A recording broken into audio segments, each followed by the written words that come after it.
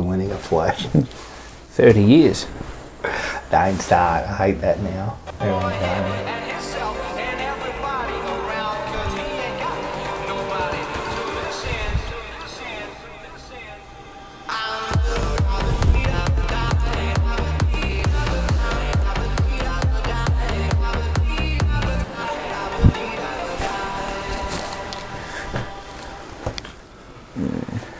All right, everybody, the wait is over. We're here for the final installment of the Jumper Punch. It's the final countdown. Skibbity toilet. Skibbity toilet. Skibbity riz. 118. What the Sigma? 118 episodes. Has it been 118? Yep. Is that right? A lot of Sigma. Yes, it has. Alcohol. So, how are we? Very good. If you haven't, it's the three of us. Brisbane Before Lions. we'll finish off with the three of us. The mighty Brisbane Lions, Good on them. Good luck to them. How good? Nah, fuck them. But they did do well. They did do well, man, to win that, man. Come from nowhere, and I don't want to hear any more. You can't do it from this position. You can do it from any position if you're in form and you got the right personnel. You can do it from any position, mate. Good on them. The greatest finals win ever.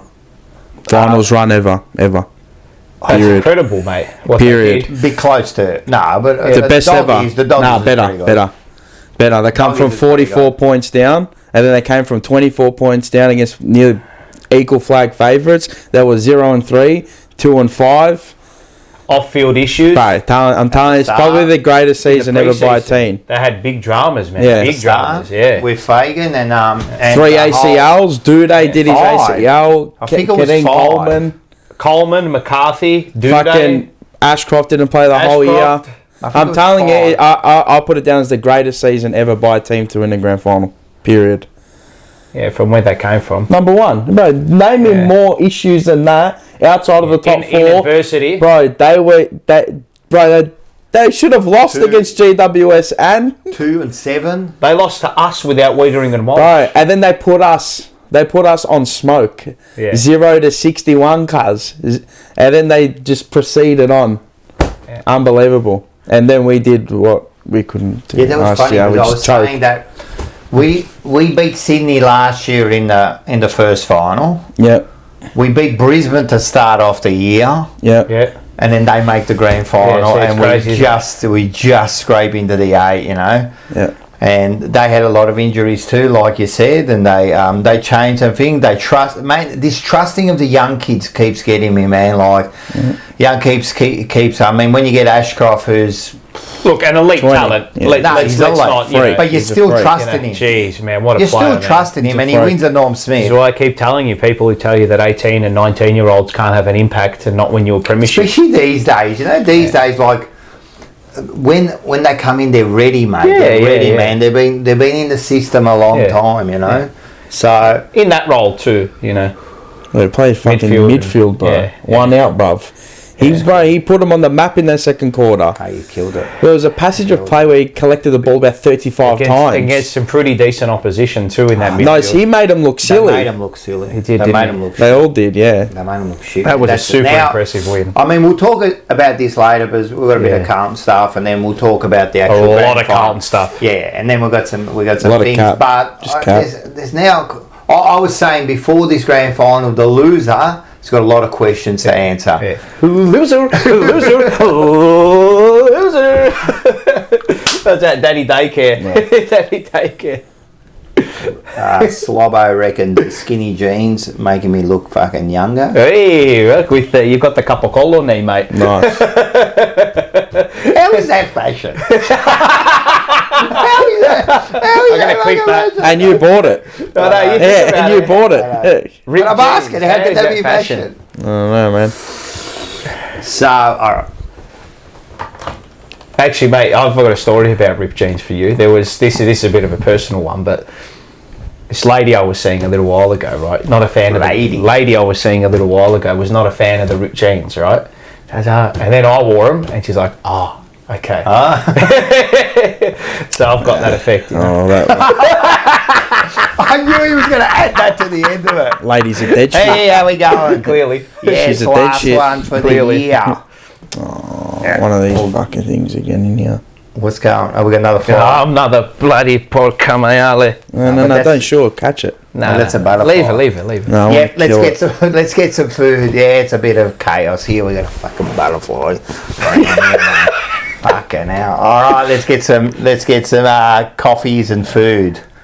What are you going to bring us? Oh, a surprise. All right, done. A surprise, a Kinder We're gonna bring surprise. I had a Kinder surprise the other day. They're nice. I How like well the they Kinder mate. surprise. That Italian chocolate. That is very Mate, nice. the straight Kinder weight. Oh surprise. yeah, Straight weight. Straight weight. No free calories there. Nah. What do we got here? Skibbity coffees you got. Skibbity coffees. Holy moly! What's going on here? Skibbity coffees. This is. It's got. Oh, well. Oh, this fried Tuck chicken. in, you guys. Some chicken. I'm going with the chicken fucking. There we go. Got some chicken. I don't care. I love it. I don't care. Can't promote them when you got Schnitz Northland on. No, it's different. They're schnitzels. Yes, correct. Yeah, but you can't promote someone else's food. Well, what about when we got Aljana? Aljana. What about when we got that? You can't really say it. What? Because it's a conflict of interest, man. It is a conflict of interest. I don't think so. Anyway, They we've got sell chicken schnitzel. here, but go to Schnitz anyway. It's still fucking chicken. No, it's not. So Schnitzel's not chicken. Yeah, it's chicken, but it's not the same thing. It's like fucking. It's not the same thing. No, because they do schnitzels. Yeah, fair enough. Kentucky don't do schnitzels. Anyway, whatever. Play on. What are you shaking your head for? That's ridiculous. Saying That's because- ridiculous. You said it's not the same thing. It's not. It's fucking chicken there and crumbed. But they don't do fucking. Doesn't matter. It's the same thing. One's a cotoletta and one's a, So can you? All right, I want you to the go same to thing. Kentucky It's and the give same me a thing. fucking and give me a But chicken it's a schnitzel. conflict of interest It's because it's not. chicken. It is. It's not. It is. Well, anyway, No, it's fucking not. Go to Because Schnitz. You're not getting a fucking It is. schnitzel, mate. It doesn't matter. I It's don't just give cooked a different fuck. way. No, Any it doesn't other- matter. It's cooked a different well, way. any other food place we reference is Mate, going we to be do a conflict pizzas, of we do interest. everything, mate. It doesn't mean they're not. This our is more of a direct conflict of interest. I don't think so. What Skibbity about wrong. when we get out? We get that, don't we? What? That Aljana. Yeah, Aljana. Aljana, sorry, we get that, quote don't we? the And great- you name it 1,000 times. to quote- You show the box. To quote I the didn't great say you didn't John say Donahoe. anything then. We've done it like I 3 just times. clicked here. No, I actually Aljana. have said it once. Schnitz. You didn't pick Rubbish. up. Skibbity wrong. Rubbish. Skibbity. Anyway, that's where you can go. Yeah. Skibbity. It's absolute rubbish. Have your drink. Skibbity toilet. Have your drink. Skibbity toilet. Oh, I'm not the salty one. You're the salty one because it's the same thing. It's chicken Cheers. and chicken cooked No, a it's different not. way. It is. Cheers. No, it's not. I've got plenty to say tonight. Skibbity. Skibbity toilet. What's his skibbity? Who's a skibbity? Sigma. What the? Is he that guy? He's not that guy that skibbit. Nah, No, that's not that other guy. Who's this guy? Who's that you're referring to? Don't worry. You just. If you don't know, you don't know. You don't know, If you yeah. know, you know. That's it. McDonald nuggets are 100% definitely not the same as Schnitz. That is correct. That is That's true. correct. That's pure lips and assholes. That is all lips and arseholes. That is That's lips and all they arseholes. use. Yeah. They So collect what's all. the what's been? Oh well, we'll get into it a bit later. Sorry. Well, Schnitz Skipping ahead. Northlands. Yeah, Schnitz Northland. Skibbity North. Still going to go Get down there, there. mate. One of our big sponsors, 17% and 25 if you're a member. right, members. And in Right, 3 members. weeks' Right, time, members. which we will be doing a 24-hour. I'm actually looking forward to that. Damo's going to pop in. Who? Damien Watson from SEN. Did I say you can come into my house? He said he can come in. Oh, are we doing it at your house? Yeah. I thought we were doing it here. Oh. Did I say you can come into my house? Well, if he wanted to, No, we're he gonna said, do it "Oh, there. Paul." He goes, more, "I'd like to come." we got more room there. He wanted to drop in for an hour. Oh, Drop fuck, in. he's going to have to pay to get in You're there. an SEN talent, mate. He's going to have to get in, cuz. Oh, I whatever. reckon we're going to have a few people. But anyway, He did the Yeah, blues I know, radio I know. for us. anyway, while yeah, he can do some commentary. While we're there, you made me forget. Now, while we're there on the night, we will be announcing the winner of the hamper Oh yeah, the health hamper. Yes. on the night. So Yes. the hamper's happening. Yep. $10,000 worth of stuff. Yeah, 10,000. 10,000 baht. Yeah, which is what about? Nah, Manny $200 can stay outside. Manny's not coming in. About $400. Is Manny coming? Is he in there? Not a chance. Like, I saw him today. Oh, got a sore foot. I can't walk to have a coffee. Shut up, stupid. Top Dog Liquor. Thank you again to Top Dog Liquor all year, mate. Go down and see. I didn't see what the special was this week. He's got specials every week. Maybe you can look it up. I get it. We've already got nearly 100 people watching. Gee whiz. Yeah. Carlton Security Doors and Blinds. Thank you, Marco. That was our last show the other night. Very good, very good. So make sure you get down and see him for 10% off. And make sure he can secure. He's still got the same deals. 7 for 20. Carlton Draft, Great Northern. Drink. Which one? Vicky Bitters. Carlton Dry. 5 for 20. Vodka Soda Tropicals. And then he's got the Sunny Days, which is I've never seen in my life. $2 your brother reckons he's a They're vodkas. Expert. Are they vodkas? Yep. Yeah, vodkas, yeah. Yep. Carlton Draft on tap, still number 1. Yeah, cracker. And Carlton Dry out of a bottle. Can't be in a Dry can. on tap is unbelievable. Carlton Dry on tap and Carlton Draft out of the Carlton Dry out of the bottle. Yeah. It can't be out of a can. It tastes like assholes. No. Rocco Mortal, can we mail the hamper to Perth? Well, you got to win it first, mate. If you win it, it's actually funny you say that. Work something out. We're on air on Friday night, last Friday for the races, right? And you've got the prizes at SEN. Right, and usually if it's a big prize, like if it's a big item prize, we won't give it to an interstate.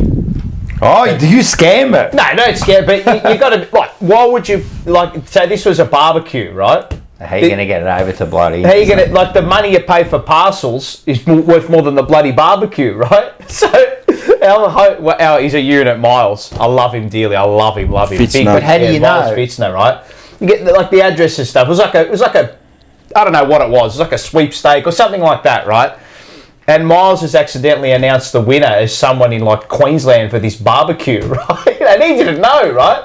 So the boss has got up to him. He's like, Miles, you know that the packaging and the thing's going to cost more than what the actual barbecue's worth. He's like, I didn't realize because you don't know. Where's the barbecue from? The barbecue was in Melbourne. No, but where's it from? What do you mean, where's it from? Oh, you already got it. So what they did was... they got to send it. What they did was they paid for that barbecue. They ordered it up. Yeah. Pick it up yourself too. Yeah.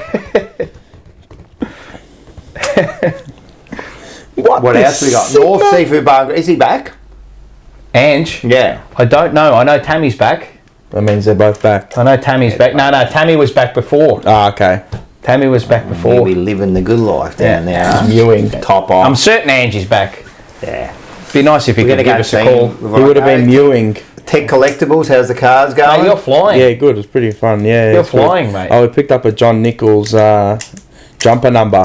Some dickhead had it up for $400, so we just swooped in and just put up for $2,000. Number 2. Yeah. Number 2. I like it to the Is he person the greatest that had number 2?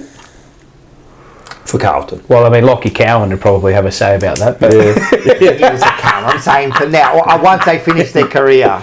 Yeah. Well, who? Based off legacy, yeah, probably. Oh, yeah, he isn't. Best. The best. And then the most talented player? Williams. Yeah. Right. Do you know who I was actually, and just talking about old rucks and people who changed the game, there were some great videos of Polly Farmer. Oh, yeah, he's and the relationship he had with Sam Newman was just Polly Farmer. Yeah, they're really good mates. Yeah, Polly passed away since, but the way Sam spoke about Polly Farmer after he passed away was oh my goodness. He was pissed off about glowing. Sydney. Did you see the little fucking rant? Oh yeah, fucking oxygen thieves.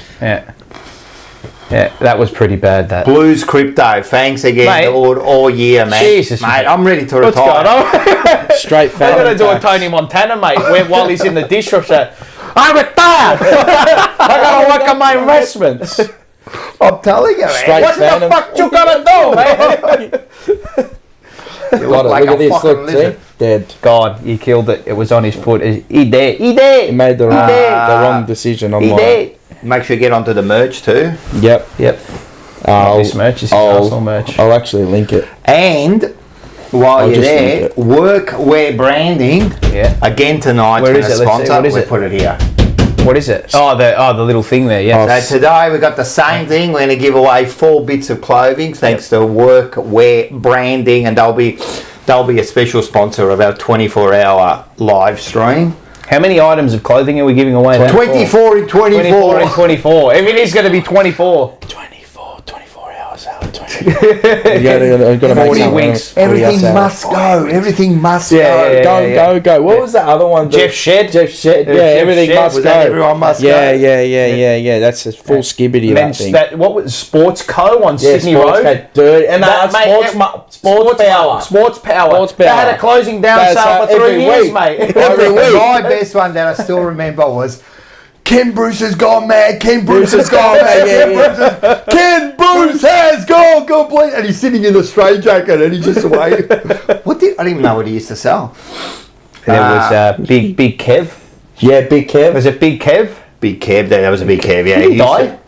I don't know if he died, he Have a was look. big, but he used to do like the chamois and everything. Chamois and Correct, cleaning yeah. products. Yeah, Sponsored Kevin a V8 supercar. Yeah, he dead, mate. He dead. Dead Kevin Yeah, McQuaid. Like he yeah. died 55 years of age, cuz. Yeah, he's a big man. I'm excited. I'm excited. I'm excited. I'm And he said, excited. I'm excited. Yeah.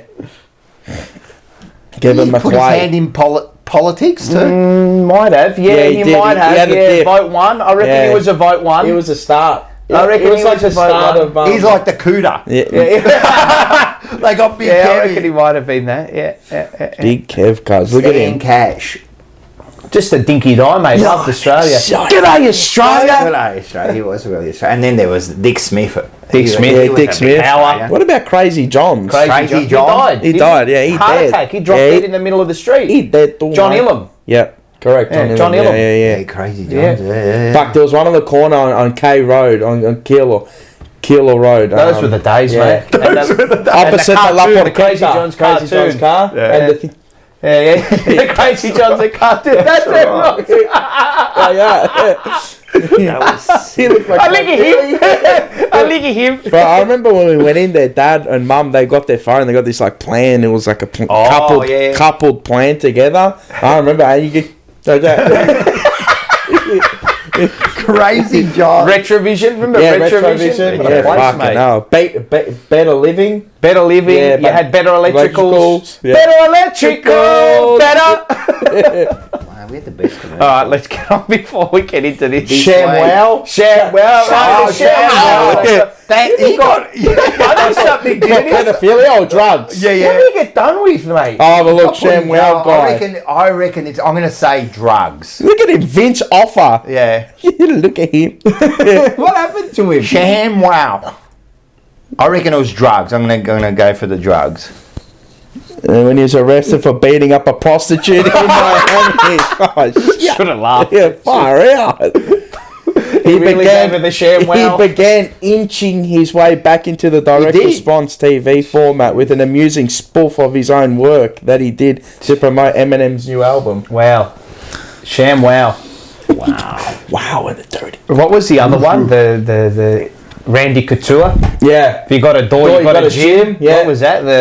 The fucking bar or something. No, it was What the was it? thing. It was the ropes. bands. Yeah. They're tension bands. Yeah, So yeah. to each tension, it's like a weight. You What got a about door, you George got a Foreman gym. Grill? The George Foreman grill. He made billions out of it. Mate. I don't know if it's billions, but he made hundreds of millions. That skit of Joel Vardy and the George Oh, Foreman grill. yeah. It's the best thing you'll ever hear. With the mate. oil. Yeah. It's all the oil comes out. That's beautiful, yeah. And then The George Foreman grill. Liberty Grill. Look, they're all I can get going. an Tony omelette Robbins. like Yeah, Zimbabwe. Tony You- Robbins. Remember when Tony Robbins was huge? Tony Robbins. Yeah, he's a motivational speaker. He had like the 20-point plan to success. Sounds like Carlton. Yeah, he was too. He's still going, mate. Tony Robbins. We've seen it before. Oh, yeah, this. No. That's Robinson, Tony Kanye. Robbins. Is it this guy? And Yeah, then Tony yeah, Robbins, yeah. American dude, Yeah. yeah. I suppose the best of them all was Frank Gogol. Yeah. Franco, Franco he was the OG. R.I.P. He was the OG salesman on Yeah. TV, mate. Now they made the Franco Cozzo in Footscray It's into into a moon, yeah, moondog. yeah, It's a it's a moondog. brewery thing. It's like a pub. brewery. Fucking Scotty Thompson Yeah. comes in with Chris Amari. Yeah. G'day, Chris Amari, that's right, the bloody guy. Right, He's that's up here my way, Yeah, man. bro, yeah. he's like, there's something Who wrong was with telling him. us? Fingo was telling us about that. Was Jamie telling us about that? Yeah, there's him, and then one of my mates at work with me, mate, he's cooked there. He's Is full he? cooked, yeah, on that drugs and everything. Really? Yeah, It's cool. Amari.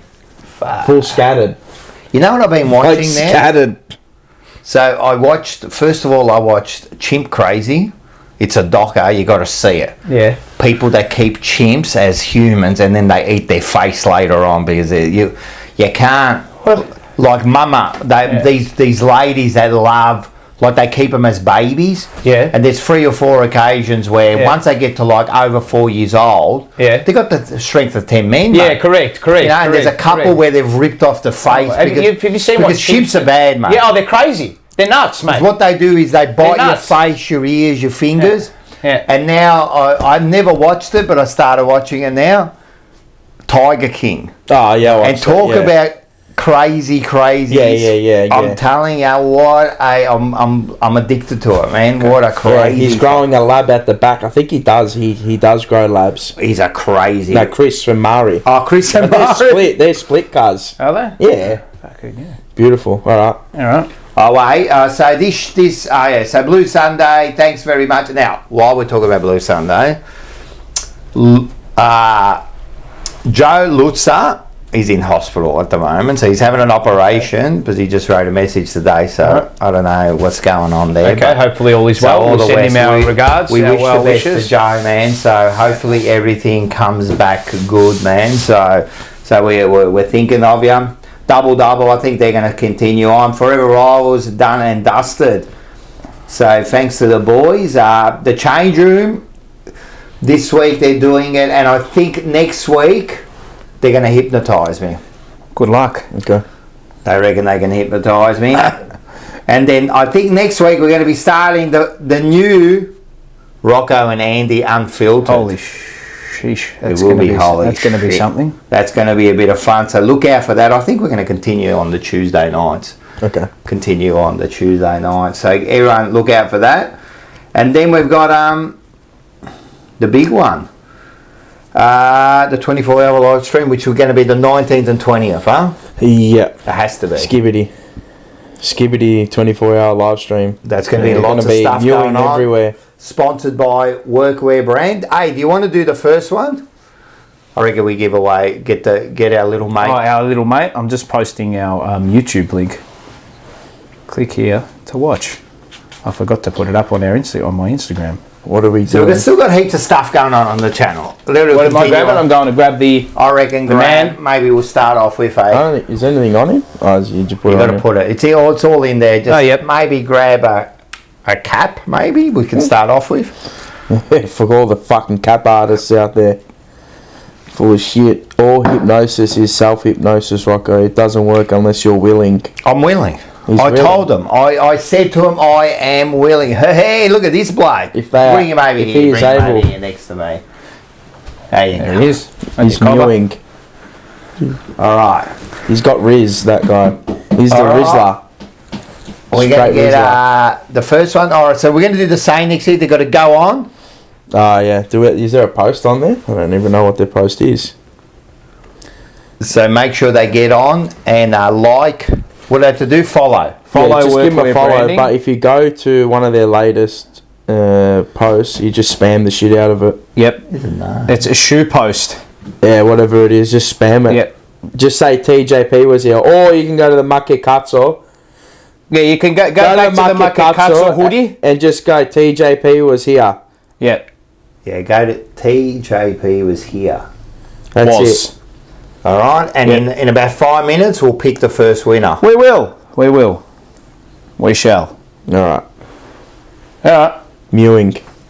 Are we ready? We're here. We're here for this. Epsi Pay. Caparelli's. Scott Caparelli. Scott Caparelli. Yeah. You want one? I already got one. I'm mewing everywhere. Ready? 3. Already 2. Sigma. 1. Here we go. Oh yeah. That's a good one, that one. That was, it's beautiful. 3. I reckon I've had about 1. No, they don't make shit. I reckon I've had 100 about Coke Oreos in the past 2 weeks. Yeah, but are they no sugars or sugars? Yeah, no sugar, cuz. That's why. Fuck. Bro, I would be triple the size that I am now, cuz. Like 500 kilos. I wonder what's actually in it. Straight cancer. It's straight cancer. We're all straight, dying. We're all dying. But you know when the people say you shouldn't have that, but then why you got your phone with you and all that? It's in your pocket all day. It's true. You know, skibbity. Everything, man. That's true. Yeah. So Everything, man. Yeah, we're here for it. Rightio. We're all slow. So, shall we update the punters? Boys, Spurs play at 10:30 on the 19th and Arsenal at 3 a.m. on the 20th. I didn't. No one cares about Spurs, Zach. But yeah, we'll watch it. We'll tune in. I hope you get pumped. No one cares, mate. No one cares about Spurs. All close. Well, so I do want to reach over you. Sorry, Zach. So, Sigma. according to reports, Port Adelaide is reportedly furious with Carlton's arrogance amid indirect trade talks for dual All-Australian Dan Houston. You do though. With the club now flat out refusing to deal with the Blues. Houston, who is contracted at Alberton until the end of 2027, has stated multiple times on Adelaide radio in the last few weeks that he had no intentions of leaving the club, only to request the trade back to Victoria earlier this month. There you go. We've got a message for them.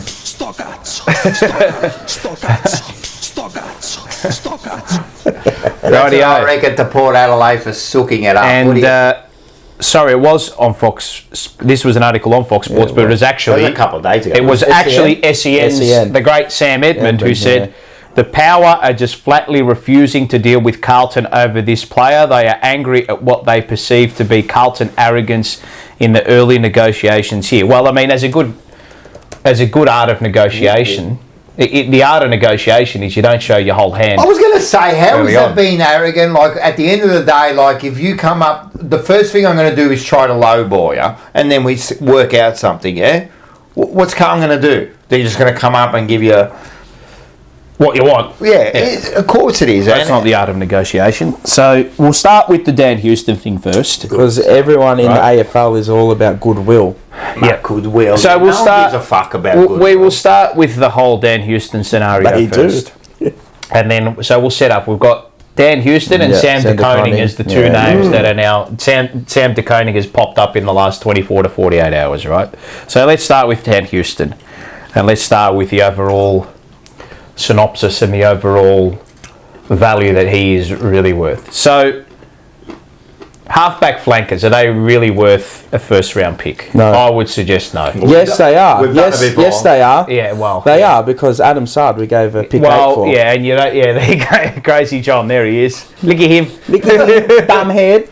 Yeah. That's Nick Austin. No. Actually, it's that's not Port him. Adelaide. It's actually not him. That's Skibbity. I actually think Carlton are doing us a justice here at the moment by not.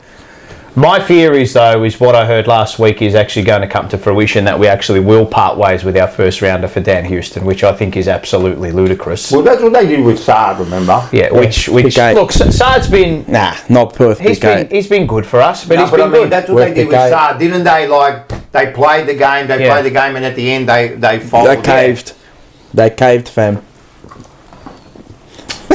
The other thing is that North isn't talk to them. Okay, well, great. Okay, well, I don't know what North needs, right? Do North need a player like him? If they need a player like him, that's understandable. Okay, so I want to actually have... This is going to actually take This is going to take probably 20 to 30 minutes to properly flesh out.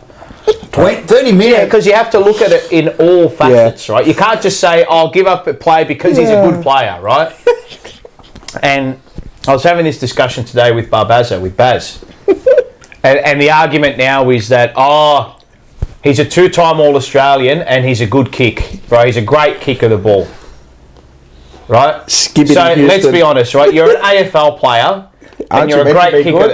That should just be part and parcel, right? So there's much more that goes into giving up a pick, right? That's obviously not, So what I would look at this particular point in time with Dan Houston is he a necessity? I didn't eat, sorry. Go, mate, you smashed it. It is Dan Houston, and let's be honest, right? Not for us. As the year has gone on, and at the start of the year, right, was Dan Houston on anyone's list? No. As a player that we desperately need? No, but that's not the position we need. That's nowhere near what we need. So why are people continually saying, and this is not everybody, but why are we continually saying that we need someone like him because he's a good user? But who's saying that? Right, but I've seen social media and all that, and the club are pursuing him. Yeah, but the club are pursuing him. The club have put it out there, projected it onto the fans, and you're going to say yes. We don't know exactly the mechanisms of what is going on with regards to what we're going to give up for him. If it's a first round pick, It's madness. And isn't this year's draft? Yeah, mate, really yes, deep. yes, mate. Like Deep. like super talented. Like a lot of really good footballers. Like really good footballers. Deep pool. Really deep pool. So Dan Houston, will he improve us as a football team? But probably incrementally to a point. Yeah, maybe 5%. To a point, but that really. Not even, cuz. You're going to get, like, you might get a little bit better output than a...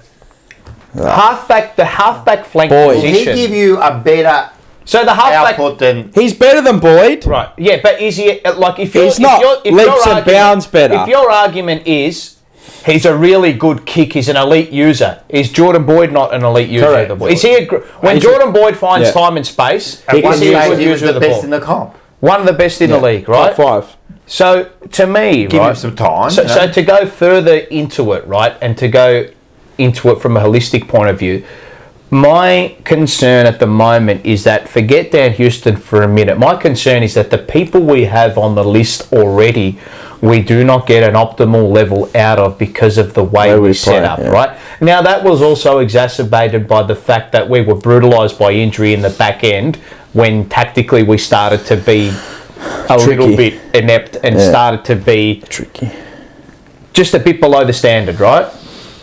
So Dan Houston coming into the team for a pick 11, you're getting a guy who's going to be 28 years old as a halfback flanker for a first round pick. The backline position, if it's not a key like a pure key defender, like I'm talking a proper and you got to key need defender, him too, right? That area of the ground shouldn't be high output. Nah. It should be something that you're good at, scoring out of your defensive half, being strong with your back 6 and 7, right? I don't think our back 6 to 7 is a massive it's not our problem. issue at the moment, right? I don't think it's our midfield problem, and half right? forward. The midfield, the half forward line, the small forwards, And maybe the a key forwards. position down back. You know, we need a point of difference in midfield. That's clear. We need something different up front. That's clear, right? 100%. But let's not forget that Charlie Curnow look, let's be honest, he's our best player. From an output point of view, he's a match winner, he's a man, right? You're not giving up, I don't believe, right, and my mantra is if you're going to give up a pick 11 or a first round pick, you better be darn sure that this player is a difference maker and a complete and utter game changer, right? The only game I could think that Dan Houston has won off his boot is that game against Essendon where he actually kicked the goal after the siren. But if you look at a team like Geelong, look at what they've given their resources to. Look at what Geelong has given its resources to with regards to selling picks and salary. Match winners. Jeremy Cameron, proven match-winning forward. Kick you 60 goals a year. Right? But he had done it. Yeah, but he's done it. Yeah, over time. He had done it over time. Not 1 or 2 years. And it was an area that they needed. Correct. Patrick Dangerfield, they've spent a whole lot on him. Yeah. He's a game-changing, match-winning midfielder. Yeah, beast. Right? They needed that. Look at their backline. Tom Stewart, Colin Jasny. What was Tom Stewart? Rookie. They picked him up from Bowen Heads. Colin Jasny was a nothing player from Gold Coast. No, not Gold Coast. They drafted him. They just drafted him. Right. Yeah, sorry. Yeah. Who else you got? Ollie Henry he's a draft pick. Ollie Henry. What's Ollie Henry though? Draft pick. A high-impact forward player. Mm-hmm. Right? Not Ollie Henry. What's his name? Max Henry. Max Henry. Yeah, but even Max. Is it? What's? No, it's not Jack. Sorry, Jack Henry. Right? Sorry, yeah. That's sorry, I got it mixed up. Yeah, he's a key position. He's waitering. They're not giving away high-end picks for defenders, right? The only way I would say you give away a high-end pick for a defender is a key position. Yeah. Someone like a Sam De Koning, who I'll get onto in a minute, right? So for me, Dan Houston, and he's in that danger zone, Mars, as well. That 28, 29. So this is what you look at the mantra and you look at a philosophy of what you want from a list demographic point of view, and you have 28. to have thresholds, right? 28. Yeah. If there's a dangerous position, right? This is a high risk move. It's a high risk move, all-in move because he'll be on the upper echelon of our salary. 700-800. There's no doubt about it. Easy. Right? He'll be asking for good coin, right? Easy. Right? Easy. So you're in this. So this 3-point effect that you're in, right? So the death spot of a player, right, in soccer, and you can probably put it into AFL terms as well.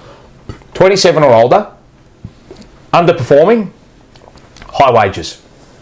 That's the death spot. If you're there, 27, high wages, underperforming, 2 ticks. There's something wrong, right? So he is going to be 27 or older. He's going to be on high wages. Yep. Is he going to perform in this? We don't know. But he is performing. He is performing. So currently, but the problem is a couple of years. He's performing. Right, but the problem is he's in a position that really shouldn't be high output in your back half, right? We should be ready to play out of our back half, which we are. We do. We were top 4 for defensive half scores up until that point where it all dropped off. Yeah. Right? And could that be because of injuries, the way we set up ahead of the ball, midfield? You know, my issue is that to fix up what you think may be an issue defensively, fix it up ahead of the ball. Do you reckon? Fix it up at the source in midfield. Do you reckon they're trying to? But it's too old because him and Newman are very much alike. Well, as far they're as nearly the same player. They're the same player. Is he going to give more output than Newman? No, the same. So. Newman already provides what Houston does. And if I read these words in the profile, if we draft him or if we recruit him, we see him as being an on-baller, I will flip. I'll give up. I'll give up. It's another Zach Williams. Because this is the thing, right? If we get him, that'll be the third half backer that they would try to transform into a midfielder. So predominantly midfield. We've given up. We gave up our first round pick for Saad. Williams was an unrestricted free agent. He was restricted because GWS got a compensation pick, right? Cherry was 5, but because you're getting someone in the midfield, match winner. We needed that player. We needed that player. He's in an area of the ground that's high impact. Yeah, we needed that player. Okay. Yeah. And he's a point of difference. Yeah, but you give away that because he can win you games more often not than fucking Dan Houston. Yeah, he's a point of difference. Correct. Right? So correct. This is not me, and I don't want people to conflate the issue of or conflate the idea that I don't think Dan Houston's a good footballer. I think he's a good footballer. I think he's a darn good player. Yeah, he's good footy. Right? And will he improve us? Yeah, probably to a point, but he's not what we need. I don't think he improves us that much. I don't think he's what we need. The club may think that. They have more info than what we do, but from what I've seen, I think that's the main issue. What Port Adelaide want for him, right? I don't think he improves us that much. No, he doesn't. Because Nick Newman plays that role already. If not even better. Yeah? I'll ask you this, right? He's one of our better players. He's the exact player. He's the same player, but just older in age. So my thing as well is that if we miss out on Dan Houston, right? No. Is that going to harm our chances of winning a premiership next season? No. I wouldn't think not. I think if we get Dan Houston, that's not going to improve our chances of winning a premiership anyway. But the thing is, it's kind of here nor there. That's it's here nor there. It's in the Whereas if they had have said to you, right, guys, we're giving away 3 first-rounders or 2 first-rounders for Christian Petrarca, you're like, oh, my mate. He's a match winner. He's a match winner. But you're going to Geelong go, we're giving away 3 first-rounders for Jeremy Cameron. Oh, my mate, this bloke, like he's, But I'm what telling you right now, just off this year, I don't know where it all came if you're going to go... He's won 2 All-Australian... Mate, Cale Hooker's got an All-Australian jacket. I don't care about All-Australians. If I'm going out of output and just if you want to go statistical base analysis with numbers and just going across the board, I'm just looking at it.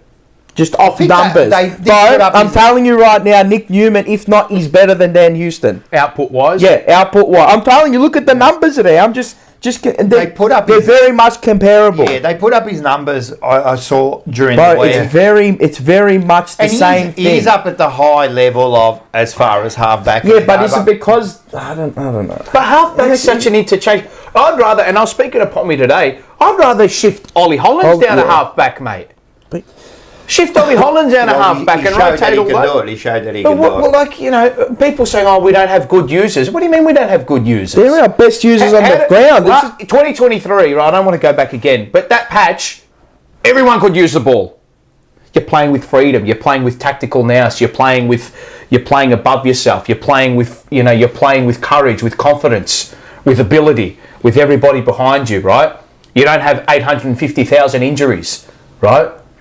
And whereas this year, what happens? All of a sudden, the kicking becomes safe and poor, right? Because we start sagging back, right? And then you start sagging back. What does that do? The pressure starts to mount. What happens when the pressure starts to mount? Your disposals becomes affected. Of course.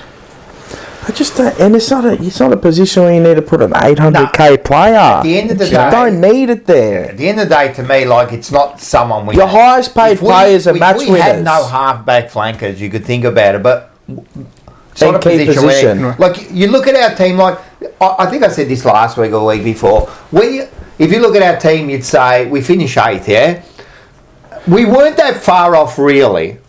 From 3 or 4 games, mate. From a top 4, right? So we're not that far off. You know, a few injuries. So 3 or 4 games, right? Yeah.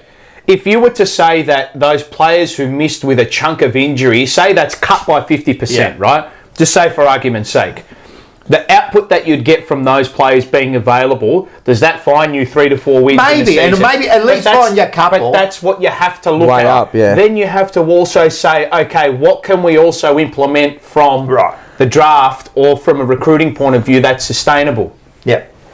So you know what I want us to do? I want us to get our future first round pick, trade it into this draft, and go into this year with 2 first round picks, pick up 2 elite talented players inside the top 15 or top 16. You can do that. Right? Yeah, I know you can. Use pick 11. They all know that this year's a good draft. Whatever, right? Use pick 11 on a youngster and use that other pick on another youngster and bring them in. Yeah. And don't subscribe to this myth that because you bring in 2 young players that they can't have an impact. They can. What a fucking Logan Morris. You know, it's part of a good system. Kai Lohman. Come on, man. No, you can have an impact. Come on, man. And they're not the only one. But there's been a whole host across the competition and in top 8 teams that these kids have come in and had an impact. This year it's shown, they might take a couple games to get in, but you know. I reckon this year's shown more than any other year that the youngsters really are making an impact. Well, if not now, it even showed it with us. Kids are prime. That they play. Yeah, but football. But kids are prime now. Kids are prime to come in. They're not really... They're kids, but they're not really kids anymore. Unless you're a key position where you have to fill into your body or a ruckman. They're ready to go. Mate, these kids on ball, wingers, they're ready to go. Like I was saying before, if you're saying we're 3 or 4 games away from top 4, right? Well, that's what the ladder says, yeah. Yeah, right. So, and then we had a couple of injuries, so kind of, like you said, fix that up. So then what do we need to get to that top 4, top 2? It's not the half-back flanker. What are we even talking about? It's improving the bottom So when you look at it, and I guarantee anyone in the chat, if we ask them, what do we need? Your role players have to become more consistent. Yeah, but if they're going to say we're going to add a couple of players, who would they say? Oh, well, they're going to say a small forward, a half forward, and a midfielder. No one's going to say a half-back and maybe a key back. And if it wasn't because of his 2 Australians, would you even be looking at him? No. Look, I'm looking at him because he wants to come. I don't care. And he's available. Yeah, but why? Everybody wants to come. Who doesn't want to come to Carlton? Everyone wants to come. And for big coin. You know? You're going to get a payday. Yeah. It's just... Well, it's the same cycle. It's like if you run a business, right? You run a business and you've got a certain area of your business that's not going so well. Carlton's midfield's probably not functioning as well as it could be. The forward line's lacking a bit of small forwards. And a half-back flanker comes in and says, I want to be at your club. I'll be like, mate, I don't need you. Why am I going to pay you? Why do I need another truck driver? Why am I need a good dispatcher, mate? why am I going to take funds out of you? Yeah, I know. Right? Oh, yeah, but I'm better than the guy that's already there. Yeah, but I'm already getting... What am I going to do? I'm going to pay you all this, right? A pick... wages and all this, a bit more output, right? To get a bit more output, to get an incremental improvement on what I've already got, where I can spend that on an elite talent and something that I actually need. All right, so we all know this. So why do they persist with this? I don't know. Think about Carlton and big names. They need a big name. But is Houston that much of a big name? Is he that much? Seriously? But he's promulgated as a name. They become a big name. He's not a big name. He's just not. I didn't know who he was. Ben Houston is not a big name. They're sold as a big name. Correct. Come on. Because of what you're going to give up for him. And how much he's going to demand. Come on, Cleo. What do you think, Cleo? And how much he's going to demand. You know, I don't get it. If we get it, I think it's a major. It's all got to be at the right price. Nah. And exactly right. So if it was at the right price, that's fair enough. You get him and he improves it. Cannot understand why a first rounder. It's ludicrous to me. And 800 grand or whatever they want to pay. We've done this before, mate. This is the problem.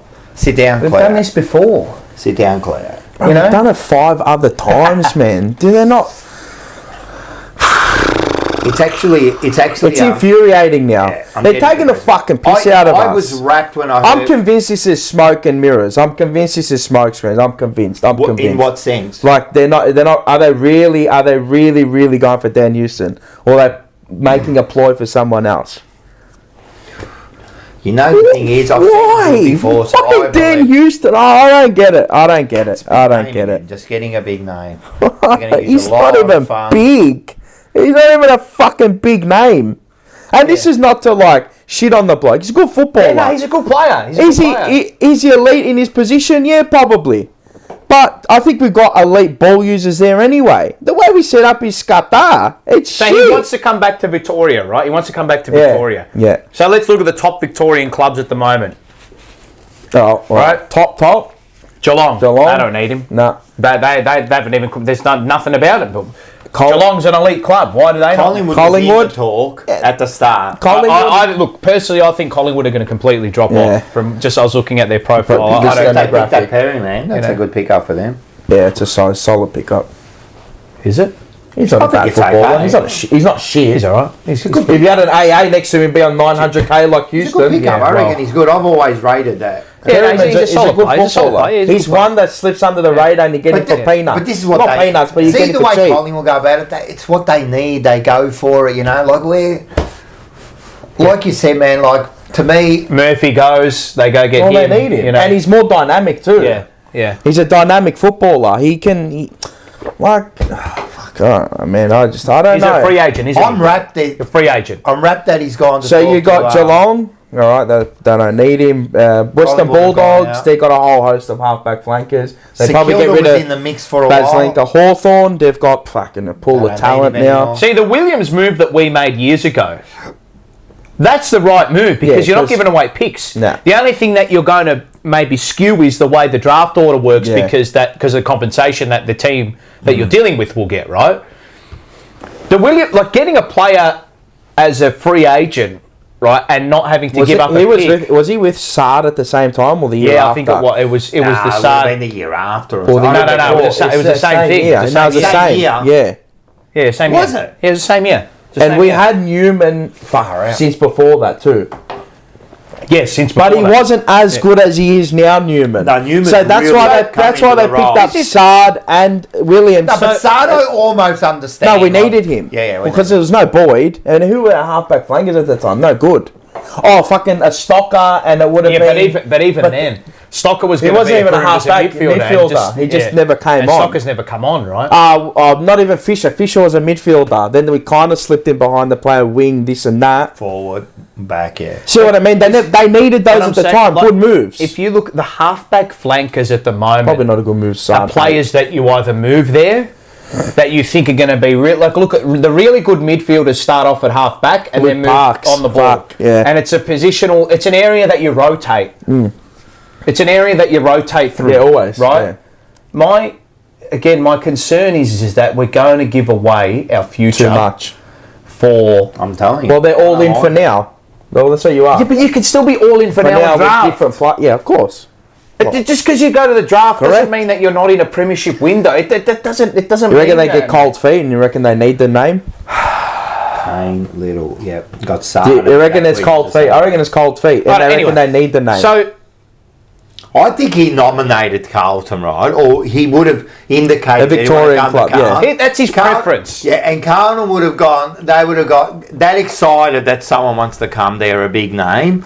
All Australian, and now they've run with it. But I reckon they've just got to bite the bullet now and say, you know what, we don't want it.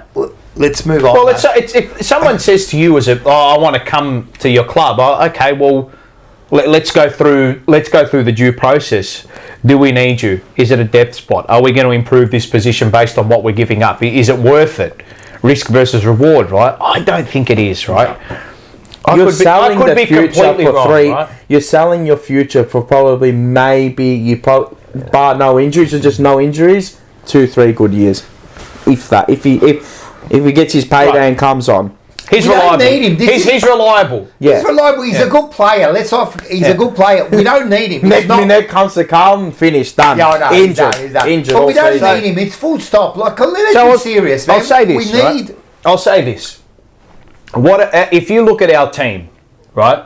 I'm looking. You look at our team and you go through the profile of player and what they were, either as a draftee or a recruit, right? Who are our highest output players? All draftees. Our players that are the metronomes, our players that are the alphas, our players that are the ones that we rely upon week out. And granted, 2 of them are first picks. Walsh and Wiedering, right? They're all probably first rounders. Okay, right. So let's go through it. You've got to convert them. They're hard to convert. So let's go through it properly. What was Patrick Cripps? 13. Drafted. Yeah, pick 13. Right. Tom DeConing. Drafted.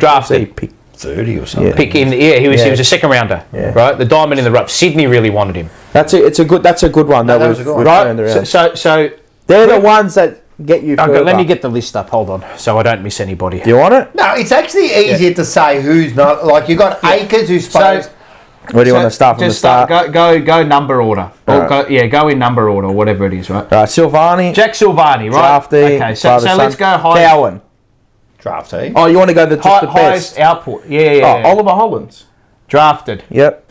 Keep scrolling. Cripps. Drafted. Mackay. Drafted. DeConning. Drafted. Not Carroll. Walsh. Drafted. Kemp nearly there. Yeah. He's drafted. Who else? Wiedering. Drafted.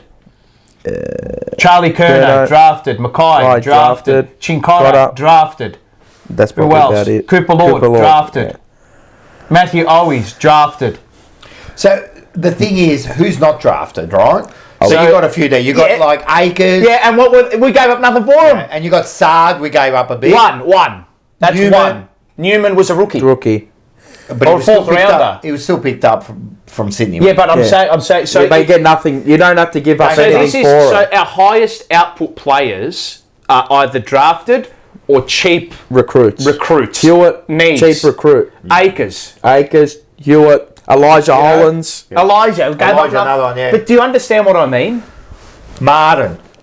We gave up nothing for him. Only wages. Right? So they are not. So the Martin and Williams thing, the only resources we have used on them is wage. That's still a big thing, man. So Sard's the only one we gave up big for him. Yes, we gave. If they output at that wage, fucking fantastic. Yeah. And you've given nothing for him, fantastic. I think Sard's been. No, Sard's been good. I think Sard's been. But the one better than pick 8. Maybe, the one in the mould that was really the one, and you look at high impact game when it was Papley. Give away a first round pick for someone who's in that area of the ground, right? So would have loved to have chased if they did a mid-year was Haywood.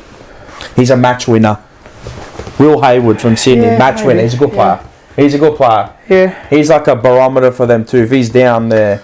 But you know what? We can go around in circles in this. It all comes down to we don't need this bloke, and we have to give away. We don't think we need him. We don't think we need him, but they think. What I find amazing is 1 minute the buzzword is stability. Yeah. And now we're like, here's Owies, here's Kennedy. Don't spoil your options. Right, so next minute the buzzword is reliability and durability. Right, let's think about it through Carlton's eyes somehow, right? Yes, okay. Why do we need him? Who? Houston? Yeah. What? Just say we get him. What's the thought process? I don't know.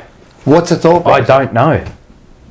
I actually don't know. He's kicking. No, but I mean, if we get him, what are the other moves? Well, there would have to be other moves. I reckon they're going to try and get him on ball.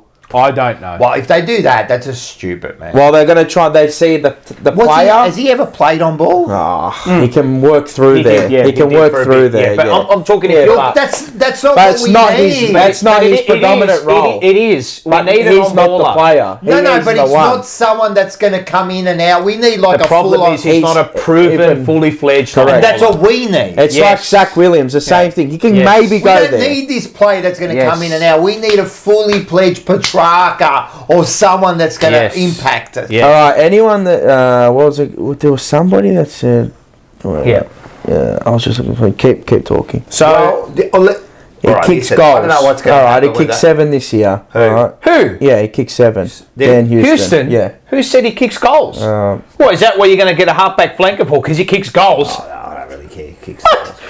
But I'm just saying, like, people have been saying, I've seen that, like, he can kick goals. All right, he can kick goals. Half-back goal. Fuck, so did Newman last year in a game. He kicked 3 in a goal. Against West Coast. Yeah. He kicked 3 in a game against West Coast. You know, that can kick. What do you mean he kicks goals? No, I don't care about that. I'm telling you, they're the same player. You're going to get the same player. All right, I'm going to... If not, you can work on the other wing, but you got the other players on the other halfback. Are they thinking like Newman's I'm telling you, old? You know what's going to fucking happen. You know what's going to happen. They're going to get this bloke and he's going to be an on-baller. My problem is they're putting, and I hope this is not the case, but it feels as though they're putting too much time and attention to this rather than getting the optimal levels out of what they've got. Could you go and pry? Well, right, would you do this? I know this. It will never happen. Never happen. Do this because I know he wants to go back to WA. But Shy Bolton, perfect, mate. Point of difference. Gun. Would you give 2 first rounders for him? Someone like him. Would you give him 2 or 1? 2. Yeah, but you give it close to 2. Difference maker, match winner. What we need. On ball. What we need. And can go up forward as well and be dangerous up forward. I know he wants to go back to... Why does he want to go back to WA? He's over his family. I don't know. I'm not sure. But why don't you go and pry him away? He'll want big wages. I'm asking, why does he want to go there? The thing is, you're giving away 2 first rounders and you want high wage. He's going to demand a high wage. All right, because I pick it. Gun. Yeah. Gun. Would you give it 1 first rounder? 2. Just no, 1. I wouldn't give him 2, but I'd definitely give him 1. Yeah, they'd ask for 2, but you'd probably barter and get 1. See, he's what we need. He's a match winner, point of difference. That's what he is. And the other one, of course, is Paprika. a midfielder. Paprika. Like, what would you give up for him? 2, 3. Yeah. You know, if you're getting Petrarca in, you're all in. You're all in for the next 2-3 years. Straight away. See your reaction there. Yeah, I know. You know, because that's what we need, mate. Sam Wicks, he's not a bad footballer, but is he a match winner? No. We've got wingers, man. We've got wingers. We've got 800 wingers. We've got the Camporelli boys coming in. We'll build them up for it. No. I'm just reading. I'm telling you, midfielder, mate. They should be going all in for seriously Petrarca, right? But we've discussed this. We need this bloke. You know, we need someone. I agree. We need someone different to the 2 big boys up top. Like if you look at the grand final, right? In the midfield too. Well, not even the midfield, the forwards. Forget about Sydney because they didn't perform, but over the year they had. But look at Brisbane's small forwards. Oh yeah, Logan, Morris. Have we got anything like that at the moment? No. You know, always, and we're going to get rid of him. But he's not even like that. He's not dynamic. He's not dynamic. So that's why. But he can win his own footy, and he won't win a game off his own and try to get like a fucking. I believe Motlop can be that type of player. No, and I've got hope in Motlop. But he's unreliable at the moment. I've got hope in Motlop, right? Next year and beyond. Performance-wise, but we still need another one, mate. Like it'd be drops the head when it doesn't go his way. Who are you giving up for Petrarca? Give away 2 first rounders.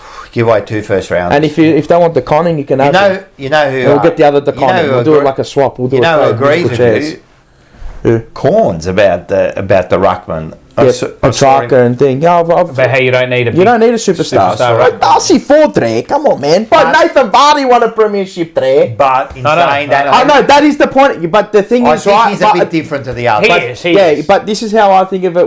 If you got him, he can be a premier ruckman for 5 years, and you probably win 3 flags. Yeah. Potential because he's going with the Conning. Yeah. He's another midfielder. Yeah, and that's the thing. He can be a match winner, and it's proven he has. But 1-2 games. And I will say, maybe give who else? Forget about. I don't want player.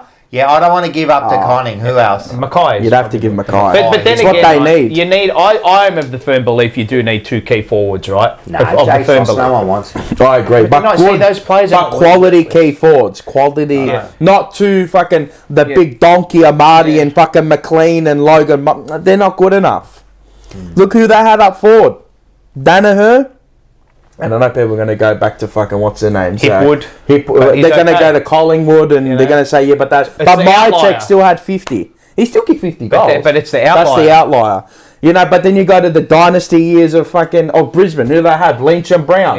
Yeah. Even Richmond. Lynch and Rewalt. To me, we need a midfielder and a small forward. And I'm telling you, the team's almost there. And you need to if you've recruit got in- what we've got, and you add them two chess pieces into it, it's a strong team. and you push your And youth. add in some fitness as well. Yeah, a bit of youth from the bottom. With the fitness, and that's the next level. Draft Like, and develop. Love to Draft see and Billy develop. Wilson get a Draft. crack at it. Wilson- But I want to see him work hard. Draft and development. We've been saying it. Wilson, Lord, bloody Lord's the one. Moya. You know, let's give these guys, Draft and then we're going to pick up the draft and develop. Draft and develop. pick up another. If we pick up a pick 11, apparently how big this draft and good this develop. draft is. So we're in the window at the moment with the players we've already got. Canberra Rally, what's his name? Keep doing this. Ben. Keep doing this. He's supposed That. to be good. Keep doing that. Bolster.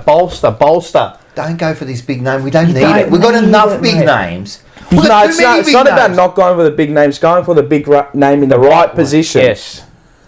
Yeah. We don't what we need got. him. We don't need Dan Houston. And he's not even a big name anyway. Bolster what we got He's already. not big. I don't give a shit what anyone says you know, to me. this He's was not big. This was the Zachary Williams scenario. It was good up But Zach Williams is a good player. He's a very good... You know what? Yeah, right. You're right. yeah. Same thing. Yeah, so. And again, thing. like the McGovern. have we given Match enough? winner. Have we given enough credence to how many sore bodies and injuries we had? No, probably not. off of the year. Probably not, right? You know It's me, no I was excuse, right? big on it, you know. Yeah. Like I thought The that Coney. Let's be honest. Kerno was cooked. He was cooked, mate. He could barely run, That's mate. yeah, but that's on the club to look after him, though. Mate, look after He him. did You his know ankle. he's injured. he did his ankle. You that know he's time and injured. they- You know towards they- the end of the year, why are you playing him in those last games? You know what that for another fucking Coleman medal? I'm convinced.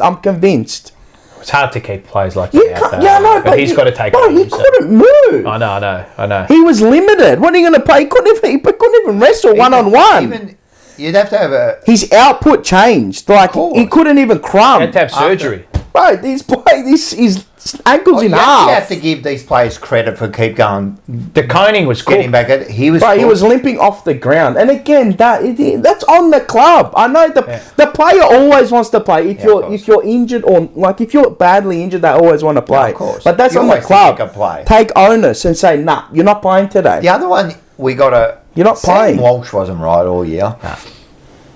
Yeah, the back end. When he came back, he was fine. No, he started really Tape good, it but- off. and then the back. I'm telling you, whatever it was, the back, the hip, whatever. I'm telling you, and credit. Yeah. The guy's still getting Yeah. 25 possessions. Yeah, You know what I and mean? He tapered off. You He could did see taper it. off. Yeah. So you have to give it a little bit for it. It's not an excuse, like you said, but it is a reason why we tape it off. So, again, what do we need now? So let's look at Sam DeConing. Well, Sam DeConing's this move here, I like actually. Yeah. Okay. I'll put a caller on it. Right. All right, tell me. So a key position defenders are hard to find, right? Yep. The bloke's 204 centimetres. Like, you know, Playing in that pick position in the 19. Premiership. He can play multiple He's a premiership roles. player. He can play ahead of the ball. And you know what else he can do? Ruck. Play He can ruck. right? So That's why I get rid of his brother. and Having get said that- Petrarca and get him in. having said that, right? Nah. The question is right? He's been concussed a few times, Yeah. and why are Geelong happy to entertain deals? Well, they didn't play him at the end, so Yeah, but why? I don't know. Why wouldn't you play him? Or did they just get it wrong? They, I don't know. When So- did they get it wrong? That's the thing. When did Geelong get it When wrong? does Geelong get it wrong? They're not Carlton. Look, just because they never got it wrong. I know, But they do get that's no. not right. They do get things wrong, but- but you're not getting things wrong with a but- player like him. This is a predictor. That's usually a predictor of, Something. yeah, that Something's they gonna happen. rarely get it wrong. Rarely. So what are you saying? This is a tread with caution. Well, move. but what are you why? giving away? It'll be 2 first rounders. And you're giving away Which is, and cap I'm space. not giving away. I'm not and giving. cap space. but for a key position defender, I because they're understand. hard to I find. understand because he's made now. He's made. It's a He's had 2 good years. So giving away pick 11 again. it's different to this is different to Houston. This is key position defender, first round pick, 23 years old, still has a ceiling to reach, still has scope, has 10 years left in the game. That's what you're investing in, right? But my caveat with it is, why are Geelong willing to entertain deals? It's a Have they weird got one. someone else in the works? It's a weird one. Has he Maybe not they've got developed- someone has else he in the not works. developed at the rate that they thought he developed? does his professional standards not where they probably want them to be? You know, or did they just get it wrong? He wanted at least $1 million. He would. If Ben Mackay is getting 700-800K, what is he? He's better than Ben Mackay. Melbourne made the move to get Lever for a similar price. Right, and he's a premiership player, really good footballer, But he already played well at Adelaide. Yeah. Oh, it's like 3 good years already. And Sam De Koning's probably the same. 2 good years, Solid, best year this year, No, but he didn't even play. He hurt he had a little bit of a knee niggle. Missed, I think, he missed 4 weeks in the back end, and then he just couldn't get back in. Which is maybe Geelong made a mistake. I don't know. But a player like him not getting back in is weird. Hawkins I can understand because he's old, he's on the outer and he got it correct. But no, even that I reckon was a bit of a mistake. Not Sam De Koning. I would have played Hawkins, but he's someone I'd be willing to risk because he doesn't fit the high age. You know, he's young. Yeah, he's got scope. He's a key position player. I don't think you'd be paying as much for him as you 900K. Easy. Who? What? SDK salary? Nah, 900K. See you later. Easy. Gone. Yeah. He's $1 million player. Fucking if Ben Mackay's nearly $1 million. No, but that was just ridiculous. He's better than Ben Mackay. No, but that's the going rate now. That's what it is. Plus you're $1 million. GPP increases coming in as he'll be on 1.1. I'm telling you right now. You give away $1 million for him. You can't be paying him more than you're paying fucking. But that's the thing as well. You bring him in. How much morale of the team? And it comes back to rewarding your own too. Yeah. So you're willing to give up 2 first rounders? He's just vomit. No. She's good. 2 first round. Yeah. She doesn't like the idea. You give 2 first rounders, and then you're going to give up a lot of cap space for him. For him, and this is why he can't. Like, he'll help you winning games, but he's not a match winner. He could be. He's key position. A player like him is hard to find. Yeah. That profile is hard to find. I know, but do we need him now? We probably need him in 3 years or 2 years time. I don't think we need him. I think. Oh mate, you put him in there now. Him and Wiedemann would be a good. My take on it. My opinion is that, and I just because it's the soccer mantra is that you don't output huge amounts on defensive stocks. Yeah. I'm talking like huge amounts. Unless they are spectacularly talented. Well, you said Melbourne did it with Lever. Yeah, well, I mean, May. He was there from Gold Coast. Free agent, right? But he wasn't. I don't think he was on that much. I'm talking. Is Sam De Koning a spectacularly? Look, he is an outstanding player. I think. You know, and you look at Manchester City. Premiership year, man. What in Manchester City? Their centre backs. Are their centre backs elite? I mean, they're elite players, but are they like? Oh, Diaz is good. Yeah, but how much? What's a 50 million? Oh, Kanji was worth like 40 mil. See what I mean? Ake. Yeah, nothing from fucking Bournemouth, mate. I think it was 25 mil. The highest paid defender is Vardy. Plays a left back. Yeah, he plays at left back, and he gets ahead of the ball. He gets into midfield. But he can score. Exactly. Do you know what I mean? I know it's a different, but Arsenal, Gabriel paid barely anything for him. Saliba, development player, right? Tommy Asu, nothing. Ben White was the biggest. 50 mil. So instead of doing that, you don't spend at that end of the park. You spend on areas that you're going to get high up, midfield, up front. Some people talk about this play. He was injured all year. Yeah. And that's Sauce. Yeah. Right? Yeah. Could you try him out in defence? He can mark the ball. He's Maybe, a good reader. Yeah, well, it's going to be hard all for I'm him to find a saying spot is, up front, isn't it? Hey? It's going to be hard for him to find a spot up front, isn't it? Yeah. So, can't we... I prefer him as a hit-up, though. Yeah, he's better. I don't know yet, but have we really seen we don't know. Maybe they'll try that. They'll probably try that. But this is what I'm saying. Is there a way that we can get the use what we've got? You know what I mean? Because we're not far off for crying out loud. That's what I'm saying. We're not far off. I don't think we utilise what we have in the team well enough already. And then when we make moves, some are stupid. The best move they ever made was Liam Jones going down back. Yeah. But even then, that's a, Yeah, it's a what if. It's like a Rory lob. It might work for a year or two. You don't know. He worked this year, yeah. You could maybe... How tall is Sauce? He's tall. 194, 95. He's a decent size. He's a goer. Give hard and he'll play. That's... Yeah, he's got the passion, he's got the energy, he's got the commitment. That's what I'm thinking. Instead of if we got it, I don't mind Sam. I don't mind Houston. I don't mind them all. But if we got to pay big money... they're too much. They're nearly upwards of $1 million My thing is to do the opposite as to what everybody thinks we should do. I hope we get smoke screens. Try and hold on to that pick 11, use pick 11, and then somehow try to use that future first round to get into this draft. Yeah, that's how I would be attacked. That's aggressive. Yeah, it's a good move. That's aggressive, right? And people saying, Libax, who said, Mohammed... the big Arsenal fan, right? Yeah. He said, and I'll say, and I completely agree with him. I'll tell you what he said to me on Twitter. I'll get on to the next one too, because I don't know, that was a bombshell today, but we won't get him. Hold on a minute. We'll get on to him. Who is he? Olives. Clayton Oliver. Yeah, so that's the other one that's kind of come out today that he wants out, but he always wants out, Well, last year was the end of the So there's a few things about him, right? Well, he depreciated in value.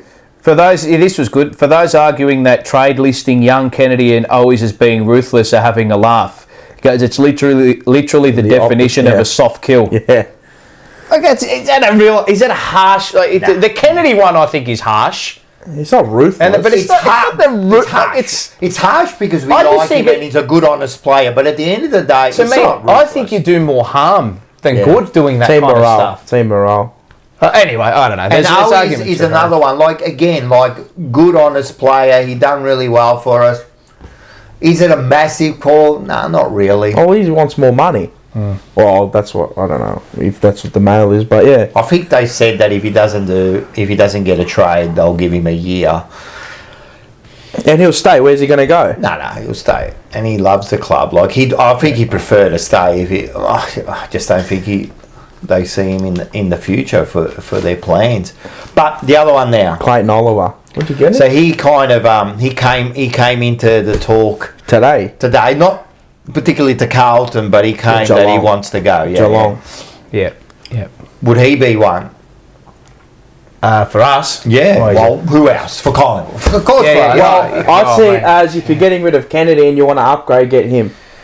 That's a small upgrade. He's better than Kennedy. Yeah, he's better than Kennedy. He's better than Kennedy with Cripps. If he's with Cripps, he's better than Kennedy. Oh, yeah. But then you have Petrarca beside But that's what I mean, because then the output is high. With those two, is high. A lot of risk inherited with him as correct. well. I mean, that's the thing with... But are you not paying $1 million for him, though? Yeah. Because it's a salary dump too, I think, from Melbourne's perspective. So it's... He's a player you'd have to consider. I'm telling you, probably get him for like $600K. It wouldn't be $1 million. Maybe less.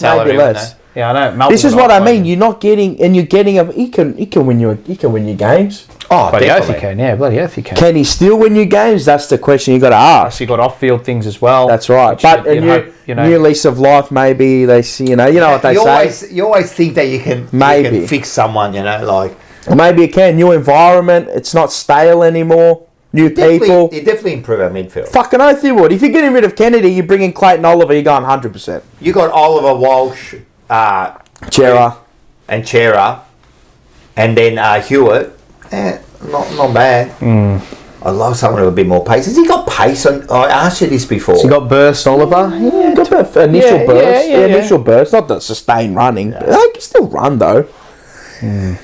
I was listening to Kane Corn. How old is he in the chat? 2018. Oh, look. See, I consider him more than I would Houston, straight away. Well, so he is 27, 28 next year in July. He's not bad, man. He's still youngish. I tell you, if he's not on high wages, yeah. Fuck, if he's on 500-600K, why not? Salary done for them too, so they'll probably be paying some of the salary. Yeah, 100%. Wise move, I think. It's not the dumbest move. If you come out and say we're in for him, what would he be? Like, what would you have to give up for him? Oliver? 1 first rounder? No, not probably 2. Still 2? Everyone wants 2, mate. If you're Melbourne, if it's a salary dump on their end and they want to get rid of him, well, the cards are you have the aces. It's like, well, hang on a minute. You want to get rid of him? Why would I give up 2 first rounders if you want to offload him? But then another club could come over the top and bargain and say, we want 2 first rounders. We're going to give you a bit more. We're happy to pay. And then as a club, you're like, okay, well, we're out. If Melbourne, that's the thing. Melbourne, if it's a salary dump on their end, his value diminishes from a draft perspective. 100%. Yeah. So, well, why would I give up a premium pick for someone you don't want and someone you want to offload? You know? He wants to go, but... Oh, well. Yeah. I don't know. There's a lot to go through with all that kind of stuff. Yeah. Like I said, for me... Fuck, I wouldn't mind getting Shy Bolter, man. Fuck. For me... Oh, fuck. For me... Freak. There's a lot of... Go over there, Cleo. For me, there's a lot of risk inherited with giving away these picks for those types of players. Sam De Koning, if it's a first rounder and a future first rounder that we trade back in for, maybe, yeah. But then there's also inherently a risk because Geelong rarely get these things wrong. And the fact that he's had two concussions... when they send them our way, they're all duds. You know, so he's not a dud, I'm just saying. To me, I would err on the side of no, to be honest. I would err on the side of no. I've been no from the start of this, man. They don't... what's he going to bring you? You know. Our necessities are... The move for me... We can cover that. We've got... The move for me, right, this is how it should be, right? Carlton has a necessity in an area of the ground that's high output and match winning type of player, right? They are the ones that go out and court the player to bring them along. Yeah. Right? Like Geelong did with Jeremy Cameron. Like they did with Patrick Dangerfield and all that, right? It's, we want you because we need you. We think you're a high output player. You're going to be a match winner for us. We're going to bring you to our club and we're going to give this, and this. Right? Go with Cripps. Go with fucking Austin. Go with all of them and go grab them. Fuck yeah, go have a know what I mean? Guys. And that's how you do it, in my opinion. So, look, I don't know. It's like I said, I always err on the side of use those draft picks to develop elite talent. Yeah. That should always be your modus operandi. Well, we only drafted 3 players this year. And then after that... none of them really played. 2 last year. You know, if you can somehow pick up a player that is going to be an elite output player and is going to turn you around on the field by you having to give away high-end draft picks, okay. Sam De Koning, I'm erring on the side of no. Dan Houston, I'm erring on the side of no. Yep. I said it last week. Parfit. Purely because of cost. Would you get Parfit and because of for what nothing? we have to give up and what we could potentially get? Yeah. Parfit for nothing, just to add him in.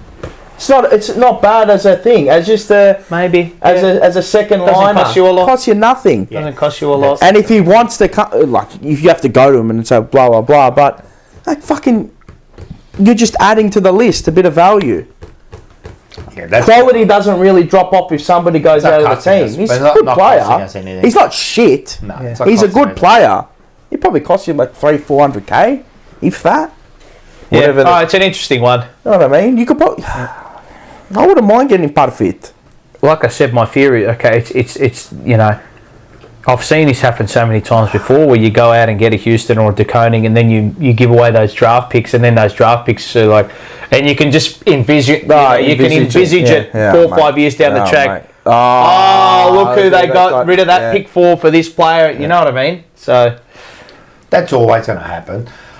Yeah, it's because where is your club at the moment? Do you need it? Do you need that position? Have we learnt from the past? Well, if we get him, no. Just seems as though it's the same cycle again. I'm just a bit... It seems as though it's the same cycle again. Is that perplexed? Perplexed, yeah. About this Houston thing is doing my head. This is from one of these elite football analysts. This is in World Soccer. And he said, my big problem with people is that they do not learn from the past that's happened to them. And that's the same with football clubs. It's the same with football clubs. So, who's in control of all this? Well, Nick Austin and the people around him. Well, you'd hope he's in control of it. Yeah, but everything he's got the talent, right? Correct, buddy. But who? Oh, who brings him in? Brad Lloyd. No. Well, who's the one who decides, right? Is it Brad Lloyd? Nah. Because you know this Houston move, like, he's a good player. Like, what are you doing? Like, it's easy. It's an easy move. Again, it's all about cost. Right. Don't worry about that. He's not it's not like Austin's gone and found this talent. You know, he's there. He's just sitting there. It's about making. He wants to come to Victoria. It's easy, right? I'm just saying, who now out of Voss, are they? Who's sitting there? Well, yeah, they all are. Yeah, all of them. Right, and going right. This is what we need. This is where we're going to go. Well, if they believe that this is what we need, and they make the move, you're going to be fucking hell to it, mate. So who? Because if he comes in, if Dan Houston comes in for a first round pick, has to have an impact, and he doesn't have an impact immediately, oh, it's on. I'm going to be there with pitchforks, of course, and I'm going to be saying, "Hey, I told you. And we told you. Who? We all said it. Who's the scapegoat? Right? Be Voss. Correct. Whoever it is, right? No, it will be. Whoever made the decision, right? But he'll be the scapegoat. Right? He won't be coaching in 2026. Maybe he's the one making the fucking push for it.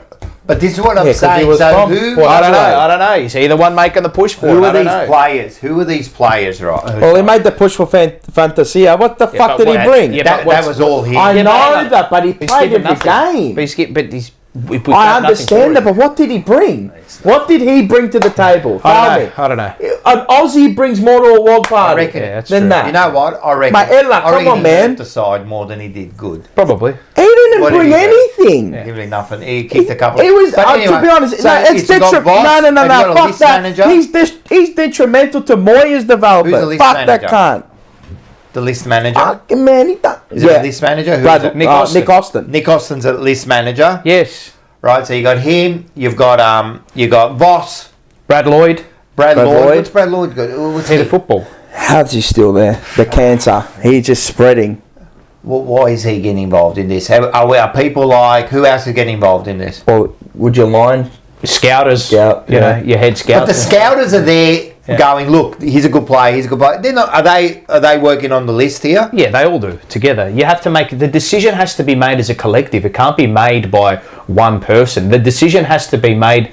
These players. So when you're bringing in a player, you're bringing in a draftee. There has to be a collective agreement between all. Does he fit the need? Does he fit our principles? Does he fit what we need? Is it the right cost? Is it the right benefit? How can anyone at that club think that Houston is what we need? I don't. This is what I'm asking. I'm asking. Right, so we have to entrust these people that they are going to make the right decision. We got no clue. So we don't know until it's all been said and done, right? My issue and my fear is that I've seen this story play out so many times previously. It doesn't work here and at other clubs. It does not work. I know. Jared Polak, he has to be there. They paid $900K for a halfback flanker. Where is he? He doesn't even flip burgers, cuz. You know? And again, we're saying the same thing, but again, man, this isn't our issue. But the best teams don't do this. Create your own stars, mate. Sydney didn't do it. No, but they might do it, but they're still going to. Yeah, but not a half back. No one's ever. How many premierships did Brisbane didn't? How many premierships? Well, Lance Franklin was the right move to make because he did everything with him, and then there's other issues there. But he didn't win a premiership for Sydney. Yeah, teams do it, but again, it's what you need. Yeah, I know. We don't need that. Like, I don't get it. Look, like I said, these are my opinions. This is what I base it off. I look at world football and the elite operators there, and I don't think I just don't think we've kind of dipped our toe in and then we've taken the toe out. It's funny, like St Kilda, they were in the mix, and then they said like a couple of weeks ago, no, we're out, right? Why does Carlton do that? Like, seriously, like, what are we doing here? I don't get it. I don't like this Houston move. I don't like it. I don't like it. Just tomorrow come out and say, listen, we're out of the race. The reason I don't like it is because I've seen this happen before with us. Too many times, man. They think it's a fucking 80s where you can buy your talent. Bloody what, like the person that was abused when they were a kid and then they abuse their next. Oh, is this the same thing that because it's happened we keep doing the same thing? Like, what's going on here? Well, Lou Falena goes, Sard, Doherty are coming to the end. Houston replacement for him. But for 2 years. But Sard is like the same age. Sard's like a year older. Yeah. And Doherty, well, he hasn't played a game for a year. If you're looking at that, you go to the draft. Mate, and you use pick 40 on correct. And you turn Caparelli into a halfback flanker. But he's an outside doesn't look like he's slowing down. Nah. But that role isn't taxing. He got better this year. And then, it's as not I a- said, again, you got boys. It's not a taxing role. You can go until you're 34, 35 if you're still physically capable. It's a spot where they get... Mate, what about Pendlebury? I know he's elite of the elite with his body, but still, you can move that player down back. Fucking Luke Parker. Why don't they go and get him? And as you said, Hollands, man, looked like he did a good job. What about Luke Parker? What did you get him? Yeah, but we've got how many big midfielders do we have? Oh, you can play him half forward there. Maybe, Yeah, but he can kick goals. Yeah, I don't know. But he showed that. But again, like you're changing a position of a player who's, Yeah, but would you rather him than Orazio? Yeah. Yeah, I don't know. They're different players though, different skill sets. I understand. I know what you mean. I know what you mean. Bloody hell. I know what you mean. Listen, I'm going to finish this with Orazio. It was the wrong move. It still he should is. not be there. No, he shouldn't. He's done nothing for our club. And if they... Yeah, but based on the cost we gave but compared to the output, it's equal. you reckon? Yeah, it is. Because we gave up nothing for him. And I understand, but you're taking away a position. You're also, have you potentially harmed the development of somebody That's else? right. And that's I don't know. No, you don't know. I don't know. understand that. I don't think so, but I don't know. What a scutter. I don't know. Fucking hell, bro. That bloke's dead, bro. And again, like people go, oh, but Saad and Newman are out. Whoever said that, right? That's fair enough. But are we in the... Does everyone think that we're in that window of winning a premiership in the next 2 or 3 years? Well, you should always, you're there always. Right. I don't look at it as 2 to 3 years. You develop it to a point where you get there, and then you're always trying to regenerate. Right, but we are in that window now that we should be competing. Like we're in more of a window, for example, than what Richmond are. We should be competing. Right. So if we are in that kind of window, right? Why are we worried about Saad and Newman are going to be gone in 2 or 3 years? We should be winning a couple of... You don't think like that. You have to a point, but that should be supplemented by youth, not by... Another 27-year-old. It doesn't work that way. Yeah. You know. Yeah. I don't know, man. I don't make decisions. What about Cowan? Cowan's another one. He's the man for me, man. He's I done a great job. I don't know, man. It's just to me, everyone talking move. about Houston is talking about Houston because he's the name in the news. Correct. Not because, we need Dan Houston. Because it's double A. And he nominated the Victorian club and come straight away. Do you know what I mean? To the forefront. Yeah, I don't reckon he'll come. I don't reckon he'll come. I'm wrapped at North Melbourne. He's gone to North Melbourne and had a chat to him. Look, my mail last week was that... I don't reckon. It can change, innit? But it can change, as we know. It can change. What's your mail? That it's a done deal? Pretty much. I hope they don't... It can change. I hope it can change. I reckon the Perryman moves fucked it. Yeah, maybe. There's a lot of things that rely upon other moves to occur for other moves to happen. I'm done. Fucking please, just don't. So what else? You know who we should be targeting? Don't. Who's a player that I'd really like to get? Is he available? Well, he's contracted. Everyone's available. He's had a few issues. He's had a few issues at the club. Josh Rochelle. Oh, Rochelle, yeah. Nah, he'll stay. Probably. Nah, he'll stay. Yeah. You don't let players go like that. No way. That'd be stupid to get rid of him. He's a player I'd be prying out of. Match winner. He's genuine match winner. He's a match winner. He's probably won 3 games off his own boot at being that young. He is a gun. Yeah, he's a very good player. Good player. But no, he won't go. I'd like to get him, but no. That's a player you go for. Yeah. Young, talented, halfback flankers, beautiful user. So when's all this draft start? Next week, is it? Nah, 2 weeks. October the 6th. Which is next week. Nah, Saturday, isn't it, or Sunday? Yeah, don't they start on a Sunday or something? It's next week, I think. And that goes for what, 2 weeks still? Yeah. Fuck. Yeah, it's the 6th of October is when it begins. Sunday? Yeah. And that goes for 2 weeks. And look, I mean... That's all bullshit. You know the 2 weeks is dragged out just for semantics. It's all optics. It's all bullshit. God, they're going to get that deal done. It gets down to the last day. They should be seriously... They're done before it. They won't tell you this, but there are deals that are held already done until the end. Day because they want to make deadline day. Media clickbait. It's all bullshit. They're already done. It's just to get your eyes. Oh my God, who's going where, bro? It's done, bro, at the start of the week. But again, why is everyone playing these games? You know, if they did the trade, You just said it, games. It's all optics, semantic. It's all bullshit. That's what the AFL is, It guys. starts on Monday. Okay. So yeah, interesting. Yeah, fuck. Hey, listen, can we announce the winner? Oh yeah. Yeah. Oh, did we even? Did you check? Who commented? Let's see. Who commented? And make sure you hit the like button. We're only at 56 likes. There is 170 of you guys and gals What is in wrong here. with you, man? What do you reckon? We've got 2 nominees. There you go. Just Come on, guys. Is that it? 2 nominees for the cap? Yep.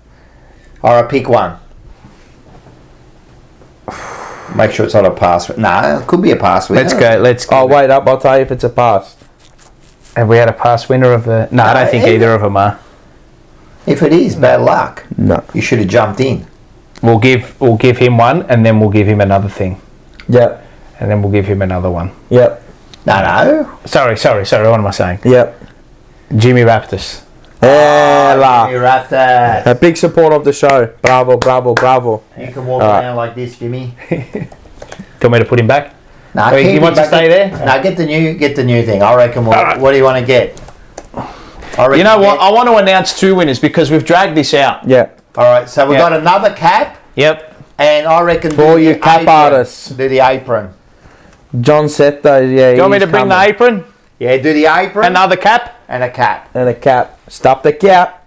All right, so these are the 2 prizes. So we're going to give the other cap. We're going to give it to Jonathan Telato. There it is. Oh, is it? Yeah, Yeah. because he commented All as well. right. And I wanted to give Jonathan one because Jonathan's always in there. Always. He's a good man.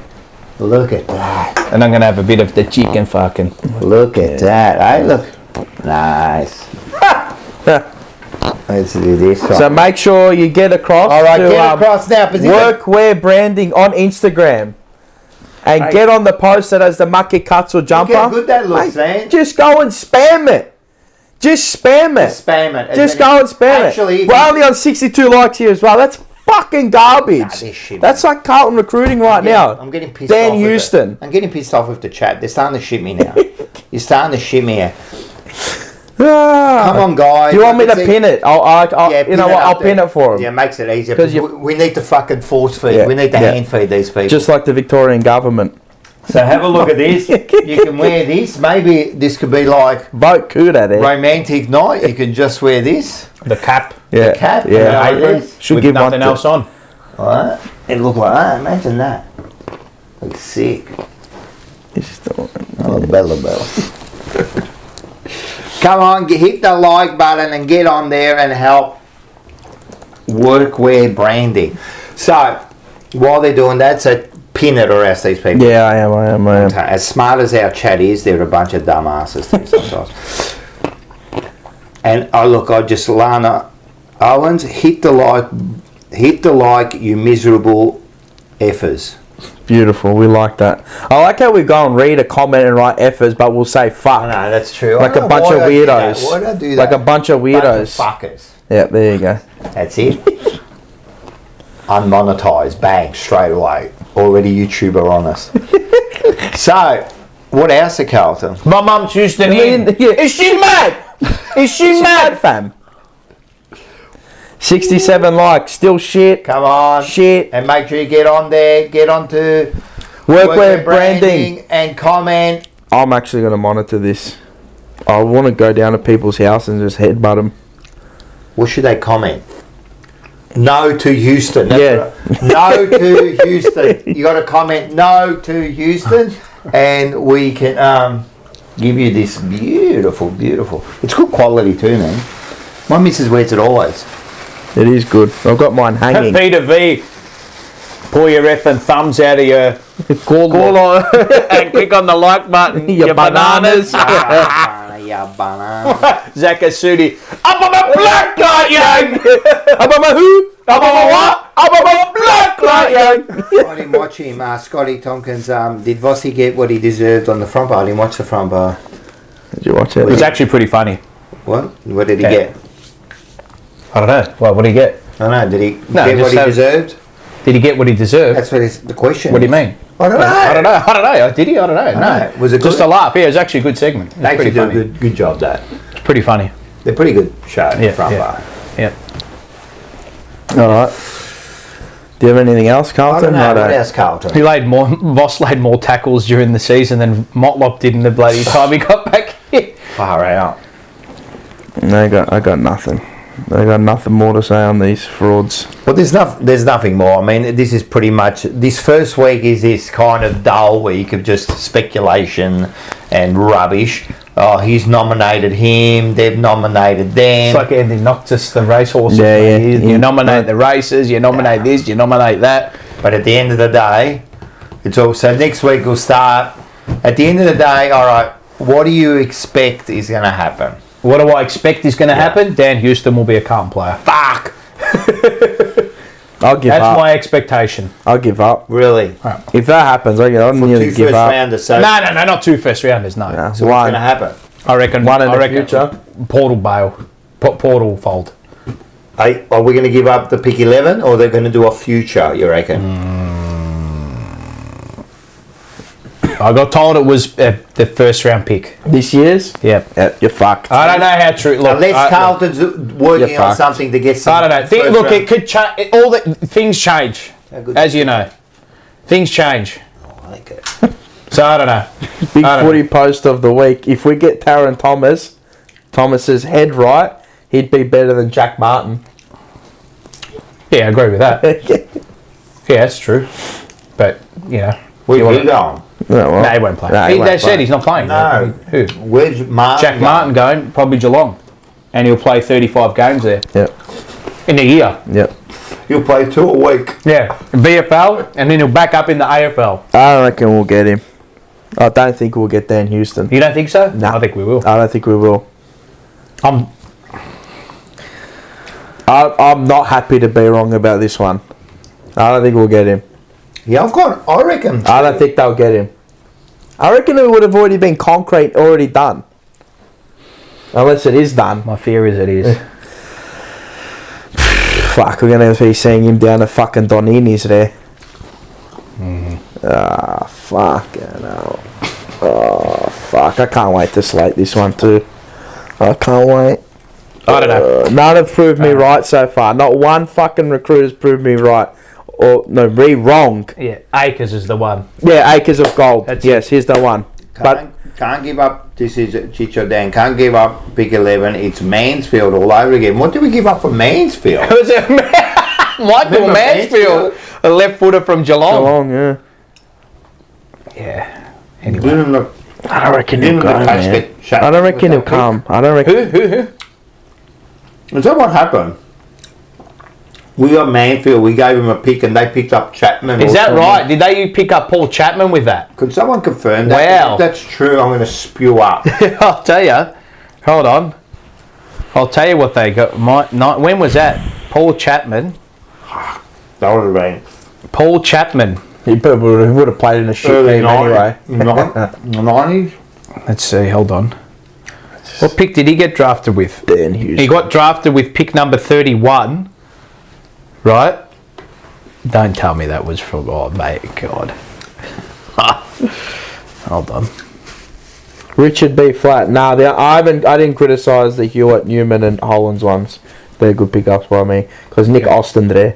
Bravo. But Nick Austin on this one could be wrong. Acres, you gave a bit of shit before. No, I said I got that one wrong. Yeah. Yeah. He still can't fucking kick. Still good player. He's a good player. But he still can't kick.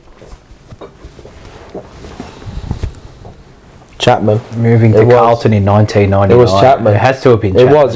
Here it says. It has to have been Chapman. Oh, that's sickening. That is absolutely sickening. Oh, yeah, he's a fucking champion. It's tough. You know he's a teacher at Gladstone Park Primary? Now, is he? Yeah, I'm not sure if he is now, but yeah, he was. He's a North Coburg boy, Chapman. Yeah. Yeah, he's from our area. So any other changes? What's going on? Anything else happening? What's his name? Coaches? Carroll? Probably on his way out.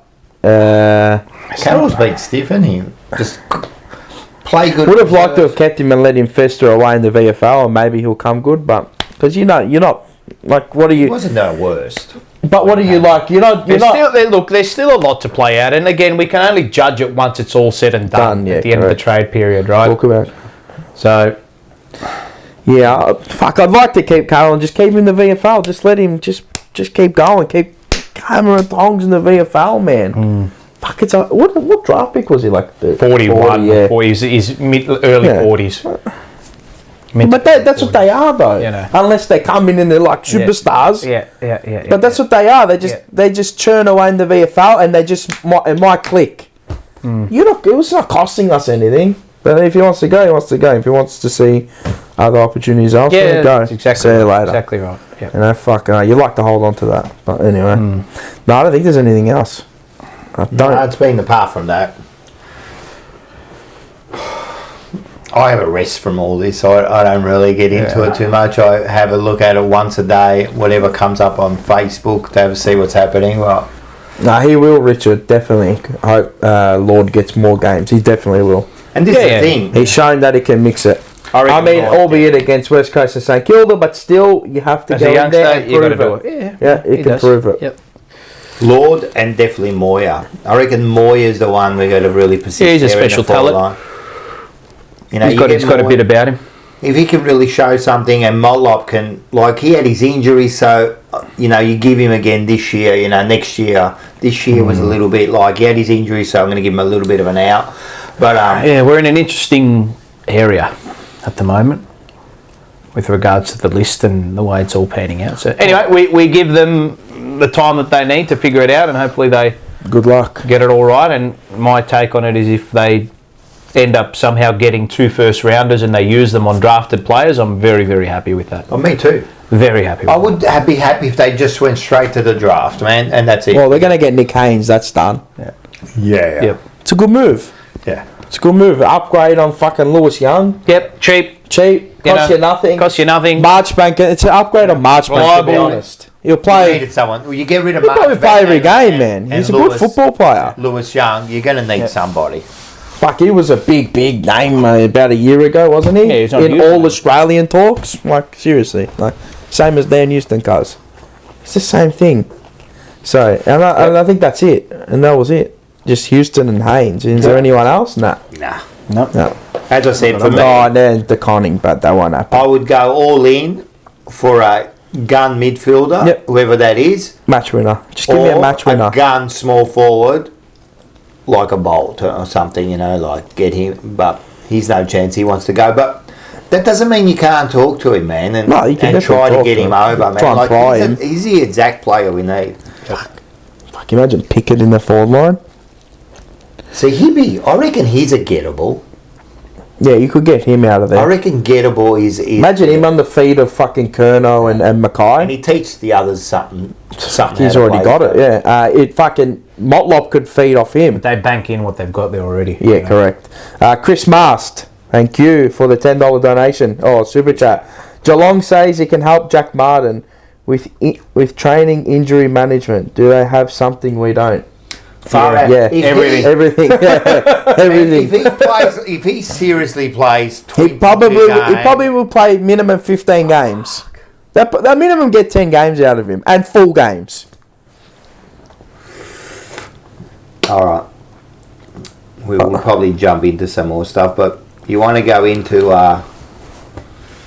We'll go into. Well, there was a game on the weekend. Yeah. We won't go into my one yet. I'll just do the right out at the end. We can't play, can we? No, we can play this one. Yeah, this one, it's the reserves, I think. Oh, we got reserves? No, I'm saying that's... Sorry, yeah. Yep. AFL talk. We had a grand final. Let's talk about the grand final, which was a bit of a spectacular. Did you enjoy... All right, we'll start from the start. Did everyone like Katy Perry? I didn't watch it. I was in bed at that time, and I woke up just before the first bounce. Yeah, I didn't watch it. But I don't care. She looked sharp, I'll give her that. I don't care. She always looks sharp. I don't care about entertainment anymore. But I liked it. Yeah. Did you? I liked it. Yeah. I thought it was well done. Okay. It was good. Not medium rare? No. Well done. Okay. It was well done. I thought the entertainment, she was good. And then they brought Tina Turner. Is it Tina? Tina Arena. Tina Turner. Yeah. That would have been an effort to bring Tina Turner Tina back. Turner, jeez. Tina Arena, they brought her back. I was a singer from a long time ago. What's it called? Tina Turner. I thought she was good, man. They brought her out on a big bloody Batman-mobile at the start. Saw that. You know what's funny? Because she must have been like held on, you know. And the thing kept like, and she's just holding on and singing. So she's done a good job. And then the songs are good. And I thought they did a good job, man. They did a good job. So I don't know how much they paid her, but did she kiss a girl and like it? Yeah, that's a song she did with Tina Arena. Yeah. Did they kiss? I kissed the girl and I like. Did they kiss? Howled. Oh, okay.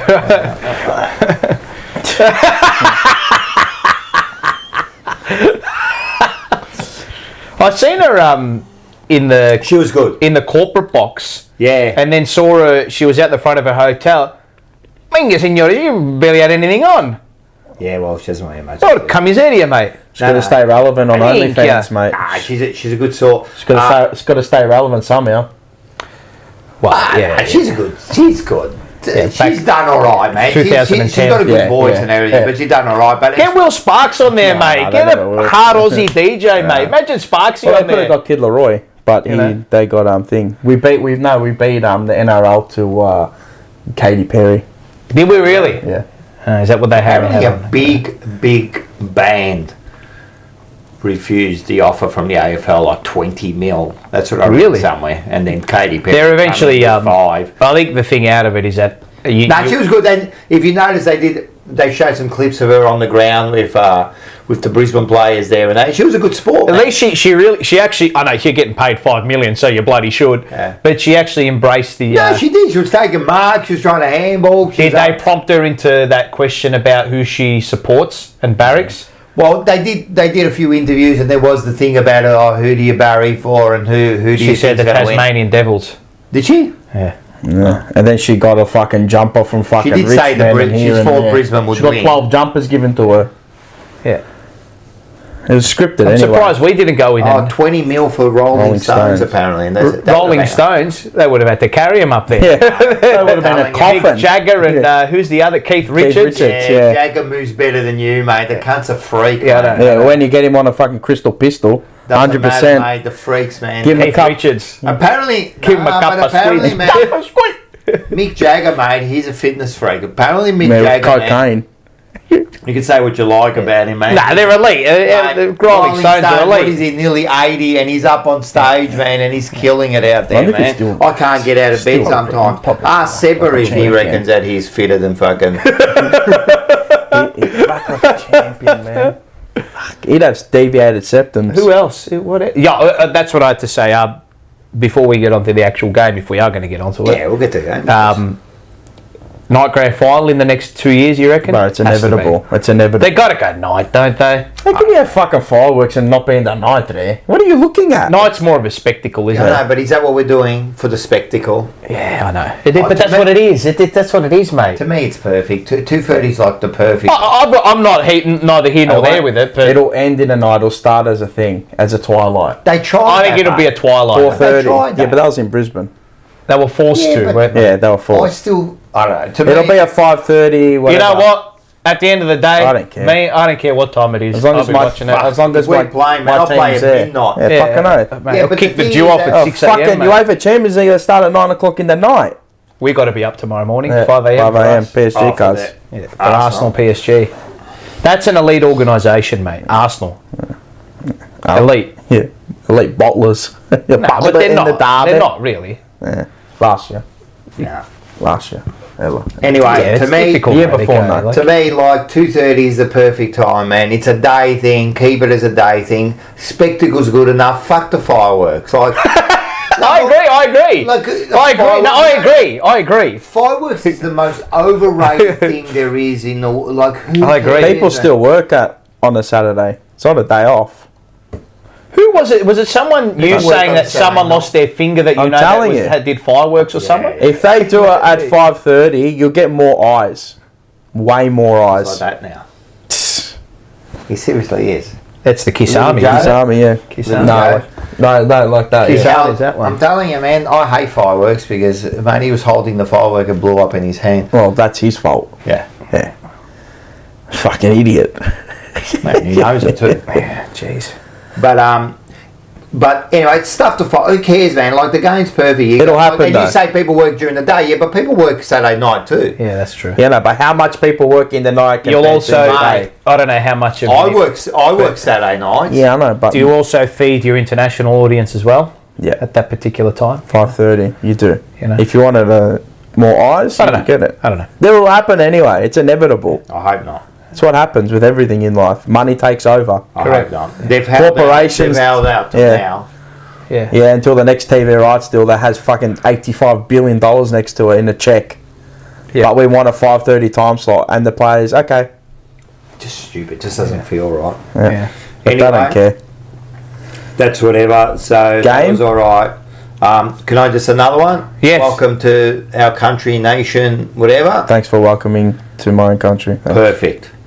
Thank you. Quickly got it out of the way. Didn't say nothing special. Just see what he had to say and moved on. So well done to that, right? Because I bagged them a few weeks ago. They're going to cop there. They did the right thing this time. They did it and they moved on. I loved it. And then we got onto the game, and then we got onto the game. I thought it was going to be a ripper. Quarter time. first Everyone quarter, did. First Everyone quarter, they were up for it. And then the second quarter, when the acid came, they wilted. It actually. No one there was there to signs be of it in counted. there were signs of it in the first quarter. If you think about it, once Brisbane kicked those goals, they dominated even that last bit of that first quarter. You could see Look it. how many fucking turnovers did Blakey have? He was horrendous. He was bad, man. He was horrendous. Blakey was terrible. He got the ball and every time just bomb it. He was There's no one shocking, there. I know. But they, as I said, you could see signs because they were bombing the ball, Sydney, Yeah. through the whole first quarter. God, It wasn't they Sydney couldn't get like any that all. territory. They couldn't get it. Nah, it was a. You know when I knew it was over?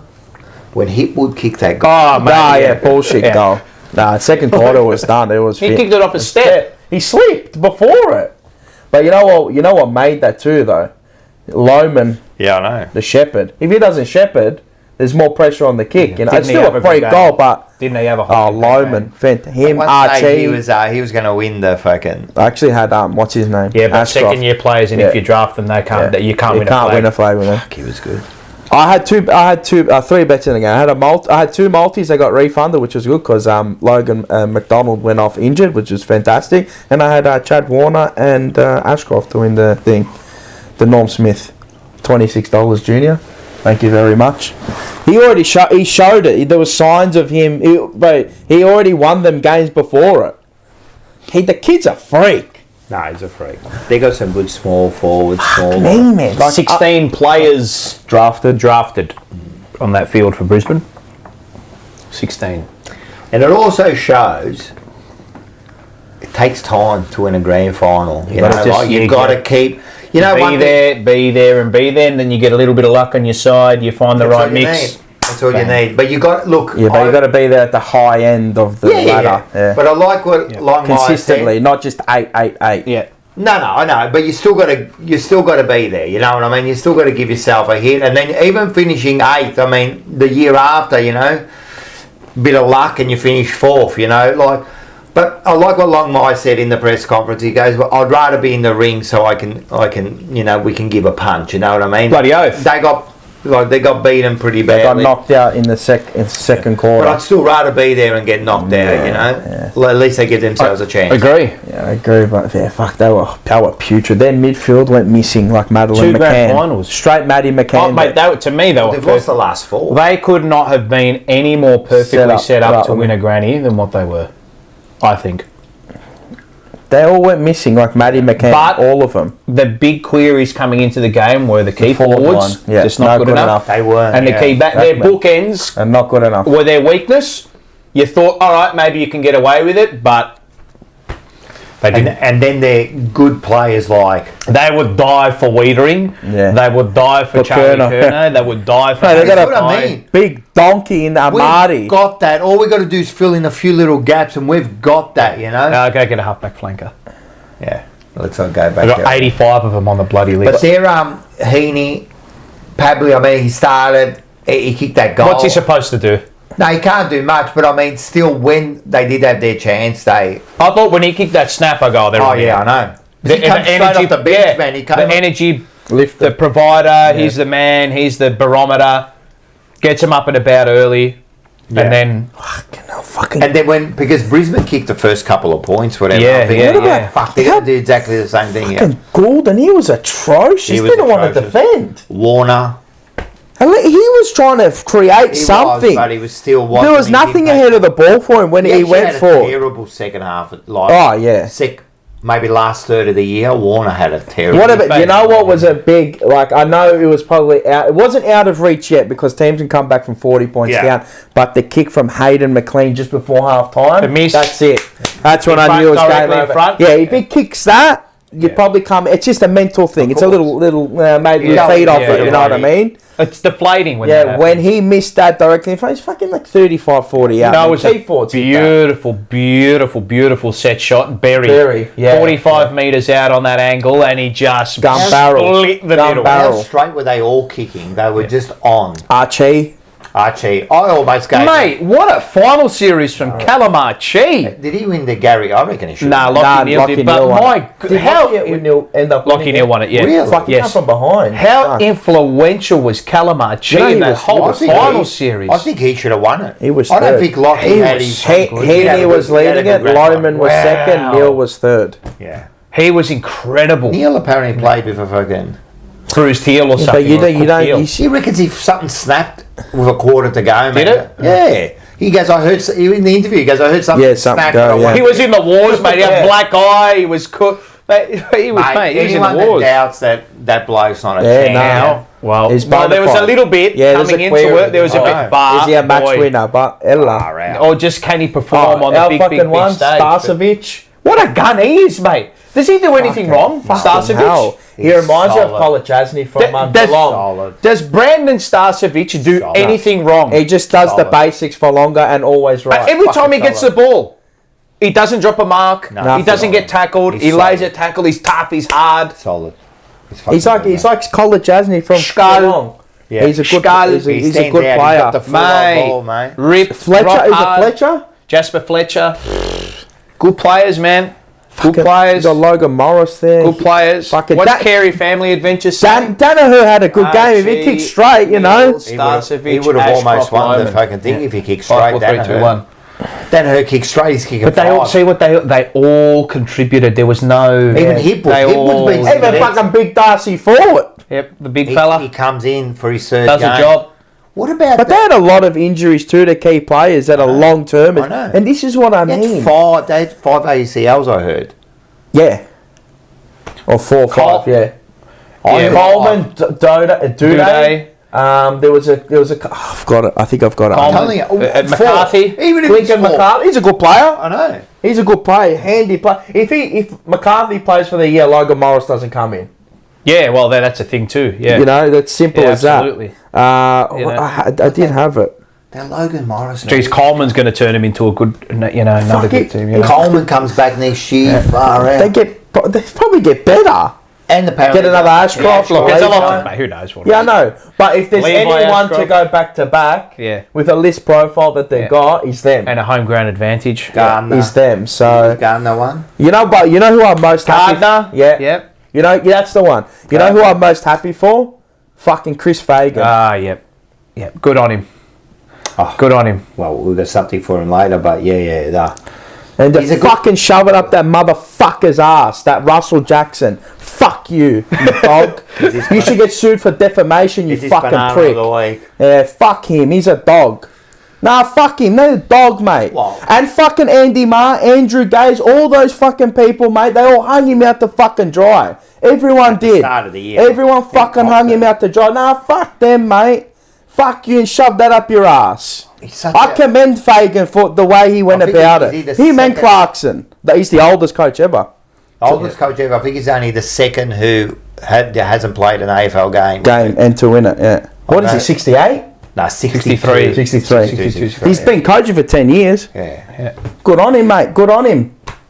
You know what I love about him? Good on him. He's honest. I'm happy for him. When he goes, like we're 2-7 and then somehow we're here. He's just honest. Somehow we just made it here, Yeah, David King too. I was going to be my football analysis though. I agree. The way in which Fagan was treated, shit, like atrocious. the way, like But that's what I mean. But for him right now, just terrible. Disgusting. Fucking, it was media trial, mate. Fuck off. You know what? And where is he now? Where is that guy now? What's he doing? Flipping burgers, eating hamburgers? Fuck off, man! Like seriously, I'm serious. He should get sued for defamation. I would go after him. Fuck him. I reckon there's something going. There's something behind the scenes going on there. I think it's one of those ones. Nah, it's AFL, mate. They'll get swept under the rug, mate. There's something paid out. Dogs. Nah, fuck him. I'm happy for Chris Fagan. Shoved it up his fucking ass. No, he's done well, man. Good, and it was good after the game when fucking Lee Matthews and him and Fagan. That was good.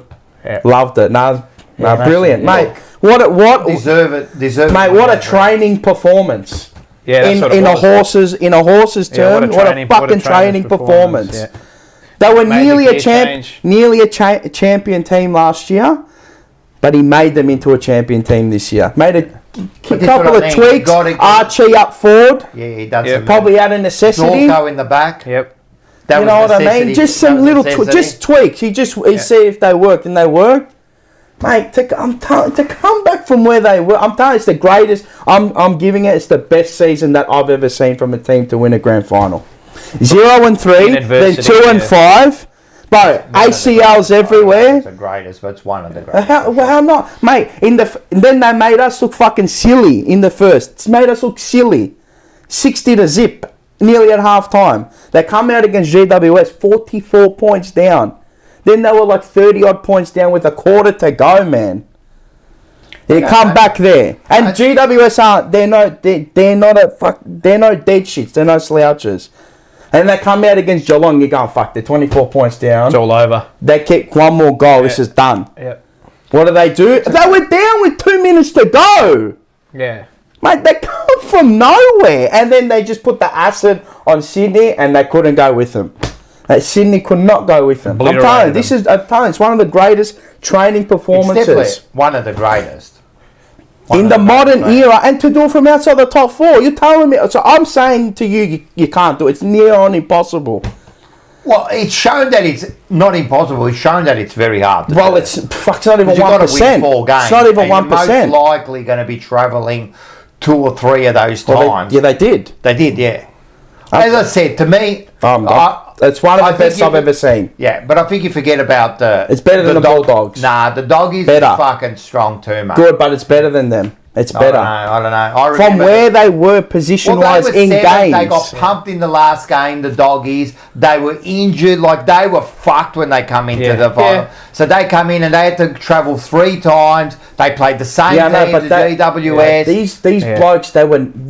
Fagan was gone. No, they were gone. He was gone. Fagan was gone. Everyone, they rid him off. It's a great performance, that's all. One of the best training performances I've seen in the AFL. For me, it's probably the best. Like definitely one of the best. I'm happy that he's won. Good, I'm glad. Because of the whole scenario. No, good. He shoved it up leading into the season was fucking just like... He had a lot, mate. He could have resigned, mate, with the pressure that he would have been under. There was talk at the start. Remember when people were telling him that, I don't know how he can come back. Yeah, I know. But he had the support of the team. The team loves him. Look, when you win a premiership, all teams. You see, God bless. You see these, Indigenous players develop under his reign. Bradley Hill after St Kilda lost to him up at the Gabba earlier this year, he went up to him and said, "I love you, mate."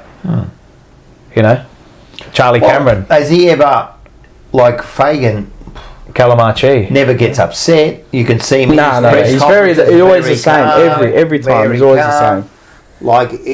You don't get this with his any. Good on him. Charlie Cameron, like that bloke there gets a lot of slack too, because if he doesn't perform, he's a likeable coach.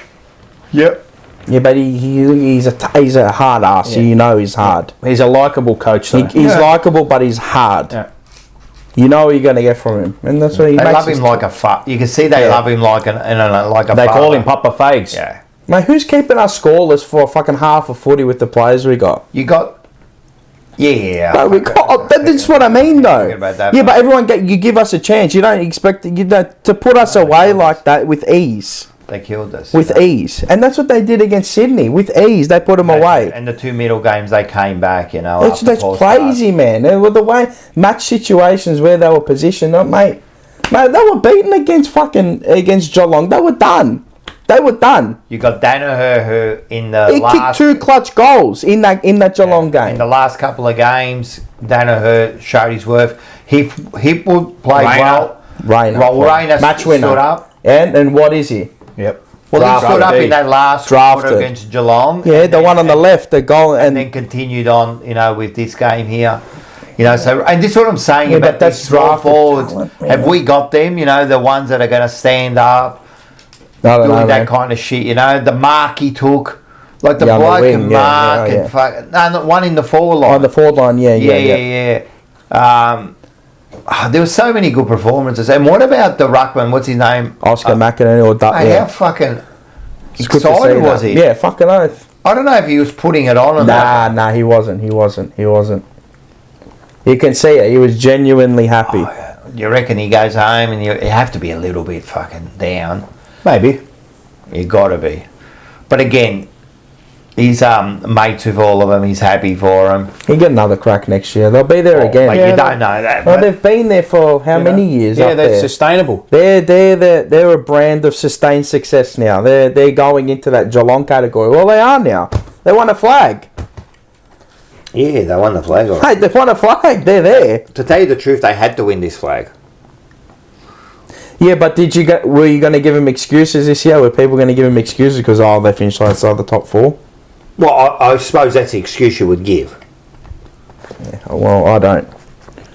Because everyone, as you say, everyone can win it. You can win it from anywhere. No, but what I'm saying is if they lost... No one would have been like, You would have given them that. That's the excuse they would have been thrown out. Of course. I would have been pissed off. There would have been heaps of excuses. And if they had lost, I'm telling you, this would have hurt them more.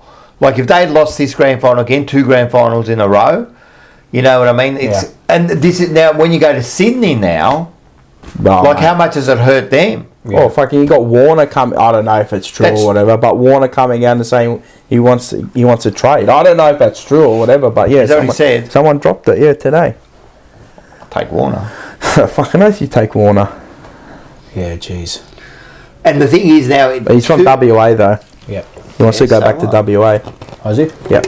Come on, mate, make him an offer. He can't refuse. Sydney, two fucking grand finals in 3 years. Been absolutely belted. walloped. Yeah, and done by half time. Both. The first one was done in quarter time. Well, this one here, I mean, they stopped at the last quarter, but they were 70-something points down. They were atrocious. Their midfield went missing. When Archie kicked that goal, they were 70-something points. When he ran into that goal there, you know that goal when he ran into the open goal? Yeah. Man, he just from behind. I think it was... What, right bottom? Someone kicked it straight into a Brisbane player, and he just booted it forward. Who was it? Anyway, regardless, was it Ashcroft that picked it up? Someone kicked it straight into him. It was a Sydney player. Not Warner. It was one of their better players. When was this? Middle of the park. When Archie kicked that running goal at the end. Who remember? It was in the middle, and it was kicked to the thing. He marked it. He kicked it straight to him. Handball that took off. Over the top, Archie ran onto goal. But regardless of that, when he kicked that goal, it's almost going to be a record win, you know. And then they just slowed down, of course, you know. Yeah. But far out too, mate. And then someone mentioned it before. Did you see the press conference? Yeah, Longmire. They opened the door. And the worst time. Did you see it? How stupid is that? You could hear him singing the song. He's like, "Are we done?" He's like, he wanted to be over. I was done. Well, he kept laughing and going, "I can't hear the." I know you want to get it right after the game. I understand that, but fuck, read the room, bro. Or just position. Anyway, who cares? Bad luck. Yeah. Well, mate, you got to lament in your sorrows, mate, because that's what they are now. They're a bunch of what they are. Yep. I said on my story and absolutely fucking just gave it to them. Fuck. Give it to them. I mean, what can you do? They had a bad day. What can you do to? Bad day. Fuck. That's all it is, man. Like at the end of the day, it was a bad day. I haven't turned up twice. Heaney's gone missing twice. But everyone's going to say, but he was injured. So was Lockie Neal. Yeah, no, not about the injury. But that's what they paint pictures like that. Day. I'm not one for like giving it to them because they lost the grand final, but they had a bad day, mate. What do you want them to do? Like at the end of the day, that's the way you lose. Yeah, I know, but sometimes you lose like that. Like it just happens. Twice. They just twice.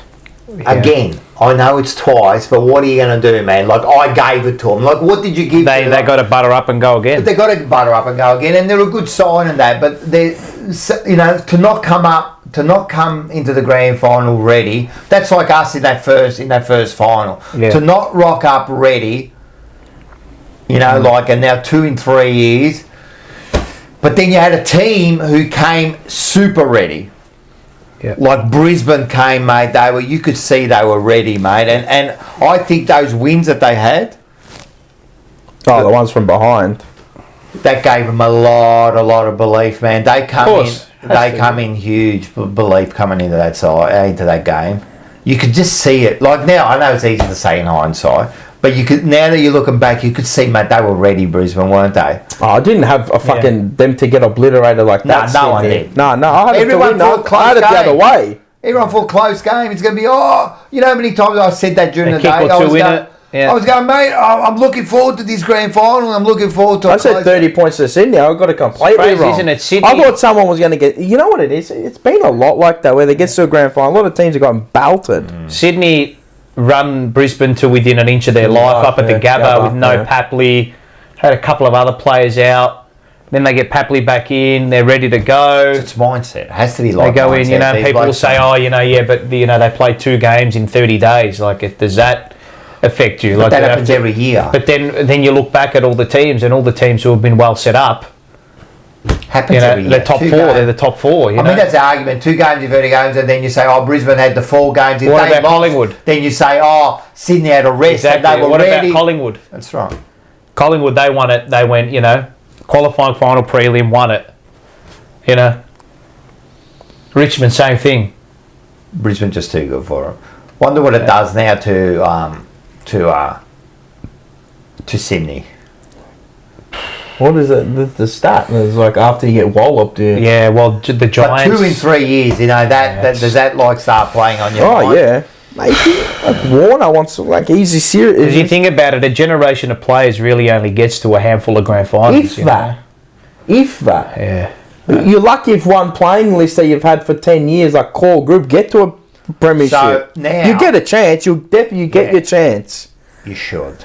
You always get one. You more often than not get one chance with the grand final, or to make a grand final. To really close to making a grand final. Like we had our chance last year, and we choked. Maybe that's all this core group will ever get. That's my mentality. Are we 20 years away again? I don't know. Hopefully not. But I'm just saying. Now, can I ask a question? Yes. Longmire. Yep. Man, how long's he been there? 13 years? 13, a long time. Right. He won grand final right at the start. 2012. Now he's brought him to 4. Yep. Before Buddy. Yep. Is this good or is this bad? Like, how do we rate this? Well, he can do it, but is it at the end of its life cycle? I don't know. You know who this is like? It's kind of like Arsene Wenger. Yeah, maybe. Not really, but he's still at the top. I don't know. I was saying this to someone before the game. Can you bring people in around him again? But how many times can he keeps rebuilding it, but he's done it. He done it not too long ago. I reckon there's time for change. No, and he does. He keeps. Oh, you mean like a new? See you later. So I was saying this before the game. This game is very important for both coaches because if Fagan loses this, he's in the same now discussion. Is he the right man to get that next step? You know what I mean? Because is he good enough to bring him there? Now you're saying about because you're there, yeah. So he brings you there, but then remember what you said that the coach he brings you to the front Pep Guardiola, and then what else? Now is that the same as a coach? I'll bring and then you there. You do the rest. I get you inside 50. I've got you to the grand final now. You got to do the rest. You can't come up in that fucking They attitude. get inside 50. Yeah, I get you inside 50. You have to finish it by kicking the goals. Like, can you blame that performance on Long Mile? Like, they just the buck has to stop with him, doesn't it? A bit of both, though. No, you do. At the end of the day, you always do. But I'm just saying, like, if I was a coach, I'd go, I didn't ask any one of you to come in with that sort of, like, how did you come with that sort of attitude? He's 1-4. He's lost his last 3. 4, and average of 55 points. No, he's lost his last 4. 4. Has he really? Yeah. Lost average to of 55. Lost to Brisbane, lost to Geelong, Hawthorn, and now Brisbane, Geelong, Hawthorn. He lost to Hawthorn. Bulldogs. And the Bulldogs, the last 4. And as I said, average of 55 points. The last 2 have been slaughtered. So you got to say, shows you how difficult it is to win it. Yeah, 100%. But this is what I mean. Do you go like, oh, he's been good, he keeps bringing them up there, but you're not winning them? So, I don't know, man. Far out. It's tough, isn't it? I reckon it's time for change. Right, okay. Next 13 years is a very, very long time. That's 2 years past. Or do you say, hang on, or on the players, how good a coach are you when you've made a grand final with Amati, McLean, and McDonald as your forwards, and then you got no keys? But is that also when you was a coach because you haven't identified that? These are the questions we have. Yeah, how do you know? The other one is like, all the goals came the from other mids. one is Chris Scott. Like, I know he's won 2 in 12 or 13 years, and he's brought him to, like, preliminaries. He's in the same boat, too, in a way. Yeah, but he hasn't lost 4 grand finals. No, he hasn't lost 4. Yeah. Has he lost any? No. Or maybe... Has he been in the grand final and lost? I don't think he's lost. I think he's won... Remember. I think he's 2 from... No. Yeah? I can't remember where they've lost it. I can't remember either. Whenever they get there, they win it, don't they? I'm pretty sure he's 2 from 2. But he's got to, like, 11, but he can't get into the grand final. Oh, he's got the 11 prelims, yeah. Well, fuck, we're hard. Yeah, but that's what you got to do. You got to, because there's so many variables that occur. You got to set them up there. Yeah. You get them there, and then whatever 2020. happens. So, Richmond. They lost to Richmond. Yeah. That's right. Yeah, After sorry. Gabba. Yeah, that's what I remember that. So Dustin Martin, 3-1. correct. Yeah, at the Gabba. That's right. Yeah. That's right. So 2-1. Yeah, but one of them really wasn't. One of them fucking the COVID fucking grand final. Yeah, that's the Richmond one up at the Gabba. They lost. Yeah, when Dustin Martin turned it on before half time. Yeah, that's not counting. It's got an asterisk next to it.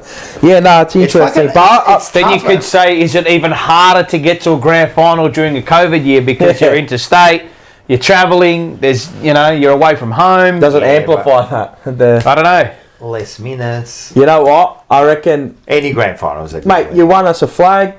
You got us to where we need to be. You got into 4 losing grand finals. I think before you make that call, you got to go. You're not going to make the call. No. I think before you do it, you got to say, what else can we do to make you better? To make it all, what can we do to stay where we are? Was it just a bad day? Probably. They've had a lot of bad days on the grand final day. Well, they got flogged by 20 goals against Port Adelaide. Mate. Yeah. Come on, and man. GWS led them until the final breath at the SCG. And I know GWS is a good team. I don't know. I reckon. What a tough case. He'll go on. He'll go on. No, he's not going anywhere next He'll definitely year. go on. Well, he's got 1 year left, doesn't he? I think so. I think that. So tell me something. I think that'll be it. So is it a successful year? Now I know grand final is a success. I understand that. You know it is. It is right? Because where they lost to us. They lost to us first round. They were 8th. Weren't they 8th? They were 8th. Yeah, but you finish on top of the ladder. Oh yeah. And then you lose the grand final. So is that a successful year? Well, you've definitely improved. You've improved. You've improved, but you said, mate, they didn't turn up. So these are questions like they're real. It's tough, man. It's tough. Fuck, imagine being a fan. I wouldn't have. Fuck, I would have nearly left. But I wouldn't have left. I wouldn't have nearly left. 70s. You just sit there in pain. I wouldn't leave. It's pain. No, I wouldn't have left, but it's pain. It's bad, especially after the last one. I don't drink at the footy, but mate, I would have got as many drinks. The 4 things. I would have had them like triple stacked and just get tanked. Because you can't get kicked out for being drunk. That supporter who had his face. Oh yeah, he's just he went to sleep. What did he have? He had something. Bloods. First of all, suffer for painting your face and wearing a jumper. That's the first thing. But he was just like, from the second quarter, they kept showing him, and his face. Oh man, yes, Arsenal will beat PSG in the chat. Yeah, 2-0. Yeah. Fuck. Fucking hell, man. Yeah, I think it's past the use-by date now. Fuck, 14 years, man. Because then it's a long... sometimes The coaching style doesn't really change. You can tweak you know but what it doesn't is change, too. man. You know what it is too. It's like Leon Cameron. I know he didn't win anything, but he got to one, got obliterated. 10 years he was there, man. 10 years, Leon Cameron. Sometimes I believe like Kevin Sheedy was perfect for this. He's still a good coach at the time, but the message starts to get lost. It's stale. Yeah. It's stale. Yeah. That's what I mean. Like rejuvenate. I'm sure if they get a new coach, it could go the other way. You don't know. No, you don't know. It could go the other way. They don't buy in. Players don't buy in. Blah blah. So you've already got the buy-in of most of those players. So yeah, it's tough. It's tough to weigh up. Look, I knew that the loser... It's all on him though. The club won't get rid of him. He'll get rid of himself. Yeah, I think so. It's on him. I reckon next year will be his last year. Yeah, I think if they don't win the grand final, say whatever time they lose, I think he'll retire. Yeah. Well, fuck, He got a flag. He got his flag. He got his sustained success. Yeah. Good fucking footballer too, man. Yeah, long my horse. Kicked like fucking nearly 600 goals. Yeah, no, he's a good man. Him, fucking, they had a good form. Yeah, fucking North. Yeah, fucking North. But yeah, I think, maybe, how long's Fagan been there for? 10 years? I reckon 2015, 2016. I reckon Fagan. 2016, 2017, Fagan. Yeah. I reckon Fagan. 8 years, I think. 8 years? Yeah. And 6 years, the last 6 he's been in final. I reckon he'll give himself... He won 5 games in the first year. I reckon he'll give himself another 2 years, Fagan. And then... man. Get to the end of this, he won't let it drop off completely, but he'll try and burn the wick totally with this list. I'm telling you, this has to make you sick being a coach. It's hard to go, and then you get a team, because what's the average life cycle of a team with its core? About 8-9 years. About that. About 8-9 years. Give or take, a bit longer. So if you come in as a coach and the core's already been identified and they're bona fide in there. It's hard sometimes, like that first coach, like Bolton, they never stay on. It's the ones that come later that win the flags. It's so weird. That's what the AFL is. Because teams get cold feet. It'll be like Clarkson. He'll build them. Yeah. And he probably won't be their coach to win the flag. It's tough. It's, like I said, Roos did it with Melbourne. What's that? Roos did it with Melbourne. He built a base and then Goodwin came in. That was almost... I think that's what's going to happen with Voss. Carlton, yeah, same. Who's he gonna? Someone comes in. He's built us up to a point where he set a higher standard, and then I don't think he's our premiership coach. How can Voss be the ruse? Like no. I'm saying I think he's improved our footy club, and then he'll have to get sacked. Maybe I don't know. Yeah. Well, that's the only way he's going to leave. Right. There's very few that rebuild a club and win a flag. He would have to get sacked. Chris Scott did it. So he got given the team, won with it, and then rebuilt it and won the flag. No, we rebuilt it once with the core group that you get. That's what I mean. Like, not many stay on there. They build the list, and it's hard, man. Not easy. Because your coaches don't outlast the list cycle. Like and then the team, I know. And the team has to be patient with them too. Yeah, that's what I mean. You get a lot of teams get cold feet. That's what we do. We get fucking cold feet. We get rid of a coach in 2 years. You have a bad season next year. Watch how much. I don't know. I hope.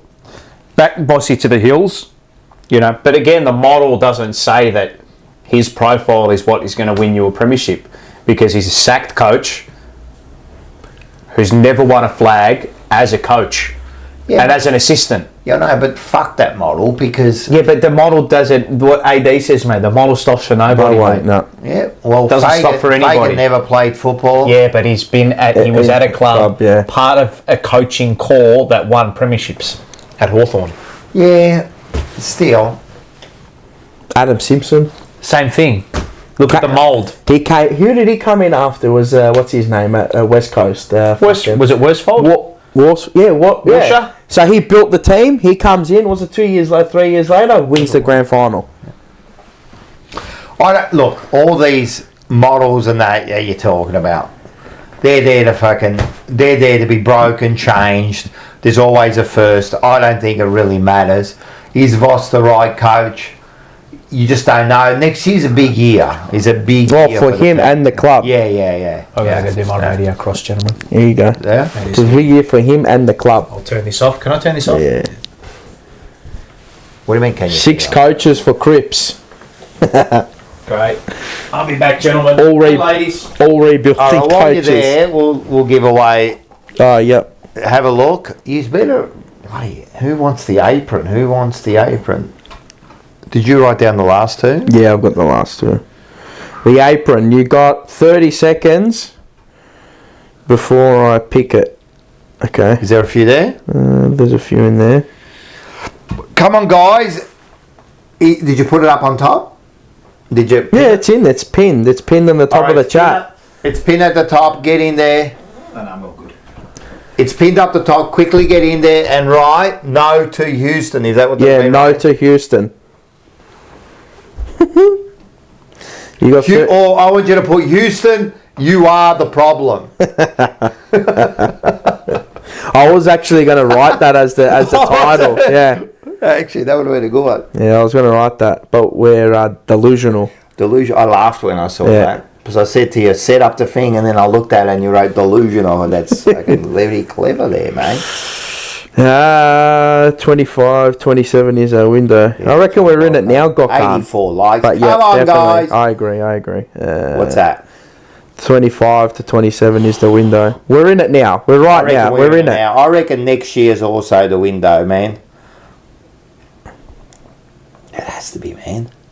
I'm telling you, man. A couple of key players get in there that we need, and we're not far off. Match winners, though. We need those. I'm telling you, we're not far. Maybe one more match winner, just one. We've got a few. We've got a couple. Enzo is gonna wear it while making his pasta forno. Beautiful. All right. Before I read that super chat, I'm going to pick the winner.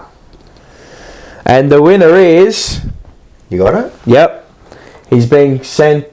He's doing a trade with Chad Warner. He's going from WA... Roccomoro! I'm going to say the Roccomoro. Roccomoro! This is going all the way to Perth. Yep. Roccomoro. Well done, mate. An avid watcher of the TJP, a lover. I love it. He's in every chat, as you all are. Thank you. But yes, Roccomoro. He gets the apron. And don't worry, in the 24-hour live stream, there's going to be 24. Bravo, Rocco, yeah. See? And he's got a top other name. winners. Rocco's yeah, let's go like you. So let me write that in my notes. While you're there, Chris Peacock. Alright, give me one Are they sec. trying to roll me here? I'm always worried when people... Hey Rocco, me and Andy would love to rub your bald head. What are your thoughts about this? And do you think Carlton will recruit Stephen Milne? Well, you can rub my head, that's for sure. That's so cool, man. I'm a bit like that Buddha. You know, when you rub the head, we can wish for no Houston. You rub it. I make all your dreams come true. Fucking genie in a bottle. Rocco in a bottle. And Chewy gets... He would have been all right, Stephen Mill. Oh, yeah. Half forward. Yeah, he was a bit of a dirty Oh, he's rascal. dirty. Yeah, he's a little rascal. He is a rascal. All right. What do we got next on the agenda? My eyes. Do you want to put we'll put the next prize? Oh, you've got another prize. All right, one more. We got one more. Oh, let's do it. The tip rat. As James Brayshaw says, he's a tip rat. Crispy. Oh my God. That's a good one. He nearly got me. Oh, did he get you? Nah, nearly. But it's that's how I wanted to be said. This place is a wee tad of a drive. Hi Toby, how are you? This is thanks to Workwear Branding. Vicky down there on what is this? Not Station Street. Is it? No, is it Station? It's off Station. No, is it on Station? At the end of Station Street. Yeah, it's off Station Street. Yeah. Sober. Hello Aussies. Korea loves the AFL.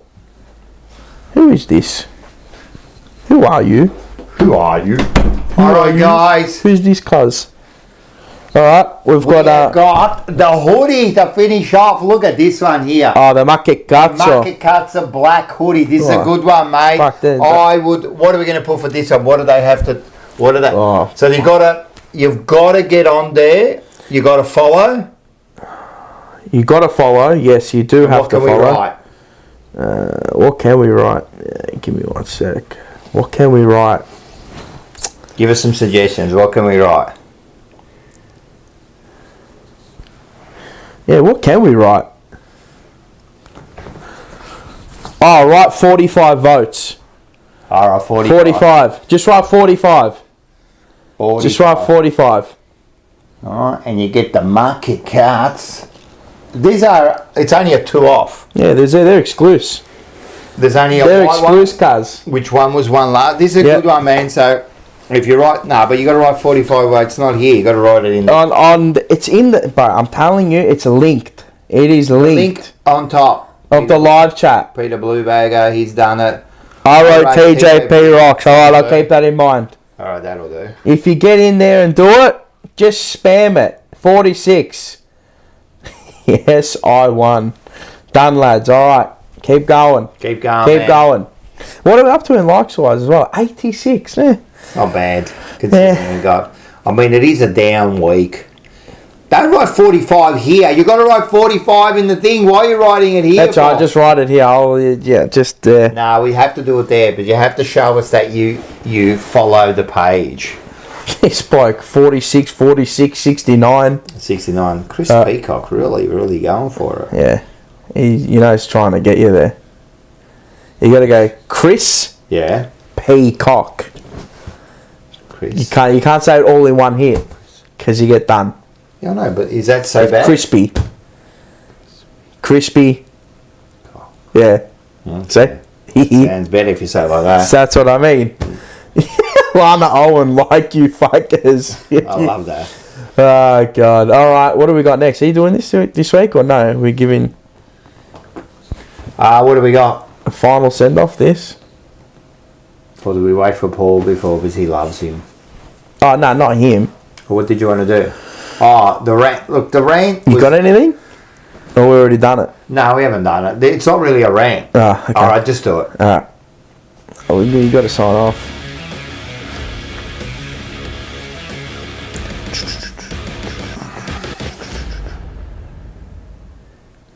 Rocco's rant. 3, 2, 1. Rocco's rant. Now, what do you got for us this week? There's not really much of a rant. No? I've been having a good week, but did you? It was more. A good week. Yeah. No one pissed you off. No one irked you. No, not really. Made me think. What did irk me this week? There's always road rage. Road rage always gets me. That's always done. The trains. No, they were pretty good.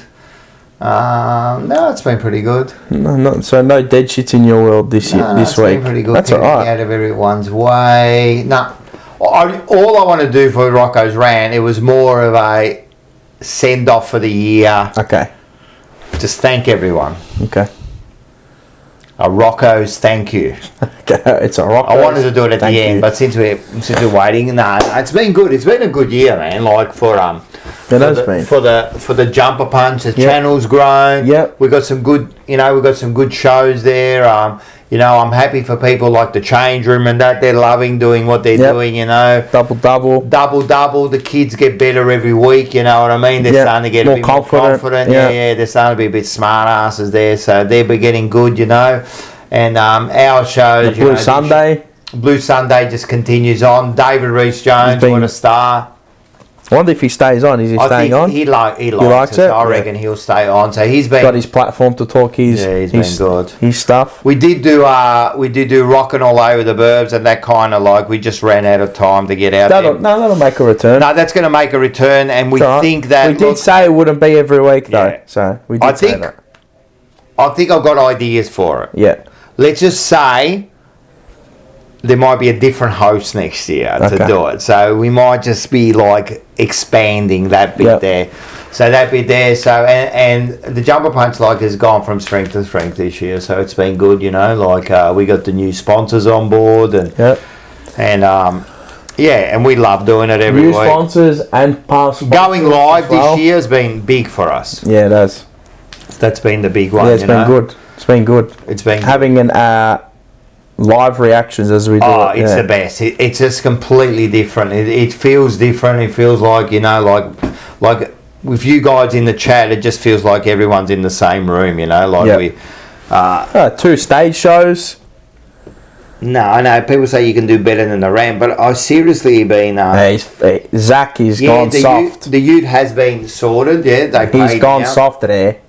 He's gone soft. I don't know what's the rant. Give me something to rant about. The stage shows. Stage show. That was another big one. Yeah, I forgot about 2 of them. 2 of them. The stage shows were huge, man. 200 people collectively coming to those. So we're going to do that again. You know, like we will. I think at the start of the year we got. We'd like to thank Nadia, Trish, which we're going out with them soon, and also. I keep forgetting that. Vicky's been fantastic. So we got some ideas for next year. But Blues Crypto for the sponsoring the last one. Sick, thank you to the Dominator. Yep. Who else? Obviously Wigo, Scotto. Why the Dominator? Catoggio for coming down. He came down to the first one. They both came down to the first. Huh? The Dominator. Not the Dominator, Catoggio and Pete McConville. Yeah, Pete McConville.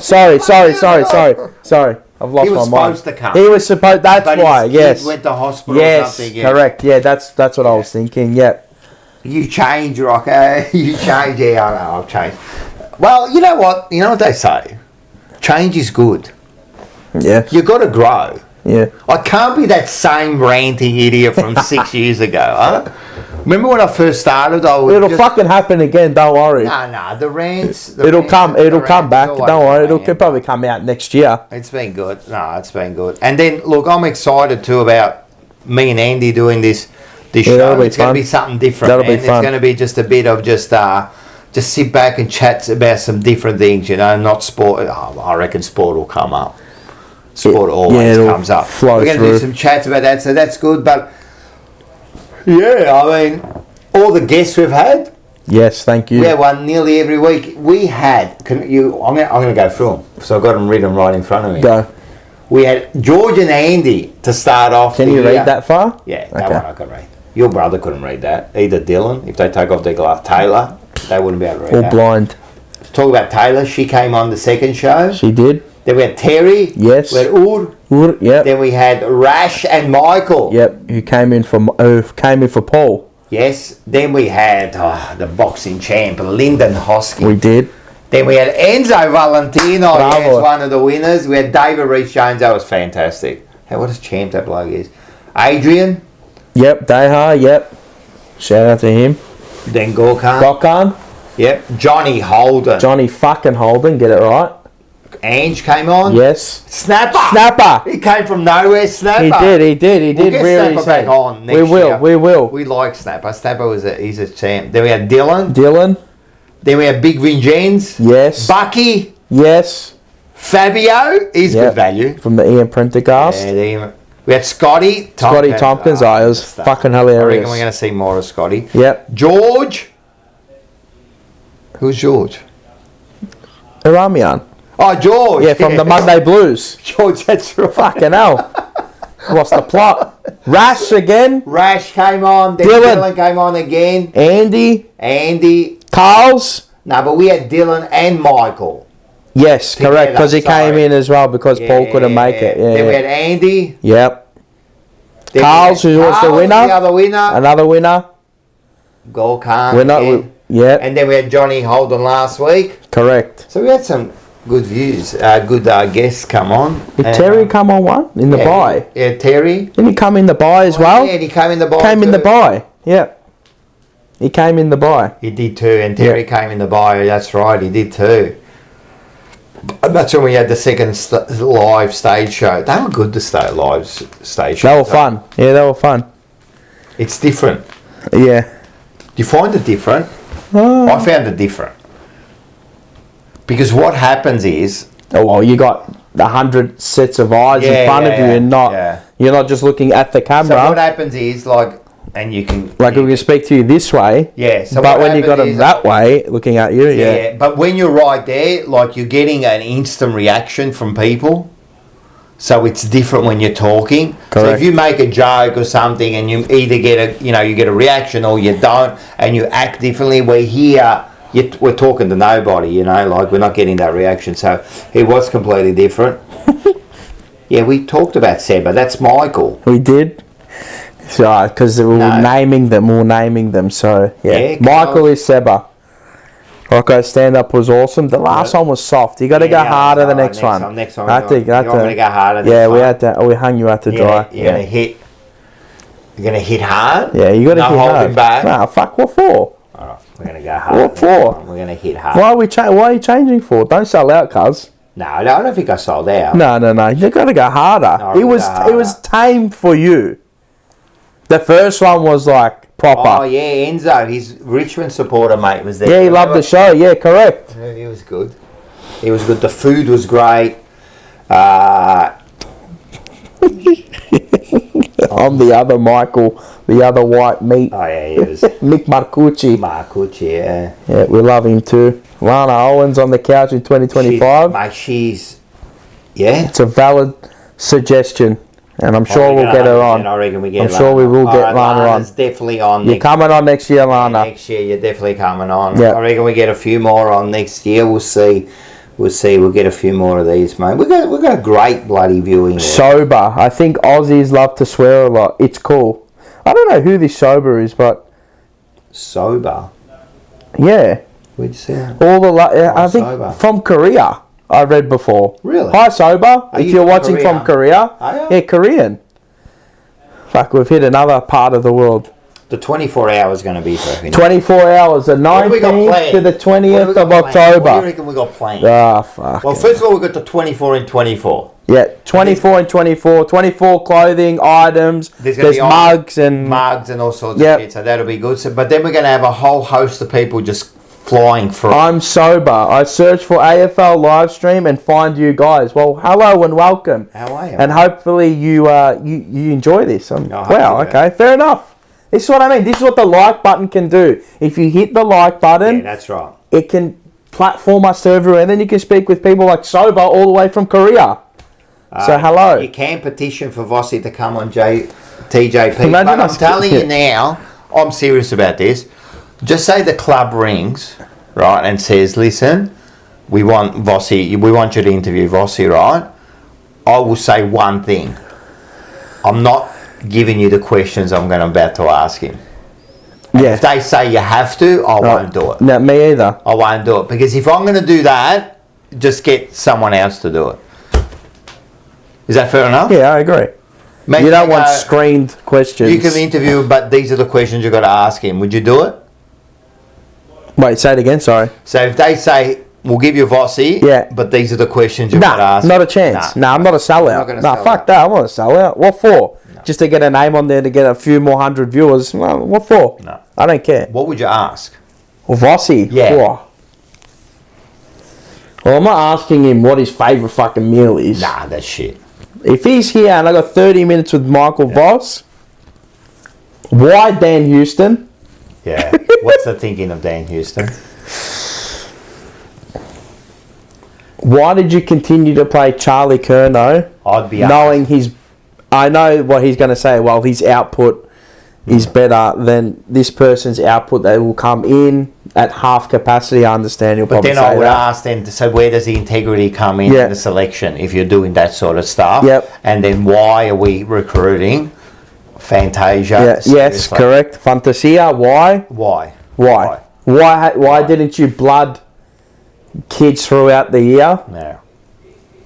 Straight up. Yeah. None of this and fucking you shouldn't be scared to answer him. Nah, he shouldn't. Would you like that interview? Tell me. Imagine that. Imagine that. Fuck, 3 dirty gringos, mate. Just not baking him, but asking him like genuine questions. I'll give you an example. Just say Big Jack Elliott was alive. He'd come on, and he wouldn't want to know what the questions are. Nah. He'd go straight out, ask me whatever you want. Yeah, but you should be able to have an honest conversation. I mean, like, yeah, you're probably going to try and bat away those questions, but If you ask them in the right way, they'll answer it. But tell me in the chat too, don't you think some of the interviews that you see are just a waste of time? They're a waste of time. They're wasting everyone's time. Oh my God, you got him on. Like, yeah, and? So you know when you do those when they do those press conferences, they're just like, I never get anything out of them. Paid actors. You can get stuff out of, you can. But just say, if they're not genuine. I'm going to ask Paul this. So if you're a reporter, right, and you go hard on a coach, you reckon they kind of like ban you, or they kind of like not ban you, but the coach then doesn't give you any fucking time of the day, or just straight back to you? Yeah, from then on.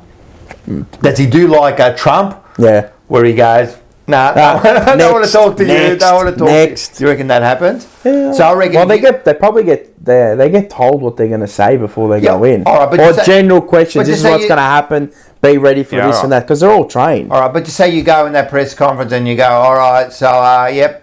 Where's the integrity? Why are you playing this player?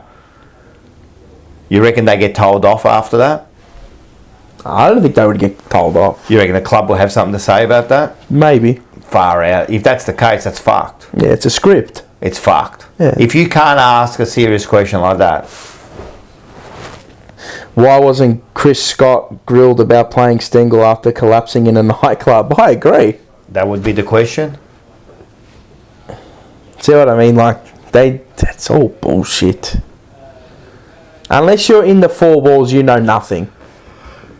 And there's got to be some things that have got to stay in the four walls. I agree. Every time. You can't let everything out. No. You can't have like leak just garbage. You got to straight back, but say it in a way that kind of gives a little bit of information. Well, look, you can't be a dick about it. No. You can't go in there and just try to be a dick about things. But I think if you've got a genuine question, especially about like selection or game plan or something that happened on the ground that was definitely like your influence, why couldn't you go in there and say, why would you make that move? What happened there? Why did you do this? Why did you put Chera in the back line? Yeah, I'd love to hear. Yeah, that's the question. Why did you drop George Hewitt for 2 weeks? What's the reason of dropping George? Tell me why. And tell me the truth. Why did you? Why did you get rid of Kennedy? Why did you get rid of Owens? Yeah. I want to know why. Yeah, they're just honest questions.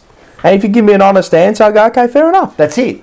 Right or wrong, all we want is honesty. Because it's an answer. Because then what happens is, just say you go, we dropped, just say they say, all right, you know what, we dropped Hewitt, because at the time, we wanted to bring Chera in and we thought it was the right move. Probably didn't work out the way we thought. Would you be happy with that?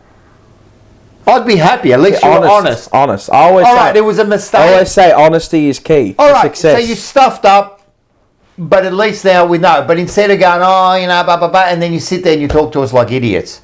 Yeah. I think that's what a lot of people get upset about. Yeah, I hate when people lie to me. Right. Just tell me the truth. If you tell me the truth and go, this is it, or in a roundabout way, well then, yeah. Why did they sub Kennedy? That would be another question. Why didn't you start TDK? Why? Well, because that's what was going to happen. Yeah.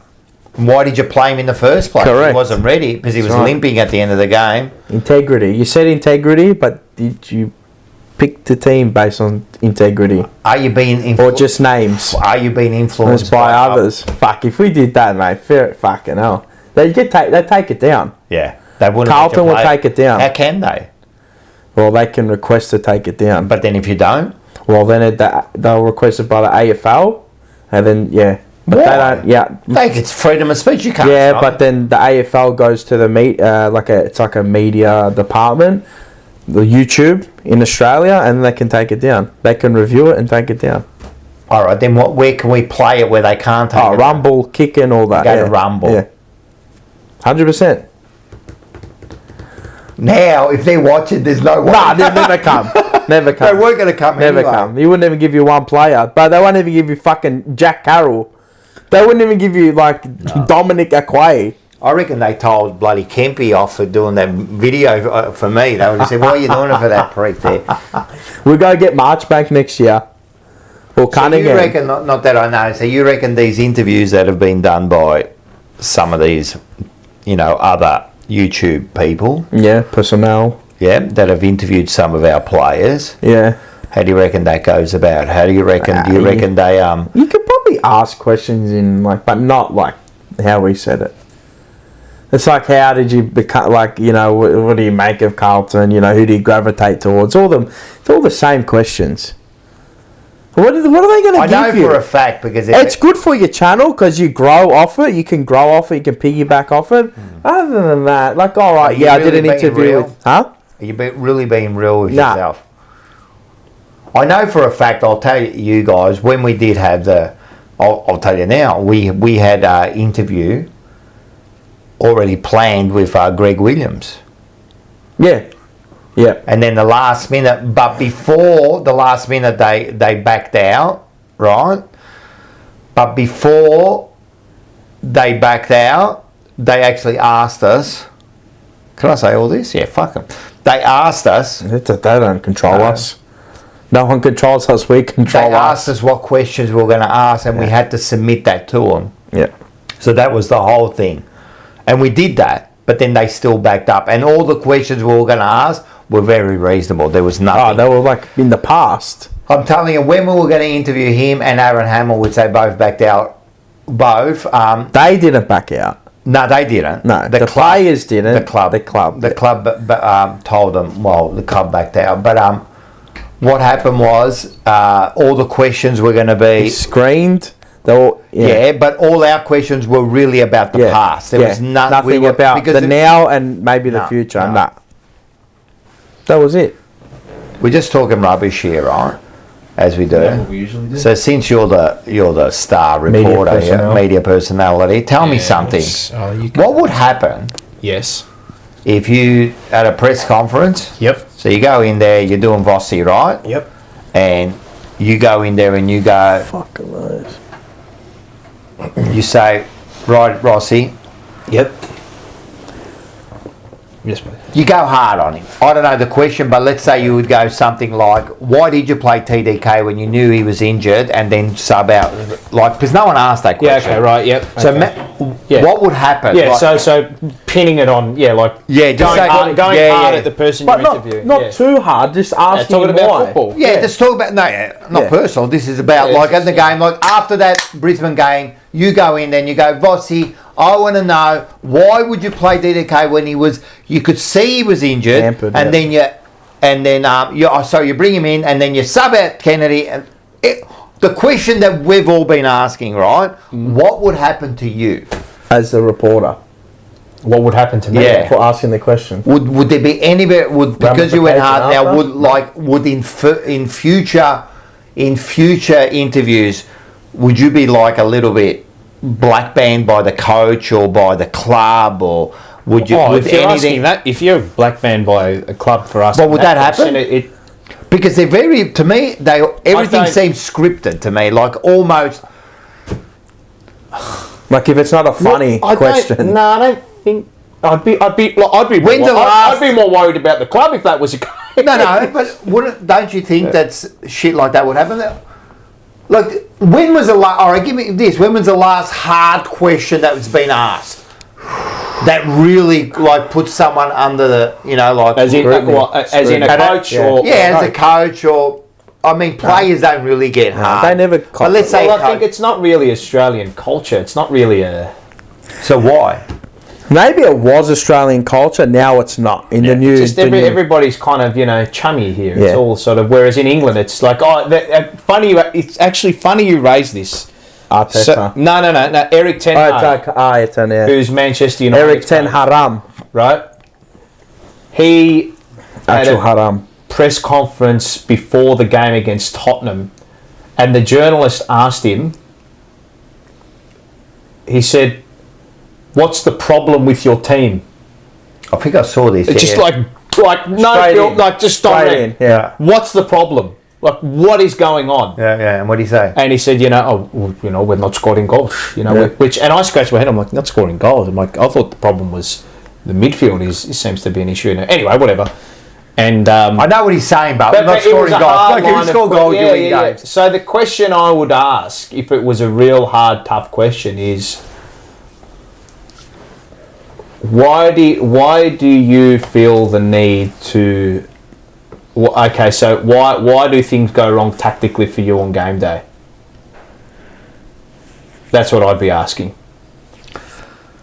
Yep. Because clearly there are a lot of things. We said that before. Yeah. Why do things go wrong for you tactically on like what? But why doesn't anyone ask that? Why did it? Because journalists don't have that. Like most journalists in the like, there's no.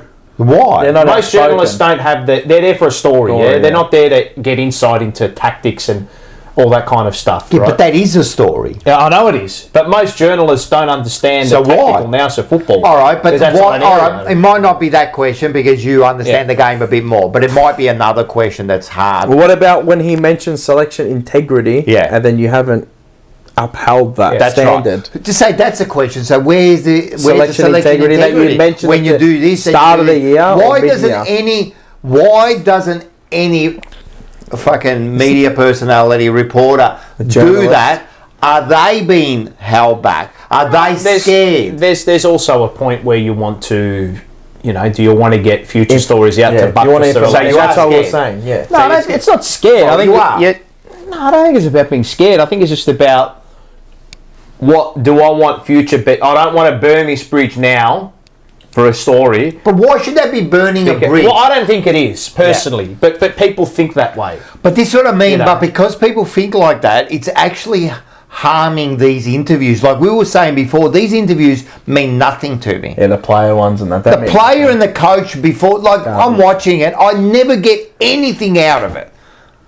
I never get any. It's just there because they have to do it. Because they have to do it. It's a chore. It's the basic question. And you can see some coaches, they're very intimidating, right? So they'll sit there. That too. You can't be scared by your interview subject. Yeah. You know, you think about the people that you're interviewing, like the stature of us in the game. Like if you ask a question, it's almost like on you. It's like, how can you, like, do you know more than me, do you? Yeah. It's almost that, you know? But it's not. Sometimes you may. You do. No, and this is the thing, but it doesn't matter that I know. Like, for example, if you're the coach and you dare say to me what you think you know more than me, or you intimidate me like that, that's not the point of this. No, exactly. But the reason I'm asking you is because I don't know. They never say that, but if you say that if you say that as a coach, mate, well... No, but you probably wouldn't say. But you know, sometimes they give you that look and they go like a serious. It's like an "Are you serious?" look. Yeah. I'd ask the question again because I don't know. You know, in the Premier League, I've seen it before. I forgot who it was, but they asked the question. They didn't get the answer they wanted. You know what they did? They asked it again. Yeah. So they could get the answer they want. And did they? Yeah, they got the answer they want. The best one was happens in the Formula One as well. Yeah. Where if they don't get the answer they want, they ask again and they keep hammering. Like Christian Horner got baked at the start of the year for all the shit he did, and they kept berating. That's I want the answer from you. Yeah. They're not hard. Like Australian journal, they're not hard. They're not hard hitting. They think they're hard hitting. They're not. If the media train, or if the media manager, or if the person you're interviewing says, "Oh no more," that's almost the bigger story too, because they haven't answered the question. Yeah, that's right. You know, and the headline is so and so refuses to answer questions about blah blah blah. So you know how you ask the question. This is how I've worked out how the Australian media they ask their question without asking. They're loaded. But they don't even ask it at say when they're at the game, after a game, post meeting or post interview. Right? They ask it like on the radio. It's indirectly asked.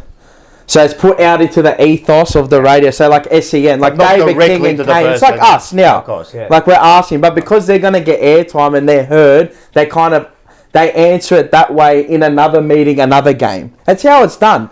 They don't ask them to their face. They ask it via radio waves. Yeah. So what you're saying, it's fucking cooked, is you are held back a bit.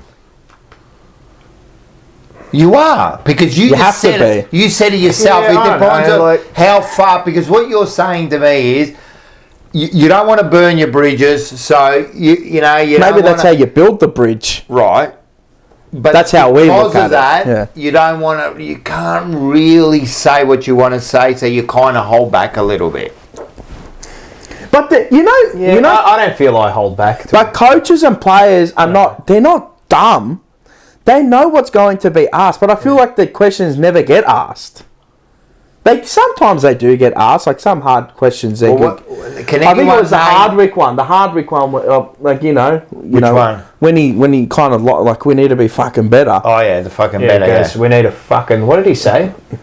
But Look, I don't even think the question was that bad. We need to grow up. We need to fucking grow up. Fucking grow up. And then everyone complained about the fuck. Yeah, but somebody asked him, like, what's wrong, blah, blah, blah. Why haven't you won these games and this and that? Yeah. You know what I mean? Talk about the football as well. It's funny, the one that Arteta got asked was about his formations. They said, did you think about changing the formation in game? And Arteta answered, he goes, we had 43 different formations in the game. I actually saw that. And then I like the one where he was describing like the ways to get to to work, whatever. We go this way, we go that way.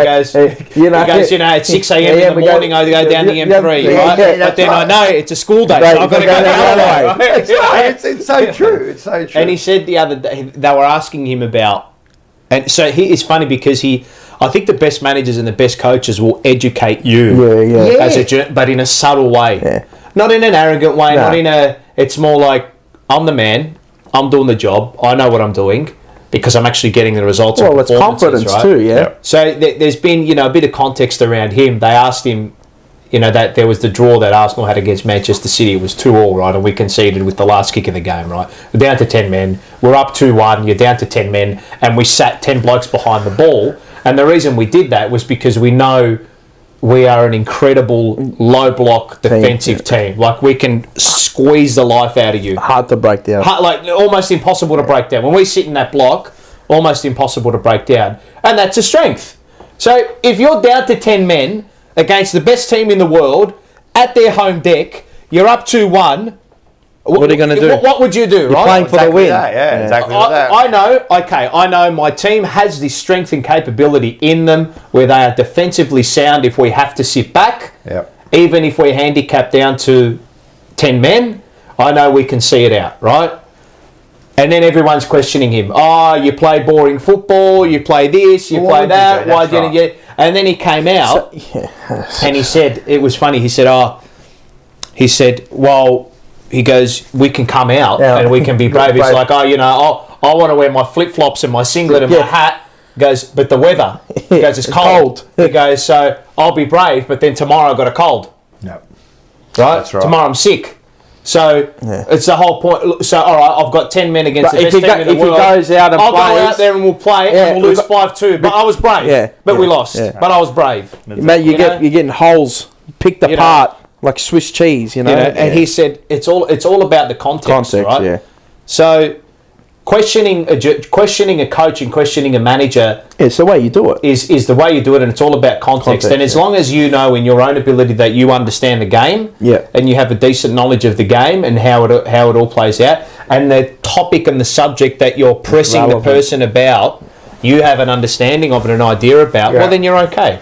Yeah, that's fair enough. So, for example, if you if I was to ask him about a tactical question, and about so you press this side of the ground, but you got, you got exposed in this area of the ground, and I could have told you before game that you were always going to be exposed on that side of the ground if you were to put focus on this side of the ground. Why did you do it? Yeah.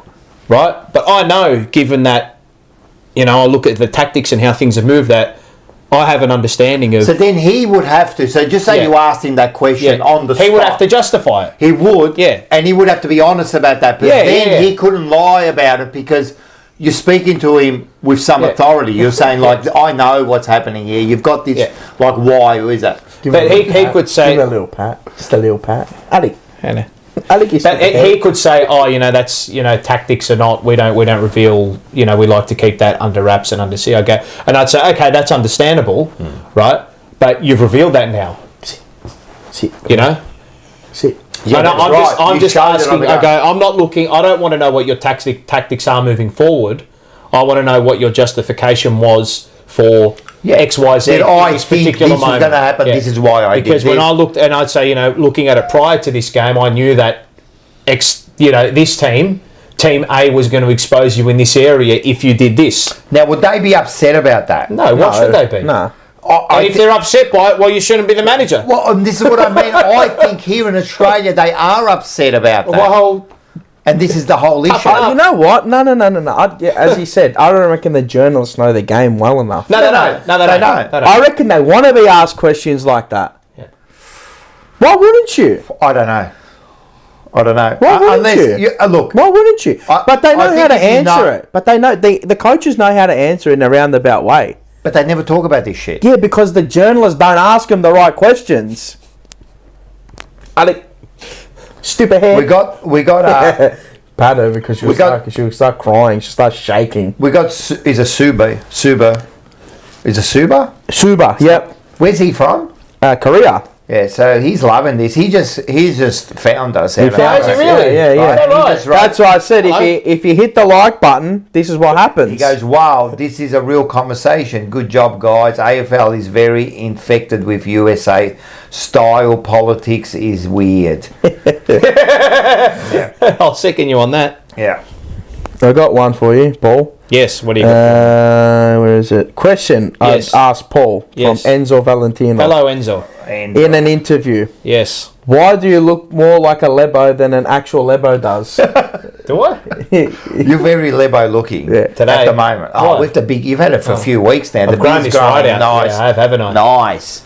You belong more on the Monday blues than you do. But they don't wear polos, do they? The Lebos and white trackies.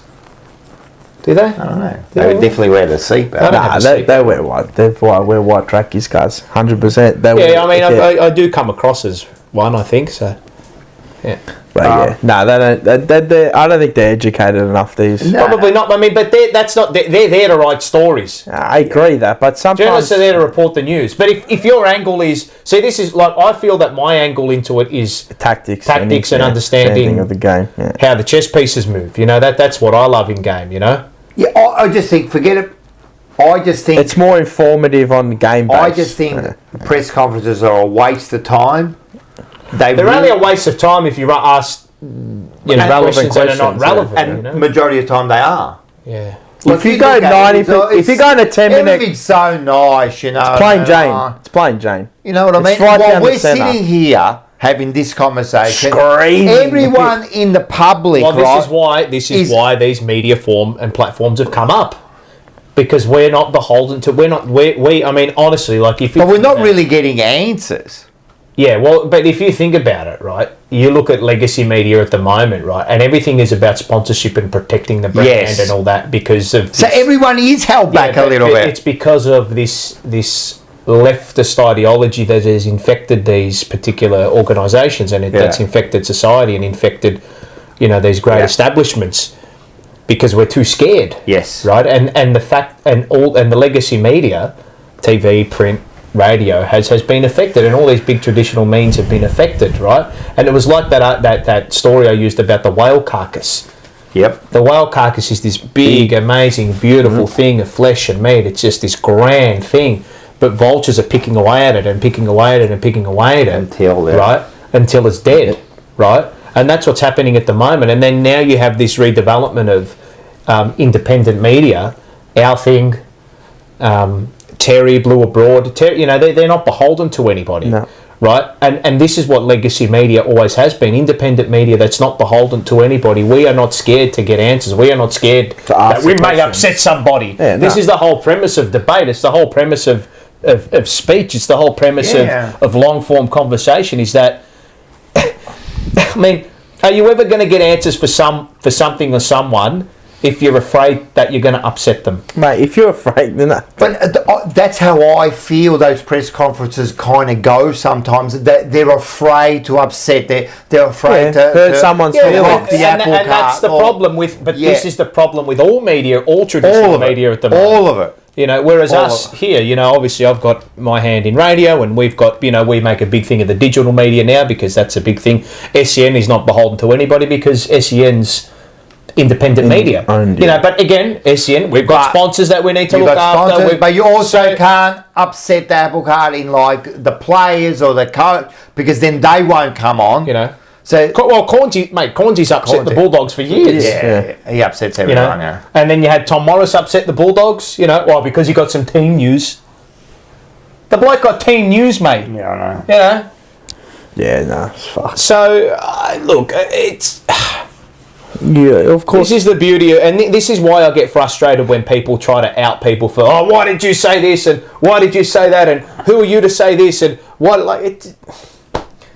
everyone's going to make I love the mistakes. Everybody's gonna say conversation, and I things, love the debate and the conversation, right or wrong. Like, who's right, who's wrong half the time. But this is the thing: is that even when you get it wrong and you get it right, you're waving in between this path of, you're dancing in between the path of all of that. You're trying to get towards it all, Right, but the way I look at it, and I try to do this with these conversations here, and then, like, again, Rocco and Andy Unfiltered is going to be something like this. We're trying to find answers. I don't care about being right or wrong. Look, I don't care if at the end of the day, I say something and then I'm wrong. I don't care. And I don't care if you were right or I was right. All I care about is having the conversation and trying to come up with a solution. Bye, Enzo. Enzo's you guys are awesome. Have to go because I have an early start. Thank you. Bloody better 2025. He's going to go and find people all morning. Prick. For jumping on. Today was funny, man. Like the girl ran into the train. No, that is and the doors closed. Now it is, yeah. But it closed on her backpack. Oh, no. Did you open it? No. Yeah, well, you can't. No, you can't. You got to like. But it was funny. I was thinking like suffer, You would have laughed while you were doing it. You would have left the door. Because she went in. Does the doors open automatically, or do you have to? I've got to open them and I've got to close them. But what happens after they're open for a while, they'll close. Yeah. But then what happens if they close and they hit something, they reopen because the sensor, But that's what happened, But it's funny when they run into the doors, it makes a lot of noise. Boom. Boom, boom, boom, boom. The doors, boom. And I just laugh. I go, what a fucking idiot, Like you could have killed yourself doing it. But anyway, so that's I find that very interesting, and because this all started in the same. Imagine. Because someone was going, they should petition for Vossi to come on the jumper punch. And I said, "Oh, wouldn't that be funny?" And I said, "Would you still interview Vossi on the couch if they gave you the questions to ask?" Nah. Would you say yes or would you say no? Not a chance. Nah. I'd just say, "What do you think we're going to ask him?" No, but if they said, right, we want him to come on the jumper punch because we can see you got a bit of an audience, but these are the questions you got to ask him. Nah, I said no. I'm not a sellout. I want to ask him what I want to ask him. But the thing, then I understand why media managers do that because they don't want to. Yeah, I don't believe in that. I know, but what would you say? What would I say to what? Yeah, so Carlton have come up, they've rang me up and they said, listen, we want him to come on. We're going to send you the 8 questions you can ask him, right? Would you say, I'll do the interview, or would you say, no, don't worry about it? Yeah, I'll do the interview, but no. But hear me out, right? I'll do the interview, right? Yeah, because you get him in the room. And then, what's he going to do? Not answer a question that he... But then what he was saying was... What he was saying, they can stop... But I say, okay, great. It says more about you than me. No, what he's saying is... They just get a thing. They get it taken off. Get what taken off? The thing. They'll get it taken off. What? Media managers just go to YouTube Australia and they just get it taken down. How? What? Easy. They just go to the AFL. AFL just goes to there and then that's it. See you later. It's quite easy. I don't know. Is it? Fucking oath, bro. It's AFL, man. They're fucking elite corporation, man. If you make him... Who the fuck is a jumper punch of the AFL? What could you possibly ask? No, that's what I'm saying. No, but if there's something in there they don't want... If they say they want to take it down... Or you won't get any other players again. I say, no, it's staying up there. And then they can get it taken down. That's what it can happen. Look, I know. They have power. I know for a fact. They have power. Happened where? Well, all clubs do it. Most clubs do it. Clubs have gone to a particular person and said, you have to take that out of the interview. I know for a fact that's happened. So I know they can do it. As far as you agreeing to do it, fucking hell, like, you would have to stand your ground and say, mate, like... I don't know what you want. But again, I don't like that, right? No. I don't personally. But again, that's just me, right? Yeah. That's just me. But you don't like what? Like, can we preordain? Yeah. But that's just me, right? This is just me. Yeah? I think that's most people, but a lot of people would agree to it because just to get. Yeah, depends what you want, and to get the views. That's right. If you want just views and that, 100% you're going to do it. If that's just my way of thinking, 100%, I'll do it. But then you take away like what we're all But about. I would think as an individual, right, there's the strong person. If you're a strong manager and strong coach, you should be able to answer nearly anything. You know. Well, there's certain things you can and can't. I know. And you understand that. It's interesting. But even as me, I would go, yeah, you probably can't answer, but I'll ask it anyway. And again, like at Dip the end the of toe the day, in the water. Vossi there. I mean, we're not going to make him look like an idiot. That's not us, you know what I mean? So that's what they think you would do, you know what I mean? But if there's certain questions that are a bit difficult, like what is wrong with that, man? This is what's wrong with society. I get it. Yeah. This is what's wrong push and pull. Everyone's so worried these days, and it's only got worse. Everyone's so worried about, you know, what is it? Cancel culture. Cancel culture. But cancel, but by who? I don't know. That's man. what I mean. That's what I go. Oh, I'm going to get cancelled. Okay. By who? Who? Again, I don't want to bring it up, but you saw what happened when a particular person got upset with what he said. You know, like the big outrage that it happens, mate. Even if you say who's going to cancel, it still happens. You know. But I'm always of the firm opinion that if you speak from the heart and you're genuine about what you do, if someone gets upset by that and the person and the platform that you set it on and whatever it is doesn't back you up, that relationship was never strong to begin with. That's right. It's a fucked up. I would love it to be more honest with the thing, but that's everything, mate. So when you have, and I believe this to be true, when you have something to say, silence is a lie. Always. When you have something to say, silence is a lie. Yeah. Because even if you say something and you get it utterly wrong, you're learning. Yeah. And this is the whole thing. As long as you learn, and we get better. But someone before. How do you learn? It's what did I believe beforehand? Yeah. What happened? What do I believe now? Yeah. And there's nothing wrong with that. Nothing wrong with being wrong and then learning from it. I know. It is what it is. That's the country we live in, and that's the state we live in. I mean, the country we live in has got us to a point where we're, you know, we've gone the other way. There's no civil war. It's not just our country.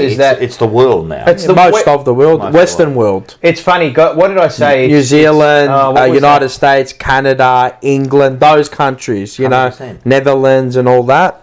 It's the Western world. That's what the Western world is. I got a response from Gianluca Freschi from Arsenal. Oh yeah. They're the. That's what it is. The Asian countries are. She opens up the door. The Asian countries. She's sad. She's sick and tired of it. The Asian countries have got their own way of thinking. They're different again. Yeah, they got their own way. The Western world is completely upside down. That's it. At this present time of living, it's upside down. What was that? There was that great saying. The minority rules the majority. Yeah, because they speak the loudest. That's the problem. They got the loudest voice. Where in every the platform, majority, like half the time, like we just can't be bothered. Like that's the problem. We sit there and go, oh, whatever, man, I can't be fucked. That's the problem. Yeah. That's exactly the problem. Yeah. There's no balance. Yeah. So yeah. Anyway, whatever. It is what it is. Mars, man. I just want to bloody can't be fucked, mate. Like you know, like. There's also because they just kick and scream. But you know what battles do you fight? Yeah, I know. Like you got to pick and choose your battles. Like sometimes I think when you see like protests, and I'm thinking, what are we doing here, man? Like what you know? You got to be educated on the subject as well. That's the other thing, man. If you're uneducated on the subject, don't speak. It's like me. I don't speak on certain things because I'm not educated on it. I don't know. It's like. It's like best you don't say nothing. Yeah, it's better. I'm not going to say anything. But if I'm educated on it, I'll fight the battle. Everything. Yeah. They want to battle over everything, man. You know what? I learned a long time ago is that just sometimes it actually you want to know better my battle? Keep your fucking mouth shut. You know what my battle is? I've got to wake up. I've got to pay my bills. Like no matter what happens out there in the world, you know one thing that doesn't change is I've got to wake up, I've got to pay my bills, I've got family. That never changes. And I think that's the same for everybody in the world. At the end of the day, you can do whatever you want and fight your little battles. But you know what? Our real battles, our own battles, they don't change day by day. Yeah. We've got to fight them, mate. Like we're just the rats in the race. So we are. All right. Get on to this bloke. Yeah, give a little bit of laughter.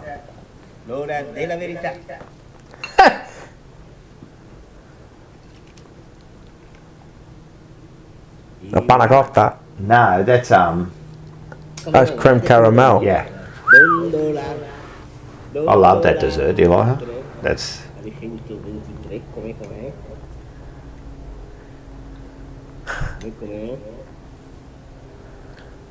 Look at him. What you do? Look at his dumb head.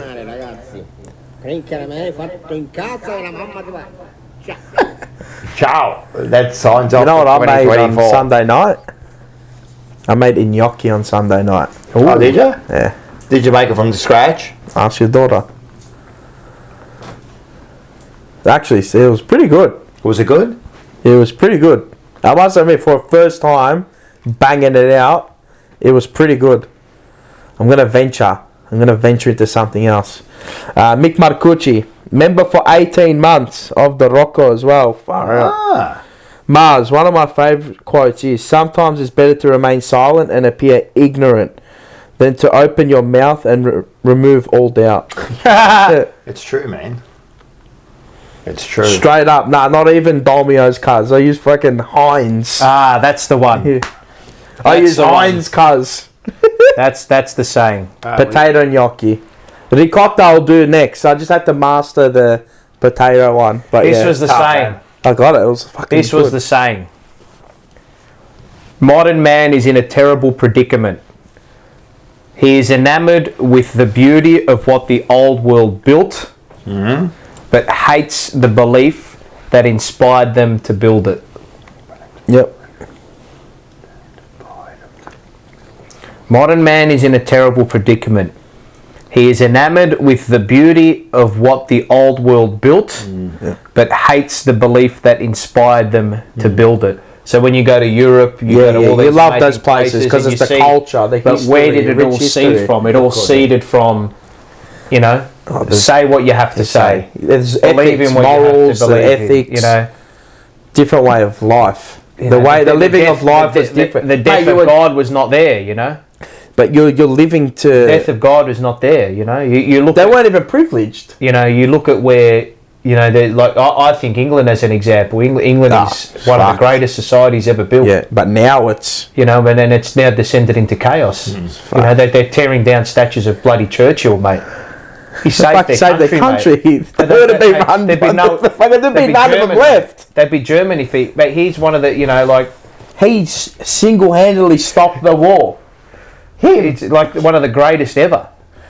But you know, we'll tear his statue down. You wouldn't. None of them would be there. They would, mate. They'd all And this be is dead. the thing: is that they love what they have, and they love the old world, but they hate what inspired to build it. I know. Look, the more I think about it, it completely But makes it's true. sense. It's true. 100%. How can You they- love what the world look at all once was. I didn't even know what the world once was, but when you Yeah. go there and see, you go, fucking Like hell, look when at you, this. you know, you go to Milan. Built on 2,000 years of culture, You these go places. to Milan. You go, Oh, you go to the unbelievable. Duomo. Bro, you go to, mate, you go, if you go to Rome and you see the Colosseum and you go, fuck, this thing's been here for 2,000 years. 2,000 years. Like, deep that. But deep that thought, like, there were gladiators in there killing each other. Yeah, no, it's What for? and the way To things are reign built, supreme. like the pyramids and everything. Like, the way think about it. These things have been there for societies- 2, 3, 4, 5,000 years. Who knows But how long? these amazing things, they were all everything. But was, shouldn't we? You know what shits me? We should be better now, right? As society. As society. Well, are we? Yeah, we are to a point. Well, we are to a point where We're more We're advanced. actually living right at this moment. Is are the we? best time in history that we're living. It's the most opportunity as you a think person. about health. Yeah. You know, resources. Everything is like the best, Advanced. and yet we're falling apart as a society. Maybe we're too advanced. and it's true. It's so true. Human cannot create his own deities.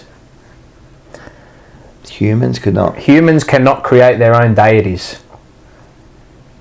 Don't know what that means. Tell me. Humans cannot create their own gods. Yeah. Plural. Because there are no gods. So how can you? Well, that could I know be the what you case mean. too. No, You no, know, I know but what see, you mean. like all these amazing structures that we have and we look at now are all based off. You know, they're all based off that. All based off like religious belief and experiences and all that. But what built these beautiful things what built all these beautiful things that we love are built off religious beliefs. But people hate religious beliefs now. Do you know what I mean? Yeah, but that's the thing. They're built off religious beliefs, and I do believe because religion is important because the way, like well, we're here because of religion, you know. It's the strongest form of fucking... Yeah. Well, I look at. But is it more about religion or is it working? You know. Is it religion was the form, right? I understand that. Yeah. Is it working against society? No. But is it just because humans need something? Yeah, of course, right? 100%. It just happens to be religion. They needed something to believe in. It could have been something else, but that's an archetype. Yeah. That's an archetype. Yeah. It stems from the same thing, but it takes a different form. Ella Pommy, how are ya?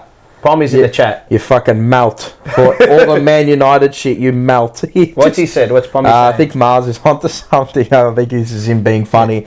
But what's brilliant is being open to being wrong. Yeah. Like love your opinion, but never be blind. My pop taught me your idea should be written in sand and never in stone. Well, good call. Yep. Good call.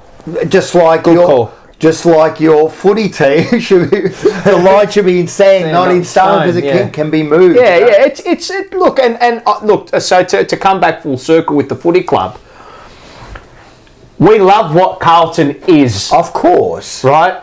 And was. But we hate the beliefs that got us to get there. And the way we got there was brutality. Yeah. The way we got there was we don't give a fuck who you are. We don't care what you do. You're here to play for the Carlton Football Club. Right now it's all soppy. Let's all be nice. I don't want to hurt your feelings. We love Carlton. We love what it is, right? And we're in awe of what it is and what it was and what it's got to, right? But the problem is that we hate, and I don't, but a lot of the influence hates the belief system that got us there, right? This society. You have to, so I'm saying, right, so when people say to me, and Jad and I have had this discussion too, when people say to me, we've got to get rid of the old Carlton, right? And I believe that, because I believe the old Carlton is, just bring in a name, spend the money. You can't do that anymore. That's not, you've got to evolve, right? It's impossible. So you have to evolve, right? But the premise of being ruthless, being harsh, powerful in your decision making, competent in your decision making, and doing whatever it takes to get that goal, being smart, being open, being truthful in all your discussion, right? Should never be. That shouldn't waver. Ever. And that's what I mean by the old Carlton. Yeah. Is that if you finish second, that's not good enough. If you finish eighth, that's not good enough, 100%. right? And who are we kidding to be? When did you ever hear when Carlton was going crazy? Right? The model was. Don't even let fans into training. The model was right. So you look at Carlton. When Carlton was successful, the model was whoever had the biggest business and the most amount of money, we want them, and the most amount of resources won. Yep. That's how it is, right? And it's still the same. Whoever has the best resources, the best infrastructure, the best development systems, gets the best players, the best coaches. But it's limited to a point because of how the system is. So you have to find other ways. So you have to do that, right? We have to fit into the system. Correct, exactly right. You push the boundaries, whatever, right? So when I say old Carlton, I mean we can't do what we did back then. But no one can. Exactly. Not anymore. But the premise of brutality and that's what we've gone away from. When we looked at it, right? So I'm looking at the 70s, 80s, and 90s when Carlton was successful under a certain model, right? Like I said, times may change, but standards must remain, right?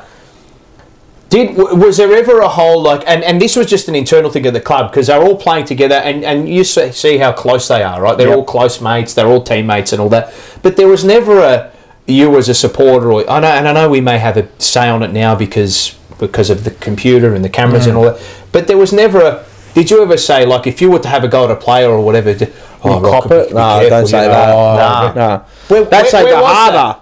Well, but where was that? There was none of that. No. There was none of that. And I'm sure there's probably times, and we don't know because we're not there internally or whatever. Right? I'm sure there are times where players like, mate, that's not fucking good enough. Yeah. But now there's also another push for, let's not upset him. Yeah. Let's not upset her. You might hurt the mental state of the player. Do you understand what I mean? 100%. And Pommy's big on this. He's like, if a player, and maybe the players are not like this, right? And I don't believe they are to a point, right? But maybe some are. And it's probably just like when people say, they're different now. You can't do this to them. But that's bullshit. Yeah, that's bullshit. Rubbish, right? So that's cap. My thing with it all is that we love what Carlton is, right? Because of what it is from the moment in time Of course. we've begun to. But we hate, and a lot of people with influence don't like the belief system which got them to that point, which got Carlton to that point. And it's the same with society. We love going on a holiday and looking at these amazing churches and these amazing. Oh, look at this! Look at that! Look at this! Look at that! But when you go ahead and try to implement the belief structure that led to all of that, it's like, we don't like you're a this, you're a that. No, we don't want to hear it. Well, you see now they pull down statues. They do. Right. And that's the same thing. Yeah. It's the same thing, right? This And where it comes down to, and people roll their eyes again, it is this huge leftist ideology push. Yeah. That's what it is. There's no middle ground, but there's no middle ground. It has to flip. It always does. History says it has to come back to the pendulum has to swing back. I reckon it's going to get a lot worse before it gets better. I think it already is a lot worse. Yeah, but I reckon it's going to get even more worse. But the pendulum has to swing back. It has to swing back. It does, and I believe it always does. It's always a balance. You have to find the balance. You should be able to have a discussion on both sides. There's a great saying is that fences are in place for a reason. And if you remove the fences, you're going to find out what they were there for. Yeah, 100%. And you better be damn sure that you're ready. 100%. I heard that one. You better be damn sure that you're ready. Look, I'm going to be like brutal here. Society's soft. This is the problem with it. And the clubs are soft too. And this is what's happening. And look, David Rees-Jones, you know what you said about Leichhardt supporters now being brutally honest. He admitted that. He said that after a loss, not only would they go in the change room and cop it from their players, then they would go to the social club and cop it again, and you'd be in the middle of supporters, and supporters would easily go up to a player and go, that was weak today. And what would the players say in response? They would go, they cop it. Yeah. But they would acknowledge, and they knew because they already copped it twice as hard in the change room, so they knew what it was about. Now you're right. Now if you do that, but again, if you can't face that honesty, you're lying to yourself. And you can't get better. But you can't. You can't get better. Oh, look, I'm always of the belief if someone you don't know is getting angry at you and telling you can do better, that is the biggest compliment you can receive. I know. 100%. I like when and it depends on how you take it too. Yeah, of course. Look, everybody's different. Yeah, some people have thick skin, some people don't, mate. I want strong people at the club. Well, if you don't have thick skin, you're not made for the caper. You're not built for it.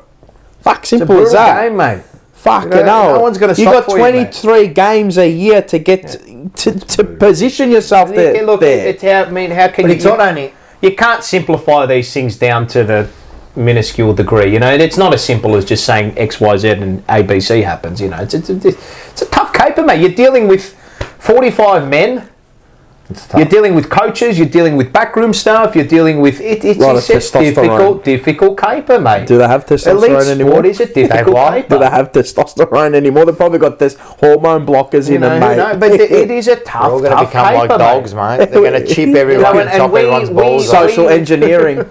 You know, Terry also did have a point where he said, we kind of almost treat them like animals, where it's, entertain me, come on. Yeah. Entertain me. But it is a bit like that. Yeah, it is. It's entertainment. But it's always been like that.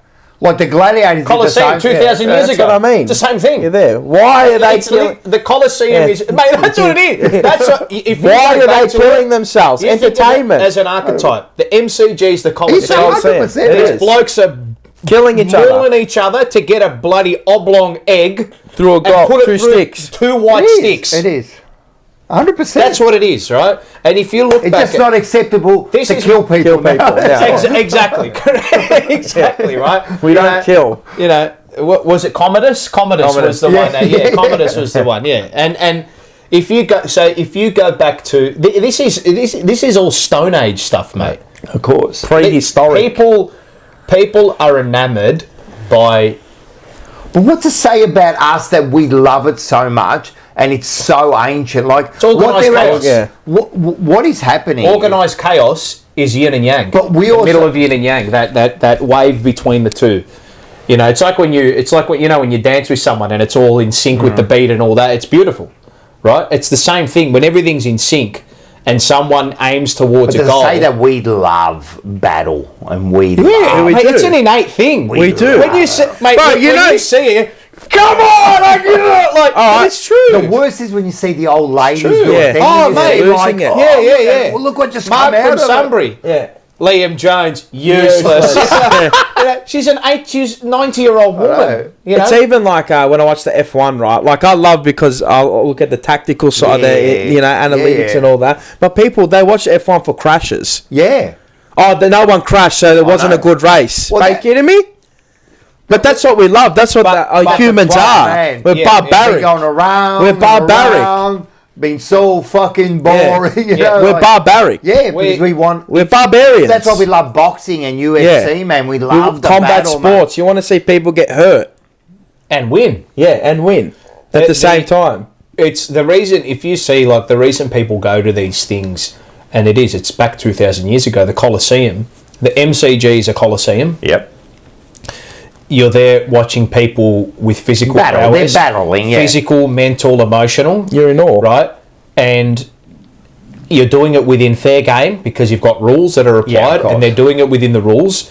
And you have these men, literally every single play that they are using is towards an aim. And when someone achieves an aim and does it well, Yep. it's almost automatically it's this What doesn't innate it make thing in you feel... Yeah, that winner, like you- yeah, of course. You win with Like, them. You Yeah. want, of course, You you win want to with win. them. You Yeah. want to be. I've always Because you said are the this. supporter. Well, you know, in life general, if you live like a normal life, when do you win? Like if you What, get up in Yeah, the morning, but is look- that a win? Yeah, But then see to the go fun. there and that be is, like, it's the peak. you feel it's like peak. you've achieved it. You It's know? peak because it's the peak physical, mental, and emotional achievement that you can. Like we look at these people, like that's mate, I want to have the chiseled six pack, the height, the look, the skill, the ability to go for an aim and go for it. It's if you think about it and peel it all back and forget about it as a sport. That's literally what it is. That's what you're all striving to do. I want to be that. I want to get towards an aim. That's why I like that. Be the you know? best, yeah. Yeah. No, it's interesting, man. You know, and to bring it back to us and what we are at the moment, this is so true, is that Carlton as a football club is a great football club from its history to now, What right? it's built on, It's yeah. a big football club, but the problem is we hate the belief system that built it to get to where it was and where it is, and now we need to adapt to modern times, and we need to adapt into the model that sustains your success in this particular mold. So do you think, right, so with this all changed with you know, the salary cap and all that, that's where it all started going the other Yep. way, I think, right? Yep. So do you think, right, when you Yep. think about it now, Yep. so Carlton is that strong and nothing stands in our way, second is not acceptable and that. It was. It was, yeah. Yeah. That's what I'm saying. Yeah, the emblem says that. Yeah. No, and the this is what people now happened. say that. Yeah. But when this happened, that all the salary cap, we almost got beaten down by the AFL, right? Almost Okay. like a dog, where Yep. you go, bang, you don't fucking do that, Yeah, you know, yep. stop it, you don't And rightfully act like so, that. because we didn't act within Right. the rules. Yeah. You But run do the you risk think of we've being been made an now- example of. So, are we now, since that's happened, Yeah. are we now like being like affected by it? By that, no. No. No, 30 so years why ago. haven't we never recovered from it? Because really? they buy people- because they buy into the history of the club, and the thing is that the people who come in think that people in place. you know it's I'm Carlton. No. So, Yeah, but why haven't we, like, after that, we got beaten down, Because and that, why didn't we stand up and go, right, let's go again? It's almost like we've been beaten down, and then we just like scared to go back up We didn't again. adapt. Well, it's like, you we know, didn't adapt. We died. Yeah. You either adapt or you die. that's what I We mean. didn't adapt. Yeah. After we people got put in beaten place down, weren't the right after people. we got beaten down, Yeah, we weren't put. The people in place weren't the right ones. right, for the last Because they 20 couldn't years. adapt. Yeah. Now we've come out of all that Yeah. bull crap. Well, we haven't. Yeah. We're coming out of it. We're adapted. We've adapted. We're adapting. Yeah. Yes. We're adapting. We haven't adapted yet. Like we're not fully adapted. 2015 was the moment. Well, 2007 onwards, we were forced into the draft because we adopted that. Yeah. Right, and we've only really gone 2 cycles. Yeah. When you think about it. Yeah, when you look... Ratton draft, bang, didn't get there. Went for Malthouse, worked it. And now we've gone Bolton draft, get itchy feet, oh no, move away from it, quick fix, blah, blah, blah, blah, blah. Get someone else in. Have we slightly moved back to draft and development? Yeah, probably. Yeah. But have we gone into it? Well, and you can see with other teams, it takes a long time. We've got to continue. We're probably at 60%. Does it? Yeah. I don't think it takes that long. It's just having the right people put in place. Pommy's right with this, and I believe the shortcut to success is actually going to the draft. Yeah, No, I understand the draft. What I'm saying is, I know that going to the draft is like the quicker the way you fast track development. But when you look at other teams, that have success, you even look at Brisbane. Since they got Fagan, it's 8 years, and as in like to reach the ultimate. It does. But they've been there. They've been like prelim, but it does take a long time. Like even though when you look at us, like you say, in his 3rd year they went to the top 4. Yeah. In his 3rd season they made top 4. Yeah. And now in Vossi, in the 2nd season, we made preliminary. Yeah, but we've been doing this from before, 2015, from before, 17. But it still takes a long time. Like you might say that it's quick, but even Brisbane took a long time. Yeah, but we were I'm talking like as a genuine, proper finals team. It's taken us with this core group and this build. 7 years. It's taken 7-8 years. It should take you at least 3 to get into there. But I think those first 4 or 5 years were like wasted almost. Yeah, because they were wasted because we veered away from what we were doing. Yeah. We got scared. But what I'm saying, all right, so it was wasted. They wanted quick fixes and it was wasted. People. To me, it was wasted, right? So, but really, it's only been now 3 or 4 years that you can truly say that now we're on the right path. So, if you look at it like that, I mean, we're still very early on in this whole thing. Are we? Well, I don't think the moment Voss came in, we rejigged. Like like we're going again. No, I don't believe that. We didn't rejig, but you get the Voss, you get the new thing, you get the new. You're building up. I think that's just changing of the head personnel, not the players. But that's the most important thing, almost. One of. It's a factor. Yeah, definitely. Look, to me and Hawthorn have proved it. 3 years, bang, they're there. Sydney? Brisbane, 3 years, bang, they were there. Sydney rejigged while they had the players. I mean, you got the players there, but they still had to redo it on the bounce. Fucking, what's their name? Geelong. With Hawthorn, you say 3 years quick, but they come from a different foundation than us. To a point, yeah. You know what I mean? That has to be taken into they account. already were there, and then, they went But look at the players. Yeah. They've got they're all new players, mate. They're all completely different. I know the players are new, but it's the foundation is different. Like we had their club. We had a shit. And this is what I'm saying. We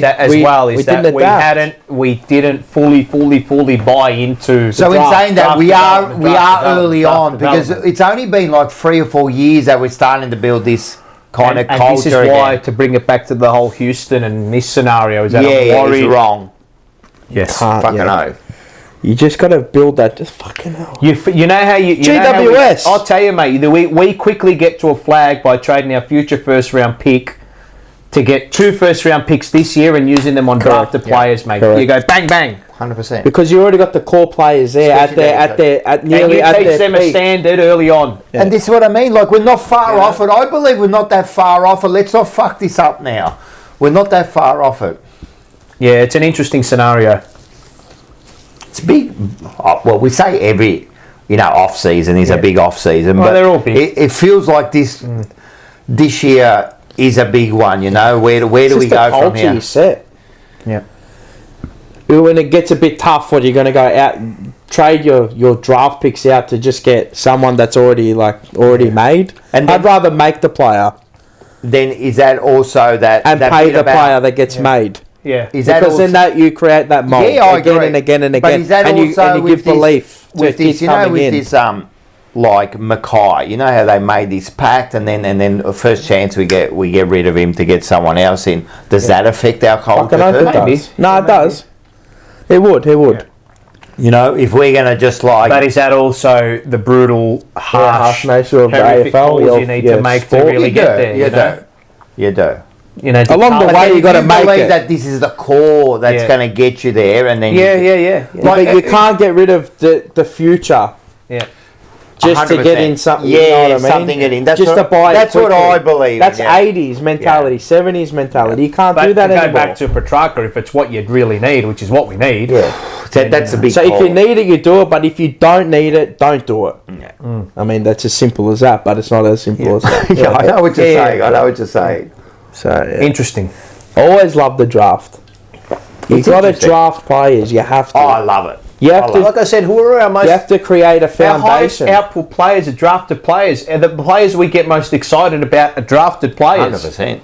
You know, our development has improved. Our drafting has improved. Back that in. When you get a young kid that comes in and plays well, man. Yeah, how excited were people losing their minds over fucking Moya just playing like 4 minutes and then not playing the next week. Because it feels like your own. Yeah, that's your own. Exactly. You know, like, this is ours. And then if you got that, and if you got that academy, when you build an academy as well, you give them a pathway. Like one might filter in and become a superstar. Yeah.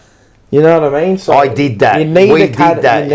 You need that. Arsenal's best player is built. Fuck, go look at Man United. Look at their greatest team ever. They're all academy, mate. They're all academy players. And they're some of the greatest players ever to grace that pitch. Yep. Beckham, Scholes, Neville Giggs, mate. Fucking hell. And then they just got what they needed. Like Ferdinand. Yeah, mate. Yeah, well, you know what I mean. You know, when you got the soccer market's a bit different because but it's still the same mold. It's the same mold still. It's like Boston Celtics. They didn't trade away what they picked. The Jaylen Brown, Tatum. They banked on those two and built around them. And what happens? They got to multiple finals appearances and they finally cashed in and they won. You can't give away what you build. No. To a certain, you can make changes if you need to, but. Yep. You need to draft. Always draft. Always wins. Always wins. And especially that is the mold. And now we're at this point where we're not far off. That's the method. That's the recipe. You do that for long enough, you will win more often than not. And you know what? Convinced. Windy Houston was right. I believe the children are. It's true, mate. Treat them well. Let them lead the way. That's what Brisbane did. Let them lead the way, mate. You know, want that energy, man. You know what? The older players love that energy. You like that, huh? Just thinking of coming to America. Sexual chocolate. I believe the children are our future.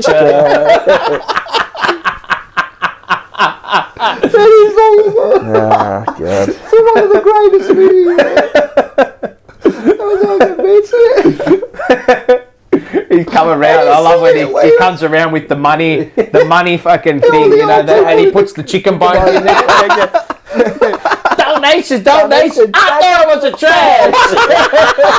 That's the best. Dear me. All right. Coming to America, what a movie. But they fucked up with number 2. Nah, don't even mention it. You don't have to say it. Don't say it. Just don't say it. I never watched it. It's not Icon. Yeah. Don't say it. Don't mention it. Doesn't matter. Don't worry about that. There's supposed to be a new Gladiator. Did you see that one? How? I don't know. It'll be. It's with. It's got a great actor, but I don't know how many kings were African Americans. You know what I mean? At that time, you know. Apparently, it's who is it? Who's the actor? I don't even know. What's his name? The great. Who? The great. Denzel Washington. It is Denzel Washington. Is it really? Yes. What is it? Gladiator what? 3? No. Gladiator 2. It has to be 2. Really? Is it Denzel Washington? Yeah, it's Denzel Washington. Is it? Yeah, Denzel Washington. Yeah. If it's Denzel, I'm in. Yeah, no. Look, I'm going to watch it. Like, it's great. You know what's a great interview? Russell Crowe. Yes, with Joe Rogan. He put on a bit of beef, Russell Crowe, but he was darting Russell Crowe. He loves the dart, man. He loves the dart. Mate, you know what? I have more respect for Russell Crowe now. Barry, this fucking idiot, he's a piece of shit. Who? Can't stand him. Who's that? Who's that? He's gone out with that Sabrina Carpenter. Denzel Washington. Oh, fair enough. He's a fucking dead shit. Slobbo, Parlo, are you single? Yes. Where's that come from? funny thing is, Mark Robinson's leaving. Yes, I did see that. Male is Gary Lyon. He's going to be on the panel. Gary. Is he? Male is, yeah. I don't know how true that is, but good on him. Might ask his son Ben at work. Yeah. Anyway. Is your dad going to be on AFL 360? Oh yeah, he's a good man, Benny boy. Good man. Got this one? Have we got banana? Yeah, I got one. All right, let's do it. All right, here we go. Yeah, stop doing that. Fucking the mic. Yeah, sorry, man. Sorry, Scotty. That's why we got you there. It's got a twitch. Yeah. Can you hear it that bad, can you? Yeah, you can. Oh, I'm sorry. Oh, you get the banana. Banana of the week. Proudly brought to you by Tech Collectibles. Go get your trading card needs. eBay, Tech Collectibles. And we're going to start our TikTok now. So nice. Yeah, so just openings. Every day we're just going to open some random as shit. I'm telling you, it's a big thing, the card. We're going to do some cards on the 24th. Yeah, we got, brother and I, we got a plan for it. So, yeah. Oh, we're going to get the Monday Blues. Yeah, we are, definitely are. Mine goes to... I believe. Sorry. Not Katy Perry. Not Katy Perry. But the $5 million we spent on her. Yeah, it's a lot of money. That's 5 million bananas. Yep. So we can spend $5 million on the entertainment for 15 minutes. I know what you're going to say. But we can't spend $5 million on cameras. Yes. Big banana. See, the AFL's allowed to do it. 5 million here, 100,000 here. Yeah. They were going to spend 20 million. And I was about to get to that. So you want to spend 20 million, but we can't spend 20 million on cameras to make the game better. 100%. And easier for you in the arc. Good call. So, Good call. Get it right. Good call. Put the money where it needs to be put first. I don't care about Katy Perry for 10 and a half minutes and her singing I Kissed a Girl and all. I don't care. Yeah. I know what message you're trying to portray there. Shifty bastards. Yeah. Smart, aren't you? You think you're smart. Yeah. Well, you are smart. I think that's all they could get. Yeah. For 5 million there? Oh, come on. No, 5 million, you set up the whole AFL, mate. No, I'm saying as far as entertainment. Oh, yeah, I know. But all they could but all get. I'm saying is money-wise. Oh, I agree. I said as soon as I spend it had on the 5 game. million, Spend it on the umpires. Yeah, mate. Make it Exactly. Spend full-time. 5 million on Make the it full-time. umpires. Make 'em Fucking full-time. hell, like, get it right. Still haven't got Because it right. at the end of the day, the most important thing is the game. It's the fabric of the game. If you want to toy with it, spend it. No one spend cares your about money. the entertainment. It's great, you watch it, but at the end of the day, 15 minutes of entertainment. Don't care. Forget about it 5 minutes into the game. That's right. So that's my banana. I of the bet week. you Sydney supporters, they're not remembering. Hey, do you remember Katy Perry at the grand final? What grand final? No, $5 million worth of heroin. What grand final? Anyway, Never heard of it. That's mine. You I got one? have one this week. Can't believe they don't spend it on the umpires. I can't believe they won't even put. They won't even put. Bro, you can put $1 million towards the umpires. Give them a facility there. Give them something at Gladys Park there.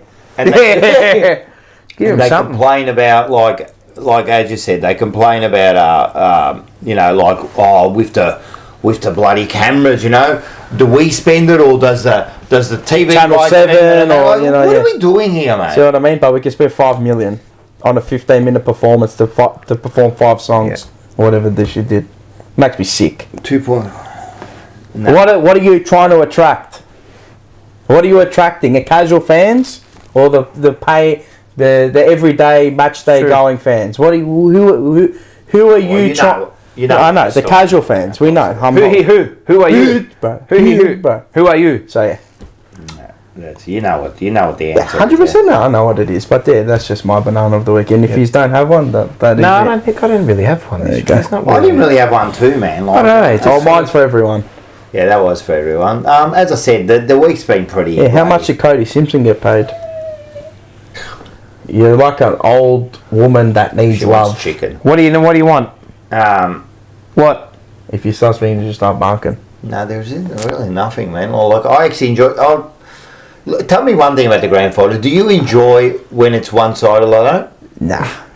I was at a stage where it was like more. Oh, yeah, I do. Inflict more pain. Get it to 100. Like everyone goes, we want this close. We want a close grand final, and I understand that, right? But I also enjoy when one club is getting punished. It's like a gladiator in a battle and cut the head off. I love it. I'm telling you, we just want total carnage as humans. Look at that. Nick, give a Look little at him. And you know what? It's not like Brisbane didn't play some fucking champagne football there. No, mate. Like, I enjoyed the football they played. No, it was grouse. So, what type of champagne did they play? Verve? No, Vivek Clicquot or Moet. What type of? And there's a Ferrari one now. Yeah. Oh yes, that's the F1 that they use that on the F1. And Sydney played a prosecco, a real cheap $5 prosecco. Fucking goon bag. Yeah, goon bag. Yeah, Fruity Lexia. They're on the Fruity Lexia. Well, the banana, I suppose, goes to Sydney, doesn't it? Yeah, fucking. They have to get a bit of a banana. Oh, shambles, shambolic. They were actually a disgrace. A disgrace. Actually, a disgrace. That was so bad. Imagine the people that flew down. You've done thousands. Oh, mate. You've done thousands. Fucking I'll pack it in. And they were packed, like, it was, what was it, 100,000 and 13 people. Fucking big crowd, man. Because you got the Fitzroy and Swan supporters. Yeah. Actually, you know what? There's a few banana of the weeks for the people down. I went to get ice cream on Saturday night down in Lygon. Some ice cream. I said Taylor got home and we had dinner. And I'm like, oh, you want to get some ice cream? Right? So I went to get some ice cream. Went to Peter Pippo, best in Melbourne. I don't care. Proper. Best in Melbourne. Did you get the panna? Yeah, panna. But I wanted to whip it, cuz. Yeah. So I went down, got our ice cream. Actually, there's another banana. There's two bananas here. Right. So we're crossing the road, right? And there's, you know those Uber bikes, the guys are on the bike. Wait. Damn, man. Wait. So the light goes green for pedestrian crossing. Right. I see these old couple and another old lady. Yeah. They have to cross, and all I do is I start screaming, "Hey!" like that.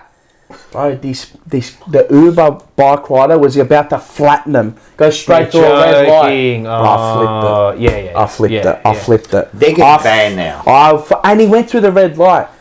I can't say what I said there because I fucking flipped I know what you said. Yeah. Seriously? He could have killed them. If he collected it, they'll finish. Broken hip. But he was flying. Was he on a push bike? Yeah, no, he was the electric one. You know, there's electric ones. They're all over the place. Oh, yes. Flying. And I'm like, oh my God. I just screamed out because I knew what was happening here. And I screamed out. I said, do you know what you like? You have a fucking look, mate.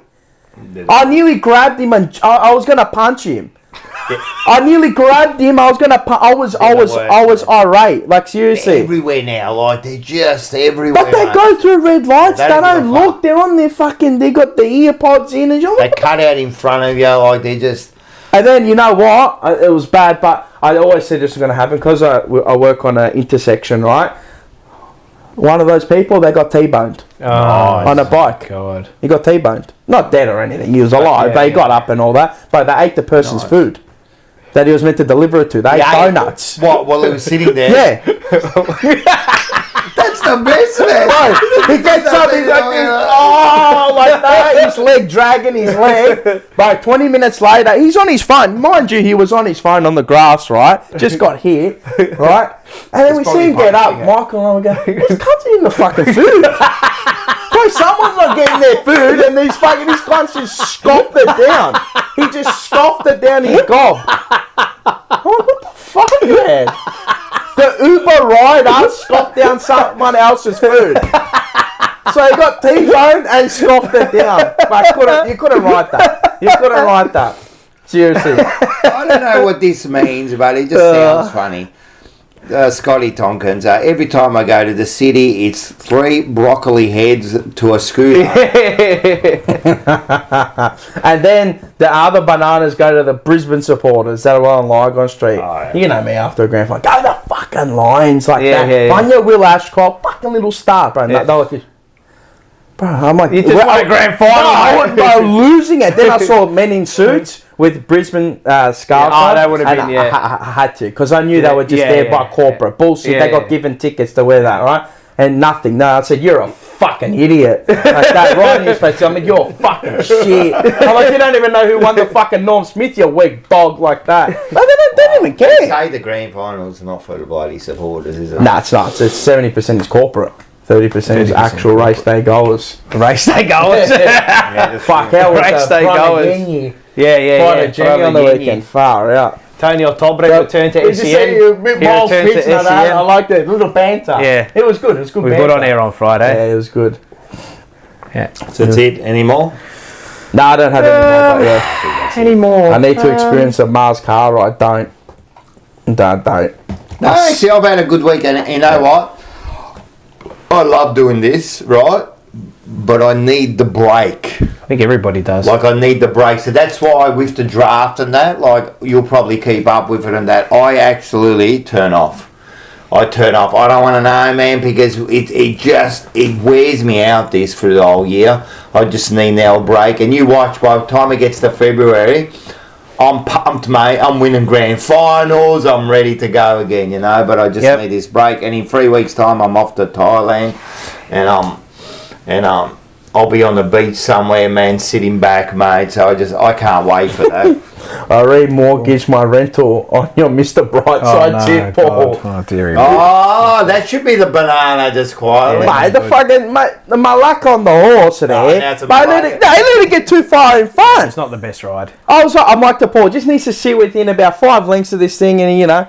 It's all over. As soon as it was 8, 9 lengths out, I said it's done. Rip it up there. Yeah. Wait, it fucking motored home. It did, yeah. It fucking rattled home. But just not too far. Yeah, but Mr. Still not Pride as of bad Jenny. as your fucking Collingwood bet. The all-in? Yeah, that was pretty bad, mate. Oh, you can't win them all, mate. That's you correct. can't win them all. That's correct. Did anybody take my tip for Ashcroft for the Brownlow last week at $40? Brownlow or the North Brownlow? Smith? No, Brownlow. I gave him the Brownlow one for $40. Into 21s right now. Oh, he's in for next season. year, Ah, for the yeah, Brownlow, okay, yeah. So he's into 21s just off the Norm Smith. Fucking player, isn't he? Yeah, going to be a gun. They Well, if he already is a freak, he's a gun. So he's a champion. Brother next year. Yeah, is he Levi. getting drafted. Levi. Yeah, Levi. Apparently just as good. He jumped onto the ground. Did you see that? Yeah, he Probably did. could be better than the brother. Yeah. Wow. What about the St He's Kilda? going to. He's a top 5 pick. Yeah. What about the St Kilda president today? It's pretty hard to be better than the fucking Norm Smith. What a year he's had. Yeah, that's true. The youngest ever? Ben was supposed to be the best. Is he the youngest ever? He's the youngest ever in the AFL era. But in the whole of the organisation, Wayne Harms. Yeah, Wayne Harms. How old was Harmsy? 19 and... like 6 months. Yeah. How old was Andrew McLeod? No, he's not the youngest. He was the youngest ever AFL one. Okay. But now it's Ashcroft. Okay. Good effort, regard. Yeah, oh, mate, absolutely. 19 years old, but he starred. When he kicked the came goal... halfway through the year. When they only lost two games this year. With Taped up everywhere. 11-2. Right knee taped, left thigh taped. I love him too. That's something about him. And this was my thing about last week. I love Johnny Holden.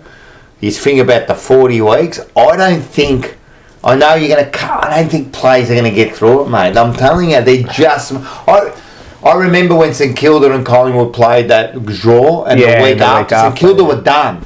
They were never going to win that second game because they were just all out on it. So, fuck, it's a tough season, mate. Footy's tough, man. Yeah, you mentioned, and the St Kilda CEO Andrew Bassett coming out with, the AFL system's not set up for us to do this, and the bigger, mate, just get better. Yeah. Get better. Like, how did Richmond do it? Well, if you're not... It's not your fault that Stewie Lowe and Harvey and all that. The kids don't play footy cards, or they're not good enough. That's not. Blame everybody. Yeah. Well, blame everybody. If you just make it, you're just going to fall behind. Just get better at the draft. You have to get I would have been if that was the Carlton CEO getting up there, mate. I would be ropeable, mate. Hammered. I would be ropeable. Blaming everyone but yourself. Oh, the picks and this. Blame the world for your problems. Blame the world. It's everybody else's fault but you. Yeah, and this is I hate that. Again, it doesn't come back to find an edge. Find something. Look at yourself in the mirror, see what's wrong, and then go and fix it, or make yourself better. Again, decide it. My mum didn't hug me enough. That's why I'm. It's like with these on, the lights on. Told you they wear rainbow flags at night. Yeah, they're doing It's the saying, and it is true, mate. To those who have everything, everything will be given. To those who have nothing, everything will be taken. Yeah. The Matthew principle.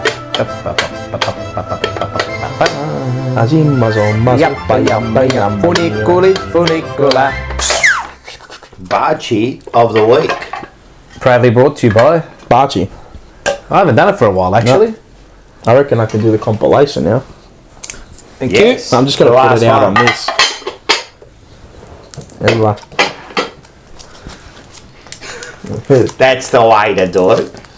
So this week, Little G, mate. our Bachi of the week goes to. I wonder if they can guess it. Who can guess it? See, let's let the chat fester away. Come on, let's have a quick guess. I'll start guess fest. rolling them in now. I can tell you now, it's definitely not Dan Houston. You should have got banana. Let's see who the smartest person in the room is. Here we go. Come on, who's the Bachi of the Here we week? go. I am reading. I am looking. It'll come through now. Here we go. They were still talking about the Saints that's here. already done. BJP. Yep. Oh, we got Yep. someone that could be correct here. All right. Well, we may as well just read it out now. Yep. Fagan and the How Lions. the fuck did you pick that, Scott? Chris Fagan.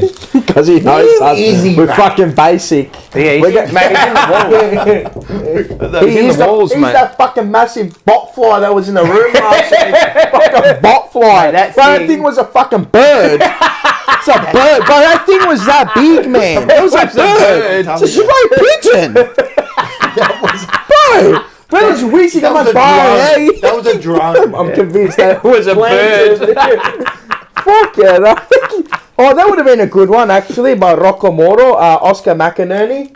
Oh, That would have been a good one. Yes. He thinks outside the box. Make sure you send us in your ones for next year. Not Chris Pagan, yeah.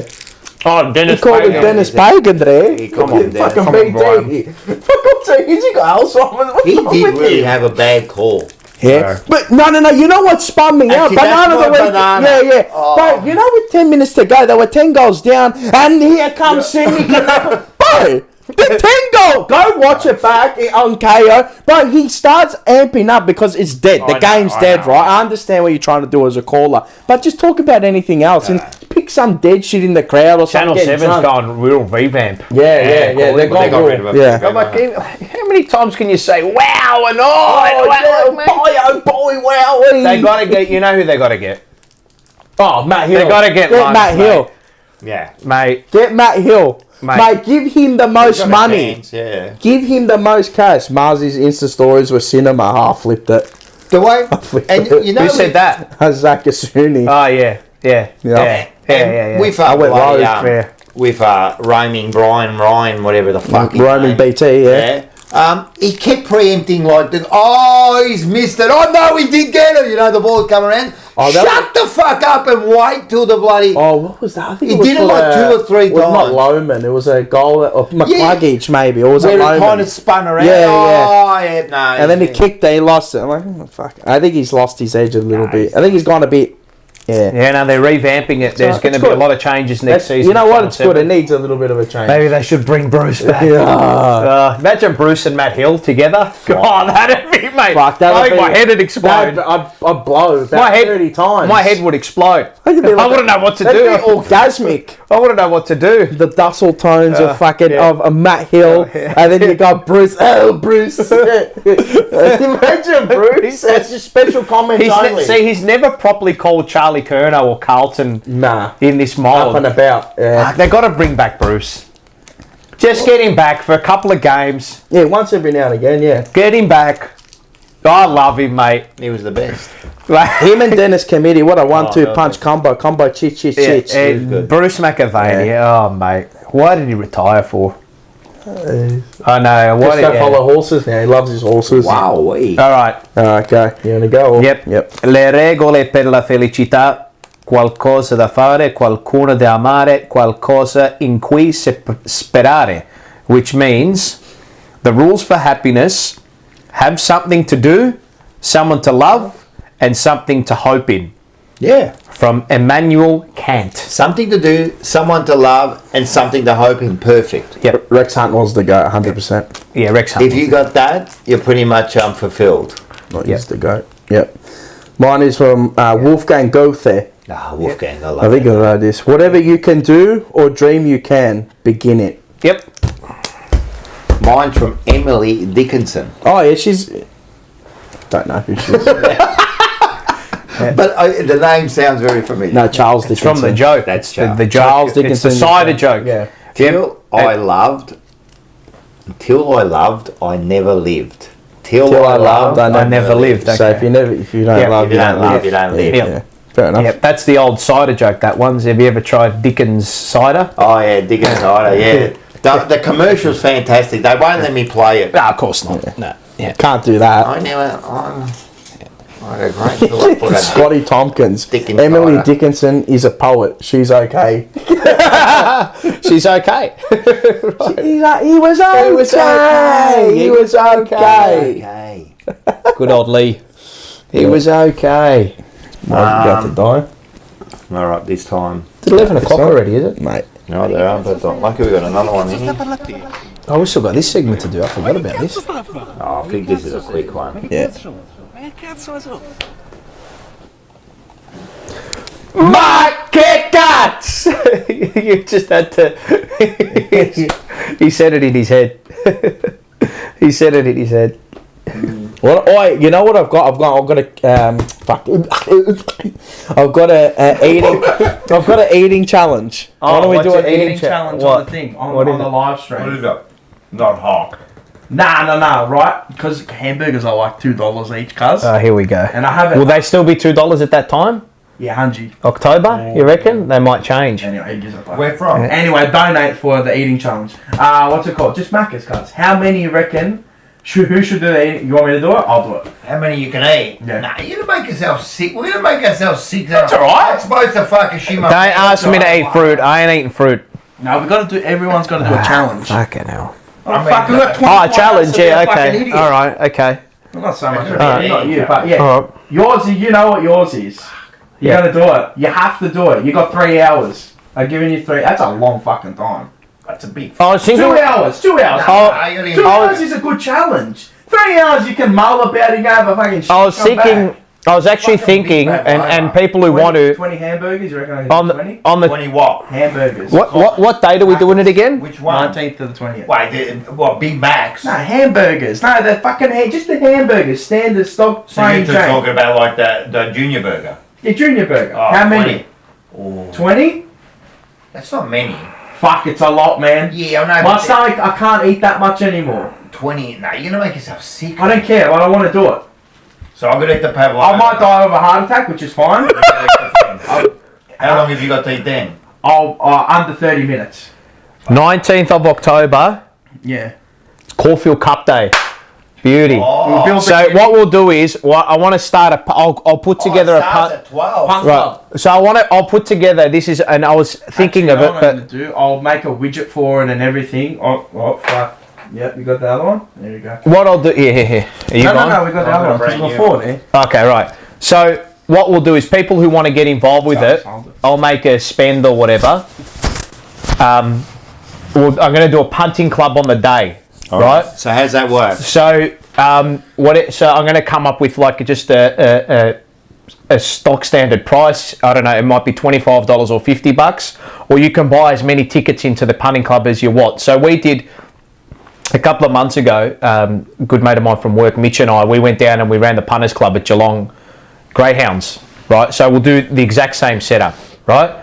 So it'll be $10 for one ticket, and you can buy as many tickets as you want, right? So what does... Yeah, tell us. Right, so you can buy as many tickets as you want, right? So what we'll do is all the money that's collected into the pool, right? Whatever is there left at the end of the day, however many tickets you've got, it's what's divided into. So say if you bought 10 tickets at $10 and say just say for argument's sake we made 10 grand on the day, you come up with your 10 tickets, it's divided by however many, and it's times by whatever it is. So will you pick in the bets for the day? Yes, I'll pick the bets for the day. Just you? Oh, whoever, yeah. Oh, I'll do, because obviously I do the form for work, But you're the... but, Not always, man. Yeah. No. That's what I'm saying. so I'll put together a little, or I might even keep it as simple as, whatever you want to put into it, whatever the percentage you put into how it are we going to compared to your do? pool How are is you what going you'll to get put back. the money into where? Like, what's going to Have a happen? kitty. Yeah, we'll have but a kitty. how I'll are put it into a they kitty. going to put in? Oh, we'll start a fucking... I'll put a betting account together. All right. I'll sort it out. We'll have a punting club. do it on Sounds all good. States Bay. I'll have a punting club. Because what time's the racing start? 12. They start at midday. And we start at 12. How's that sound? starts at midday, and they'll go till about 5:30, 6 o'clock. Right. It's going to be funny, man. So what we'll do is we'll do Is a any little sports going on that night? whatever there is. There's Right. Arsenal and all that. We'll Is put there? we'll put On Saturday together a night? little. Bullshit. 3:30. Perfect. Oh, As well. We hope you're gonna be spewing up for the thing. I'm gonna be shitting my pants. We'll put together a little punting pool, and we'll bet in units. and what we'll do is just say we get squid. Just say, right, all the money that we've collected together off everybody who's put in, just say it's $2,000. Yeah. Right. However much money you've put in as a percentage is what you'll get back. Yeah. Percentage. Yeah. Correct. So if we get the pool up to $2,000, you've put $200 in. That's 10% of the final pool. So if we work it up to $5,000, you get 500. If we work it up to $10,000, you get $1,000. However much percentage you've got of our initial pool that we bet with. I'll keep the whole spreadsheet. You're very confident there. That's I what reckon we'll it's do. going to be like... We did it. So we did it at... We'll win. We'll find winners. We did it... Bet on units. Yeah. So we did it We've got at... like $1,000. What's a unit to us? $10? About that, right? So we did it at... when we went to Geelong, so Mitch and I ran the Punters Club for sports bet. We did the Geelong Cup night at the Greyhounds, right? And it was $20 a ticket. Some people bought 2, some people bought 3, some people bought 4, some people bought 5. And I think the kitty we ended up with was about... We had 2,500 and we ended up with returning about... It was just over $6,000. Oh, nice. So a $20 ticket returned you times 3. Yeah. You know, and whoever had 3 tickets... I like it. 60, Does everyone 66, like you got that? $180. So anyway, I'll put it all together. Giddy up. Yeah, I like it. and we'll put together a little... It might even be only one ticket. Yeah. Might even be like everyone put $50 in, put $100 in, or whatever you want to put in. I'll divide it up as your dividend. I'll have a live spreadsheet, and you do it if you do it in sports, but it's actually easier. Yeah, or whoever it is. Can I just say something?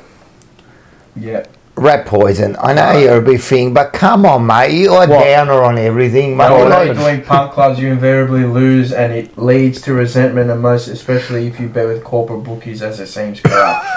What are you going to bet with? Take it easy, bro. You know what you're going to do? Going to smile a little bit more. Just relax. Just fucking just relax, mate. Don't worry. I'll relax, mate. Once off. Racing analysis is part of my job. So. Rat poison. It's a bit of fun. Poison is a bit like he comes up with good comments and then he'll come up. Bookies can be like. Yeah. I'll bet at the tab then. I'll go to the TAB. Bro, we're betting on. I'm not going to go nowhere, mate. We're not moving anywhere, mate. You know what it's going to be like too? I was thinking about this, right? We're going to be there for 10, 12 hours at one stage, right? And then someone will rock up. No, I know. Yeah. I'm saying we're going to be there and then someone will rock up and we're going to get that excited that someone's visiting us. Remember like Big Brother? With the intruder. Intruder alert. I'll have a thing. You should have intruder alert. I have a soundboard. Yeah, the intruder alert. Intruder alert. I set up so much shit. I'm going to do it this weekend. Yeah, you got to do it this weekend. So anyway, I'll put together something for the Punters Club. Whether it's $50 a ticket, $25 a ticket. I'm already living on the streets because of power. The cardboard box. Oh yeah, all right, that sounds good. So that's how we'll do it. I'll put together something. There'll be plenty. All right, so we'll do that. There'll be plenty of stuff going on. There'll be some sports. We're gonna have some challenges. I reckon we have some. There'll be some some other challenges. We've got to come up something for you because we're going full on, man. I'm eating a whole pavlova. This bloke eating like 30 burgers. You've got to do something. There's got to be a challenge. I don't know. You have to work that night? Yeah, probably. Yeah, I will be. Yeah. We don't want to kill him, but it's got to be. You got to do something, man. You got to we're doing something that's going to kill us. Then he has to come back. I don't know. What do you want me to do? I don't know. You got to eat some fruit. Oh God. But not just like one piece. Well, over a whole thing, why don't you set a bar of how much fruit I need to eat over the 24-hour period? While I'm there. All right, how about we set up 10 bits of fucking a fruit bowl. Exotic fruits. Yeah, and he has to... Like dragon fruit. But it gets... I'm going to buy some jewelry. That's the god tier fruit. So it starts off easy, like blueberries. You're gonna die. No, you know what you do? Blueberries, then strawberries, yeah, and peach, and it gets... I don't want to even get to the strawberries. But it gets harder. It gets harder. The levels get harder. You're not gonna want to miss Paul eating the durian. Have you eaten a pineapple pizza? Yeah, I've eaten pineapple pizza, yeah. Maybe we just get a fucking pizza but full of pineapple, no ham, no sauce. Nah, you can't do that. It's just a waste, mate. What for? I'll eat it. Why don't we get a cup of split? I said, why don't we just get a whole pizza, but instead of putting ham and sauce, and they just put pineapple. Pineapple full on. Why don't you get a cup of you want to order one like that? I wonder what they'll say. Go, I want a thing. Like, there's a thing around the corner from me. Like, it's legit up the road. The pizza. What are you going to eat too? Bachi of the week goes to Cleo. Yeah, Artie. Stupid head. I'm getting rid of the rug. I'm putting seat covers on the couch. Oh yeah. How sick I am, yeah. Yeah, no, we need the cover because if we're going to be sitting there the whole time. And this is coming there. You've got to put the plastic cover on the couch, mate. Yeah, like a full proper wog. Full on wog, man. That'll be there. No, it's going to be a good 24 hours. Yep. Maybe making gnocchi. We'll make so much, mate. Anything can happen over 24 hours. It's a long time. You'll leave and then I reckon Michael will join us in the late night and probably Dylan. They'll be joining us most of the night, I reckon. Monday Blues will be there for a while. We'll get all the other boys coming in and out. We'll get a few guests. We'll have not 24 guests, but we'll have like enough. There'll be enough. There'll be enough. Yeah. But me and you, the constant. 24 hours, yeah. Easy. All right. Snitz Northland. Yep. He's brought his market cards. Oh yeah, fuck. I played the game the last time for the year. Let's all do it. Let's all pick one each. 3 though. Oh, right. Oh, as in we all have to go. Okay, right. For the year? Yeah, for the year. Yeah, all right, let's go. All right. The Australian. All right. Everyone got their one in their head? Yep. All right. 3, 2, 1. Coward. Cripps. I was going to go with Cripps, but because I think John Holden said Yeah, coward. I like it. So we're the same. All right, let's go next one. Fuck. Here we go. Still basic instinct. instinct. The basic instinct. All right. There's about 3.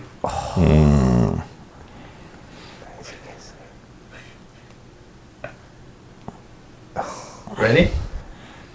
It's just like when you have to pick something on the menu and you just hurry up and then you pick it quickly. Alright, I'm gonna go for it. Ready? 3, 2, 1. Zach Williams. Oh, we all went different. What'd you say? I said Hewitt. Oh, Newman, and they're all good picks. Zach Williams, okay, I like it. Yeah. You reckon he's basic instinct? Yeah, because when he went up forward, that's how we played. Fair enough. Alright. Played on instinct. Last one. Spice of life. Alright. Okay. I've got my one, and I'm going to justify it too. Spice of life. Spice of life. I reckon I know who he's going to go with too. He's thinking a bit hard. I know who he's going to go. He's going to kind of go different, but it's legit. You know, just like that, you look like a gnome. With that hat. Yeah. Alright, I'm counting it in. Go. 3, 2, 1. Cripper Koning. I went Moya. Yeah, I mine's know for next year's projection. Yeah, okay. He was. Even that one game. Mate, the 2 quarters he was already spiced a lot. That goal he kicked, man, that was He's fantastic. already spiced us up. Why did you not play him? Yeah. Who'd you go with? Yeah. Who did I say? I don't fucking know. I don't know. Cripper. Oh, Cripper, okay. Spice of life, okay, yeah. Nice. I thought someone was going to go. I thought you were going to go maybe Kerno. Yeah, I was thinking Kerno. I knew my Garden of Eden is Kerno. Kerno, yeah. Because he's paradise. I thought he was either going to go with TDK or Elijah. Yeah, I was going to go Elijah. He was thinking about it hard. Could see Alright, that. Ella, let's get into it. What do we got here? Oh, sometimes you're at the wrong place at the wrong time, mate. Here we go. That's true. Oh, yeah, market cuts. I forgot about this. Oh, I've seen this. Look at this, man. What happened here? What's this? Just get a thing. Look at the car. The truck comes along, having a bit of a look. Oh, what are you doing there? Oh, no. Wait. Oh, no. Oh, no. Oh. Mate, you're just driving along. Imagine that. Sources say he's alive. Yeah, no, I think he's alive. You're just driving along at that. Master food sources. End up in the lake, mate. Like how? I don't know if it was a That's lake. bad. You got to get that back up. You want to do it again? See how you said about the F1? About if there's no crash, it's not exciting. Yeah. Get that back up. I want to see it We're again. laughing at someone not dying. He didn't die. In the far left lane there. Look at the truck. But you know what happened? Like, you look at the truck. He just noticed now. He goes, oh, fuck. Look at this, man. Oh my. Just a seesaw. That was Carlton's year. I think the bloke. That was Carlton's year. Yeah, it was too. Just driving along. It's going to right good. Oh, shit. Yeah. Where did he end up? Mate, there's apparently he parachuted out and he's alright. Nah, he's all right. He's alright. He's all right. He's good. That's Good bloke. actually Carlton's year. Straight off the cliff or off the bridge. Oh yeah, and then there was the bloke running off, man. Like, and what about the bloke like who was just standing there? Yeah. Oh God! All right. Oh, what's this one? Oh, I just got this one. It's called. I just named this the 1930s. How times were different in the 1930s, man. Have a look at this. I should have One laughed. day in the 1930s, this newspaper boy noticed a camera recording on the street, not knowing almost a century later, people on the internet would be looking back at him on their mobile phones. Look at this But light. this colorized footage also shows the huge contrast over 100 years, when hardly anyone was overweight, compared to today, where most people are just the opposite. That's true, huh? Handsome man, good looking bloke. Imagine that, like seeing the camera for the first time, just like, what's going on here? And then you just walk off. Now it's everywhere. Like today, where I was funny was where was I? Today I was walking somewhere, and like I walked like 30 minutes, and 3 people were taking photos, selfies, you know. Oh, God. I had to get around them, and I go, look at this, man. Like everyone's so worried Bing, about bang, boom. just taking photos and not enjoying the moment. Next. I found this a little bit funny, how the social structure, even in a keyboard. Have a look at this. I've seen this. This is probably.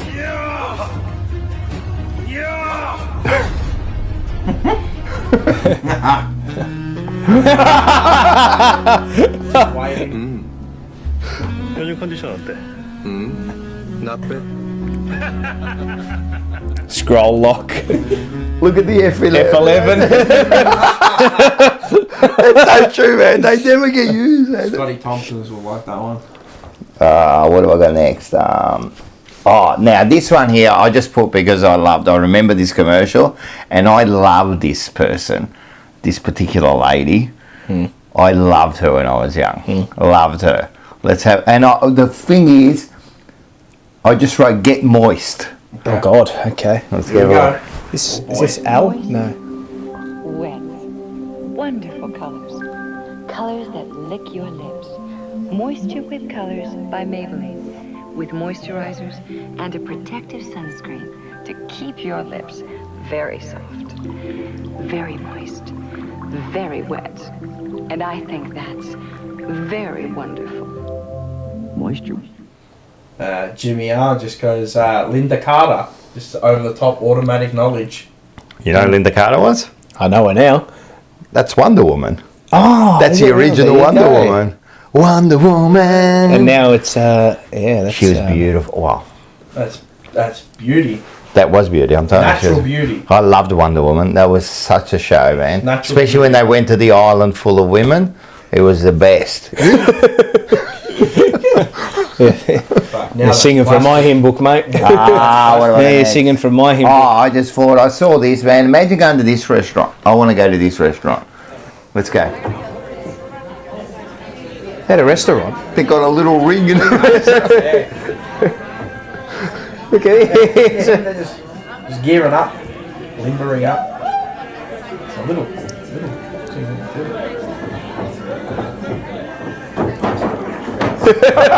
Grappling, yeah. The Roman grapple. Look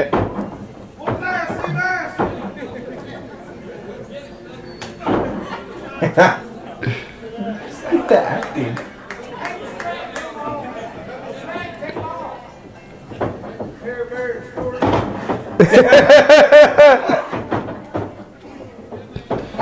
Here we go. He's got him in the headlock now. Yeah, you know what I mean. Yeah. Cranking it up. Here we go. Oh! My God, he hit him with a clothesline! A clothesline from hell! This is great. He got him with a... He's in the ring. 1, 2, 3. No, he kicked out. I think he kicked out. I want to go to that restaurant. That's fantastic. Imagine having a few drinks and just going into the ring. Fucking grouse. All So, right. imagine that. You just had a chicken parma or a steak. Someone just suplexes you off the top rope. See you later. You know what it just came to my brain? You know that guy, Catfish Cooley? Yeah, Catfish Cooley. Yeah, the guy has all the Some of food. that old Caesar's It all tastes like shit. Actually, there's a good doco now about McMahon. Mr. McMahon. Yeah, McMahon. That's Is it on Netflix? Yeah. Yes. Yeah, I haven't seen it yet, but I saw the previews. It looks really, really He's good, the man. greatest ever. Wow. He's He set up $1 billion industry. Now he's, Is he? under investigation. But hasn't been convicted yet? No, he's not. Yeah, so there it is. You know what? Everyone comes out with anyone from someone's got money. that era that's made money is They'll- under yeah, investigation. yeah. It was just a different world, man. That's what you were saying before. We love. Well, we can't understand that No. world is just. Well, look at P Diddy. Yeah, but that's fucked up, bro. Yeah, I don't know. Fucking Man. 500 dillies and fucking baby oil and a fucking. See how big the bed was? fucking bed was a Sophie MCT, Orgies and shit and all that, mate. But what do you think was happening? Like, why is everyone so surprised? But you know all these conspiracies that's you're mad and all that. It was all true, mate. It's all true. Are you surprised? No party like a Diddy party. Yeah, they all said it though. It's all on. They've always said it. always said We it. just never like It got now. to like 2 or 3 o'clock. It was like, and then it got better at 5 o'clock in the morning. Like, it's just what it was, man. That's the elite. When they got money. What'd you bullshit expect? Who money- was it that walked in? Someone said there was an actor that said he walked in on Will Smith getting he was getting bummed or something like that. Said he walked in on Will. I can't remember who it was. He walked into the change room and he just said he walked in on Will Smith getting done. Like he was just But getting. apparently, Justin Bieber was doing some shit too. Oh mate, it's crazy. These Hollywood elites are nuts, mate. If Crazy, you got crazy, that much money, crazy. just wild shit. And then LeBron. you think you're unstoppable. Yeah. Well, I get. Nothing can touch you. No, bro. no one Those can. people, nothing happens to them. They actually are invincible. The only thing they can't Until beat they is get death. No, the only thing they can't beat is death. And even when they get in jail, they come out of jail quickly. You know what? I'll be more surprised if it didn't happen. 100%. Michael just woke up. What the Sigma? Skibbity Zack. Cup of squid. Yeah, Dewan. He got caught in an act with Dewan Martin. He's Yeah. like the bloke from. I don't know who it is. Let me but- see him. Let me see him. Hold on. Dewan Martin. He's not. He's from Thing. Not white. He's a white girl. No, white. Chick. I don't know who it is, but is this Called Freemasonry. Correct. whatever it is? What's he talking about? Skibbity Scotty. Skibbity Diddy. Yeah. All right. Have we got a poll? Look at the lung. He had a real bedtime on the couch, straight killing him. But can you imagine? Can you imagine having that much? Listen. Door to Dwayne dressing room. Hold on, wait. I'll try not to get the one with the music on it. Wait, so we don't get done for It was the copyright. woman that everybody wanted, and Will needed that validation to have that type of woman. You saw her say. Hold on, wait. Apparently, Bieber was ramming J-Lo and Puff was watching. That's what I said. Here it is. Yeah, here. Listen. Door to Dwayne dressing room, and that's when I see Dwayne and having anal sex with Will. Process that for a second. Let me process There was a couch, and Will was bent over on the couch, and Dwayne was standing up, killing her. He was standing up on the couch and killing him. they found 1,000 bottles of baby oil at Puff's house. Right, come on, man. Oh, Fucking that. What was it? The Johnsons, the baby oil. mate. What is wrong? What is that? Sigma? And imagine what they can't say. Oh, Mate, it'll come out. Even it's crazy. And there's these children that go missing and stuff, and what a mad world it is out there, mate. 50 Cent had the best tweet about Diddy. He's the only one that didn't partake in these activities. Yep. Is this the one about when he said, he goes, we should go shopping one day? he goes, go shopping. What a fucking thing. Have you got a pause call? Nah, not this week, mate. Well, yeah, he does, mate. Do I? Yeah, you do.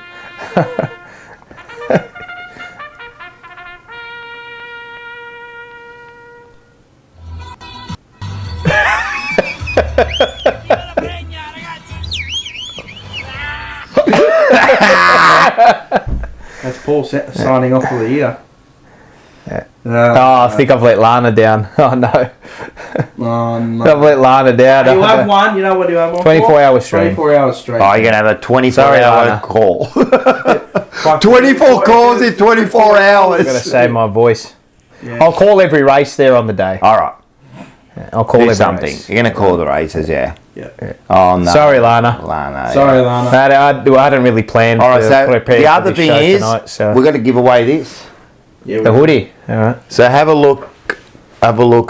Whoever's left in this chat. Is it nearly midnight? What the hell? How? Is it? Fuck hell, I've blood. got 12, mate, 100 people still watching. I told you. There will be on the live stream. I reckon there'll be throughout the night. We'll get to those early hours of the night. People drop off. But I reckon there'll be like... How many would stay the whole way? Oh, fuck. You'd have to be... I reckon about 20 of them. Sick, yeah, easy. That'll stay the whole night. You gotta be a fucking sick fuck. I would do it. That's just me, but alright, Ella.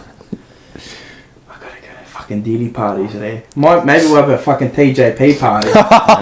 Bring the baby oil. Yeah, the Johnson & Johnsons. Alright, what do we got? Have a look. Anybody in here? Oh, 45 votes. Matula, 45. Rocco Moro. TJP was here. Let's have a look who's there. Let's have a look. 45. Give me a sec. There's no party like a fucking Diddy party. So we're going to pick a winner. This is a grouse top. Do you like this one, Paolo? Yeah, that's nice, eh? The Black Mucka Cat. So this is a very limited edition. With the... The Mucka Cats. Look, and then when it gets cold... Ah, yes, good one, good pick. Who'd you pick? Thomas Beckenley. Stay with fucking gusto there. Thomas Beckenley. Ah, very good. So you know that Carletto life, Nonno Faustino. You know the guy who teases the nonno. You know, say hello to Aidin. Ciao Aidin, meglio. Ciao Aidin, no meglio. Alright, Mark. Cazzo. Alright, make sure you send in all the winners of tonight, which I will recap. So the black cap goes to Jimmy Rapitis. Yep. White cap, Jonathan Terlardo. Yep. Macke Cazzo apron went to Rocco Moro. Moro. And then the black Macke Cazzo hoodie went to... Thomas Beckenley.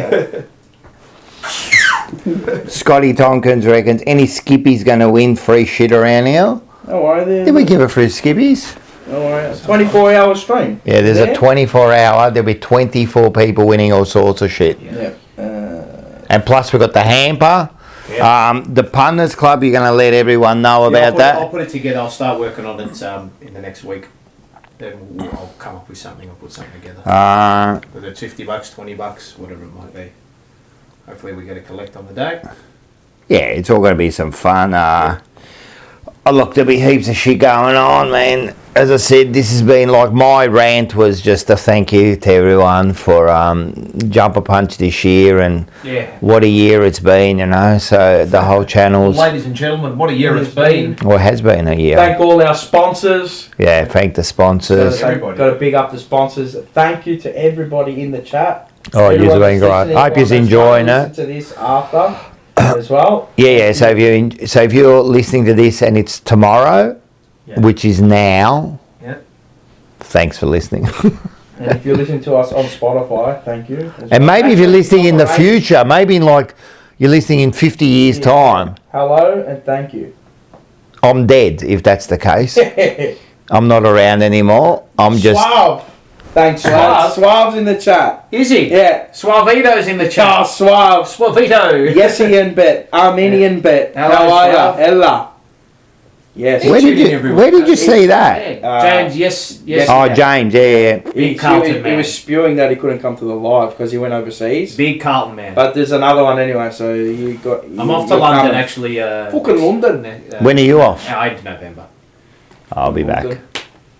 I'm up to Thailand. If anyone's there, I'll be there in I was just saying, October. Got into contact with Arsenal, but I sent them a couple of emails. So nice. I'd love to get into a couple of their press conferences and ask Mikel Arteta a couple of questions.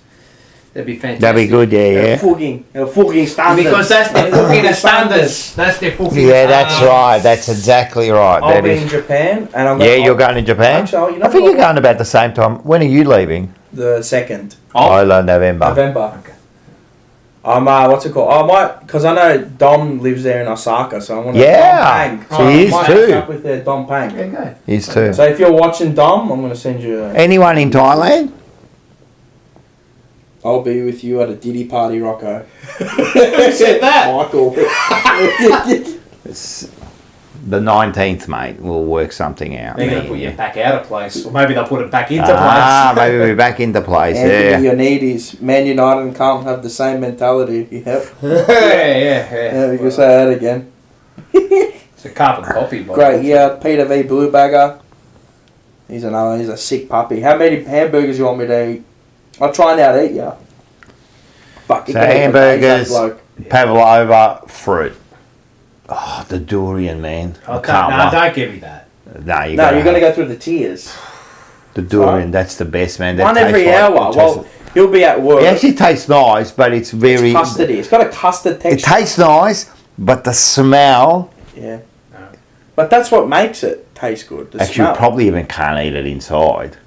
That's right. I'll have a roaming thing. We'll do it outside. We'll do a roaming Brian Ryan. That's right. I'll have I'll have my oil going. Oh, the oils. No, the oil. Oh, the baby oil. Yeah. The Diddy party, the dusk oils. Tell old man to come around. Yeah, 100%. I get my old man. Fuck, we should get both of them. Oh, yeah, get both of you. We'll get both of them there. Because they got he no won't idea. leave. Like, they'll put a camera, like they'll get the mics and they'll start talking into it like that. Yeah. Because they got no idea. We'll just let them go too. Fucking, we're gonna have to fucking we're gonna have to do a Carlton screen them before they actually Oh, we have to screen the they can't say some shit. Oh, no. You know what's funny? Last week, before the show, we just walk outside and your dad walks past. Was driving by. He just stopped there. What the fuck are you doing here? Yeah. He was because he's painting our Maddie's Orlando's house. Orlando's house. Yeah, Bruno. Yeah. Paul's dad looks like Baldessari. If you think he does, go look at my dad too. Well, we're both the same. They are. No, you know the same but you know different. who my dad looks like? Frank Vasseur. The Ferrari, the head. The technical director. The older guy, yes. They look like, they look scattered guys. That will be funny. Get the old man, get the dads down there. Jeez. Fucking hell. Identical twins they are. They are identical twins. Oh, Peter V. Bluebag wants to see me eat 100 chicken nuggets. Snuggets. No, that's oof. Fuck, I've done 60. No, well, you can only do one or the other. I've done 60. You can't do the burgers and I remember I was with Harry Maloney. Yeah. Deha. We're at Bell Street Macca's. I did 43. Yeah, I did. No, 39 actually. I did 60 in under 10 minutes, but that's when I was a full blimp. Like full Goodyear blimp days. Full Goodyear blimp days. So you fellas and Paul are half brothers. Who's that in relation? Half brothers? Both of them. How can you be half brothers, you banana? We're first cousins. I know. So you fellas and Paul... So you fellas and Paul are half brothers. No. Doesn't even make sense. No, none of that sentence. Myself and Michael. Oh, you guys and Paul are half brothers. How can that be? Where'd you get? No wonder the Australians. They got no idea. Australians have got no idea about family. First cousins. If they're identical twins, they have the same DNA. Oh, well. Okay. Do they? Because they're twins. No, they don't have the same DNA, do they? I think they do. They do. Yeah, they Is do. that right? Yeah, they do the exact I know idea. that. Yeah. So yeah. Maybe Scotty Tompkins is onto something. Yeah, Mate, yeah. this gun's fucked, bro. Bro, you're fucked, man. They have Bro, got the you same need DNA. some serious help. No, he doesn't. No, bro. You can get away with stuff. He'd send a psychologist to a psychiatrist, I'm convinced. I love him. He's the best. Yes. If two sets of twins have kids with each other, they are, fuck me, my head. Two sets of twins. If two sets of they end up twins with have eyes kids one that way and eyes the other way. with each other, the cousins have the same DNA. Oh. There's actually But they're not two sets of twins. But I know yeah. what he's saying. Yeah, It's yeah. been on my mind for years. Can we get cannolis from Trevally for the show? Fuck, I know, Yeah, bro. of Best course, in the mate. business, Oh. cuz. Oh, Best in the business. if you go search the Whitakers, it's an inbred family in America. Oh, the Whitakers. Have you seen that? They're I've fucking seen the- scrambled. The one that barks. The barking. That's the best, man. I love that family.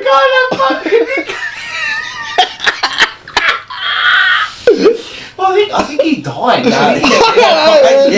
He can't communicate. He barks. He just barks, Look man. at the thumbnail. Bro, they are... Bro. The funny thing is, he barks and the rest answer him. Oh, mate. The Whitakers. Foz Jam, thanks for making me feel part of the part of the family, fellow chatters. It's been real tough few years after losing my son, so this has been an accidental solace. Who said that? Foz Jam. On Thank your you Foz. to the host and chat. Love ya. On your Fozzie. So we're here, mate. Thank you. That's the one that barks. Yeah, I know, but they're scattered, cuz. Look at this guy. Look at Oh my god, mate. They faked the barking once to scam donations, but it was too hard to hide the CUNT because he barks. See? See? Mate, it's Bro, crazy. scattered. The page on YouTube, it's unbelievable. The guy who runs it is called Mark Later. It's called Soft White Underbelly. It's got over 5 million subscribers. Talks to like all these drug addicts and prostitutes and That's gross. all these all these army workers and all. Yeah. Who is it? It's called Soft White Underbelly. Awesome. Oh. Awesome page. Amazing page. Foz Jam. I wasn't listening, but yeah, man. We're here. Huh? What's that? I'm just being serious here, and you are going. And Foz Jam, first of all, like we're here for you, Yeah, man. man, Like absolutely, of course, it's mate. tough, man, because I wasn't listening when he said it. Yeah. Now back to this. Just watch the guy that barks. Watch the guy that barks, man. Oh, mate, I should have laughed, but Like, and if you see the interview, he's like talking, and he's just like standing there, like staring at him. I shouldn't, mate. Anyway. Nah, but what do you mean we shouldn't? I know. How can you not laugh at that? I know. Well, they put him on smoke. I know. The fuck, you're not gonna laugh. Yeah, you're gonna laugh. It's human nature to laugh at that Mate. because it's you don't see it every day.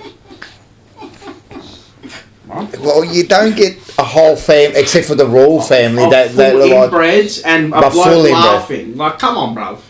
Like No, but that's funny. it is funny. What am I going to do?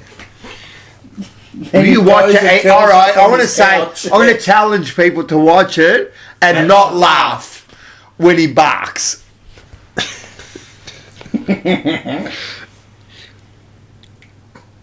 Even Mate. Cleo gets freaked out. Look at that.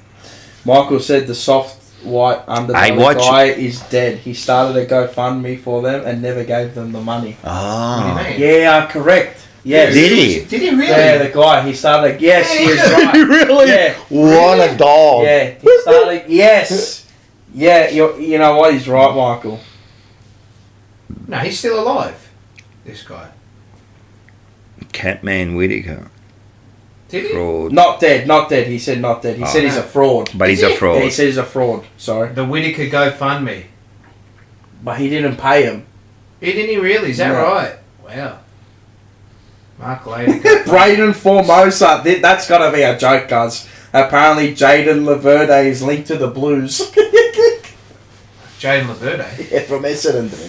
I think his name was really bandied about. Yeah, because he's a free agent. Yeah, he would be. He's been there for 28 million years. Fair enough. Anyway. Yeah, whatever. But yeah, Skibbity. If it's on Big Footy, I believe it. Big Footy. Oh, far out! What a year it's been, man. All right, we're getting delirious now, aren't we? Yeah, fucking circus. All right. Mars, do you have a wee? No, we got to last 5 hours now. We got 6 minutes. Oh, okay. 6 minutes and then we get off. No, we don't. We got 12. No, we haven't. No, we got 12. Oh, because we started My late. mic's gone. Yeah, I'm gone. No, we got this last one. No. All right. No, apparently he did pay them, and they blew all the cash and claimed he didn't pay them. What the Sigma? Really? Fucking hell, there's too many stories. That's like a Diddy party. What the Sigma? The people want scoops. Oh, scoops. Scoops. Oh, they want scoops. Yeah. The people, the mannequin is sitting there watching like Quinny. Where Manny and talking shit about Jake Stringer. That's how he looks. 21st party. Quinny. That's how it looks. Alright, we found his new nickname, Quinny. Yeah, we found his name. Oh, we were looking. Quinn. So Quinny's going to make an appearance 24 times on the 24 by 24. He is, correct, he is. What's this? He looks like Hey, little buddy, look what I got in the mail, man. I got your schedule for school. Real exciting. What the Sigma? What the Sigma? I got the classes I want. Well, this is crazy because guess what? You got intro to mewing. What is that? Oh, it's a class where you do this. What is that? Fundamentals of Skibbity Toilet? Yeah! It's where you go into the bathroom and you see your head popping out of the toilet. Skibbity toilet. History. Who is this bloke? Dennis. What is this? What? I love that one! Foundations of Phantom Tax? Phantom tax? I got to pay my phantom tax. Well, at least you got a normal thing here, lunch. Oh, that's where we eat Skibbity slicers. God. Who is this kid? Who is this guy? Oh, I love that one. Theories of TikTok Riz Party? Are you kidding me? He's a What is Rizla. this? The Science of John Pork? Are you... What? Who is this kid? And then you got math. Math Got a normal of math. Turkish quantum thing. Oh my God, are you kidding me? Is that what you've been going on about? What the Sigma Turkish Quandal Dingle? Who the hell is this guy on I don't know, Instagram? but- The guy we make some stupid people famous. Honestly, mate. John Pork. What is going on, mate? What is this? Brain rot quiz. We got to do the brain rot quiz. Number one, sticking out your pee out for the blank. I don't know what that means. Rizzler! If you said the Rizzler, How's the house, mind you? Sigma Riz. For Walt Tech. And 5'8" at 16 years old am I blank. Oh, cooked! You cool. If you said cooked, you are goated. Number three, what the heck? Sigma! Sigma. You are correct. What is this? What the hell is this? What is going on? brain rot. There's some phantom tax! You blokes have been talking about it. That's what it is. It's a Skibbity. Rizla. Page. What's a page called? He's called. Give me 1 sec. CJ Heimlich. Is this what you guys have been talking about in the chat? What are you? It's brain rot. It's full brain rot. Oh yeah, I got him here. Yeah. Far out. What the hell is going Oh, on wait, here? that's not him, is it? No. Yeah, that's him. This Yeah, guy. I am Seba. Nah, but I am someone made cooked another now. page of him. Yeah. I got some phantom tax. Sigma. The Sigma. No, Sigma. Yeah. Nah, he's done wrong. Oh, yeah. Yeah, That's yeah. it, What is this? What in the Sigma? He's only got reels. He doesn't have. Yeah. posts. It's Bros friends with Diddy. Far out. We are fucked. Now, if you're still watching this, can you imagine the 24 in 24? I got a letter from Diddy. I got a letter from Diddy. What is this? What are you talking about? Be my best friend. He's my best Chase, please come visit me in jail. It's been a while, friend. Love Diddy. Are you kidding me?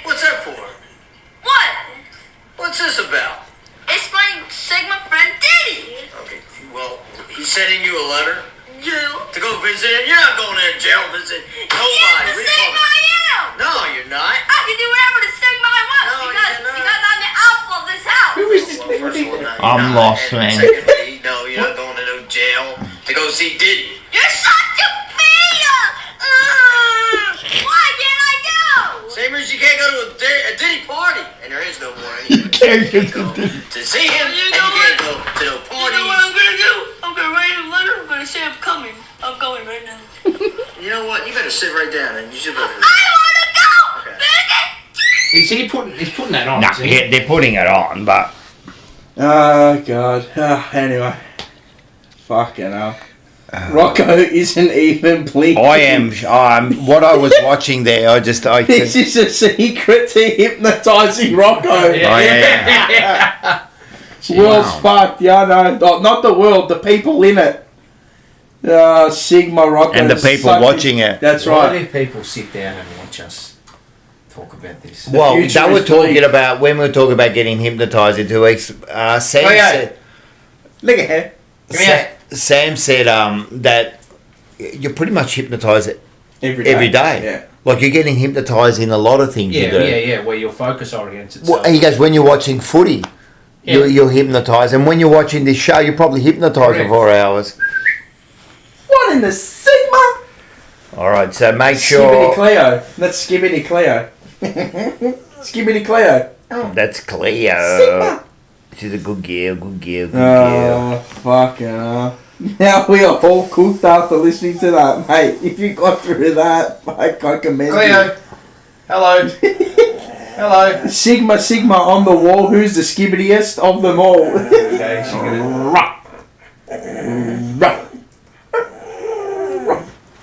Hey, good girl. Alright, stop now. Cleo. She got the phantom tax. Cleo, talk.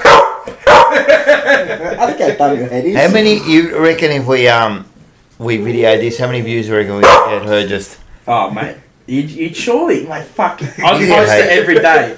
I'd just post it every day. Cleo barking. If you just post it every day, just barking and making... She can see in the side of her eye. Look at her, boy. Cleo. Looking Cleo. She the best. Alright. Yeah, she wants food. That's what she wants. She's not silly. We'll give her food. Good Cleo, girl. what do you think of Dan Houston? Oh, just quickly before we What about go. Sam DeConey. Just quickly before we go. I have got a banana. I just remembered. What is it? It's the bloody PETA that want to change the bloody Bulldogs. Oh my God, the mascot. They want to change the mascot from the Bulldogs to the mutt or something because the Bulldog, and they want them to stop using the Bulldogs because of their breeding. And it's, Oh my God. Cleo, talk. What do you think of the what do you think Bulldogs, about the Peter? Bulldogs? Thank you very much. Thank you very much. Peter is calling for the Western Bulldogs AFL club to change its name and mascot, and to retire its live Bulldog mascot. Caesar and Sonny, due to health issues, the breed is prone to. And they want to call them the Mutts or something? The Mutts. Yeah, so instead of... Western Mutts. Like, it's already bad enough you followed the Bulldogs, right? And then now you got to be called the Mutts. Western Mutts. Cleo, what do you think of that? Skibbity.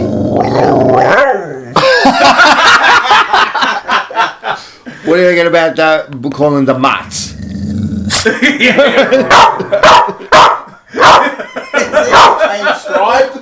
She changed stripes. What happens? That's animal cruelty right there. What happens? You get with that. What happens if you see one of those bulldogs?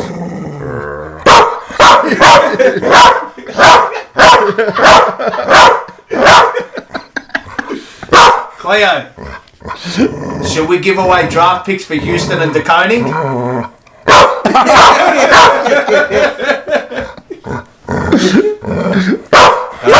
Good girl. Good girl. On you, Cleo. Yeah.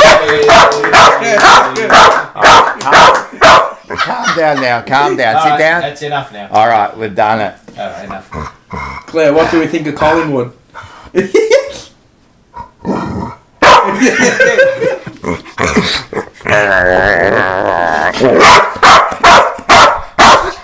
That would be loud too. Far out. Alright, that's enough. Stop. Enough. Stop. Sit down. Sit down. Good girl. Michael said he's setting off the dogs at home. Yeah. I love when she's watching something and the dogs start to bark. Alright, that's enough. Quiet. Quiet. Alright. I think we're done. Alright, Quantum down Dingleberries. Yeah. Yeah, Skibbity Sigma. I completely agree. Yeah. Alright.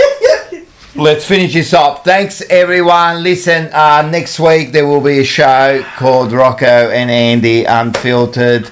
We got the 24-hour, and then we're thanks everybody. We will be back next year unless one of us dies. But we'll and then we'll. Okay, Rebecca, mate.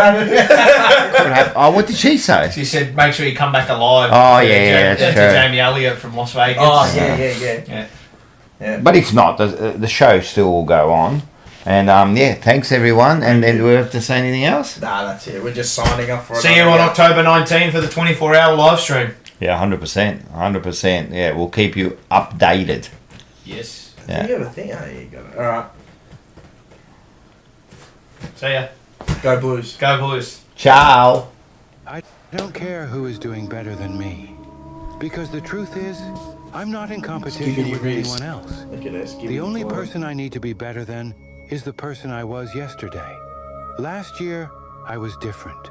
I've grown, improved, and learned a lot. That's what really matters.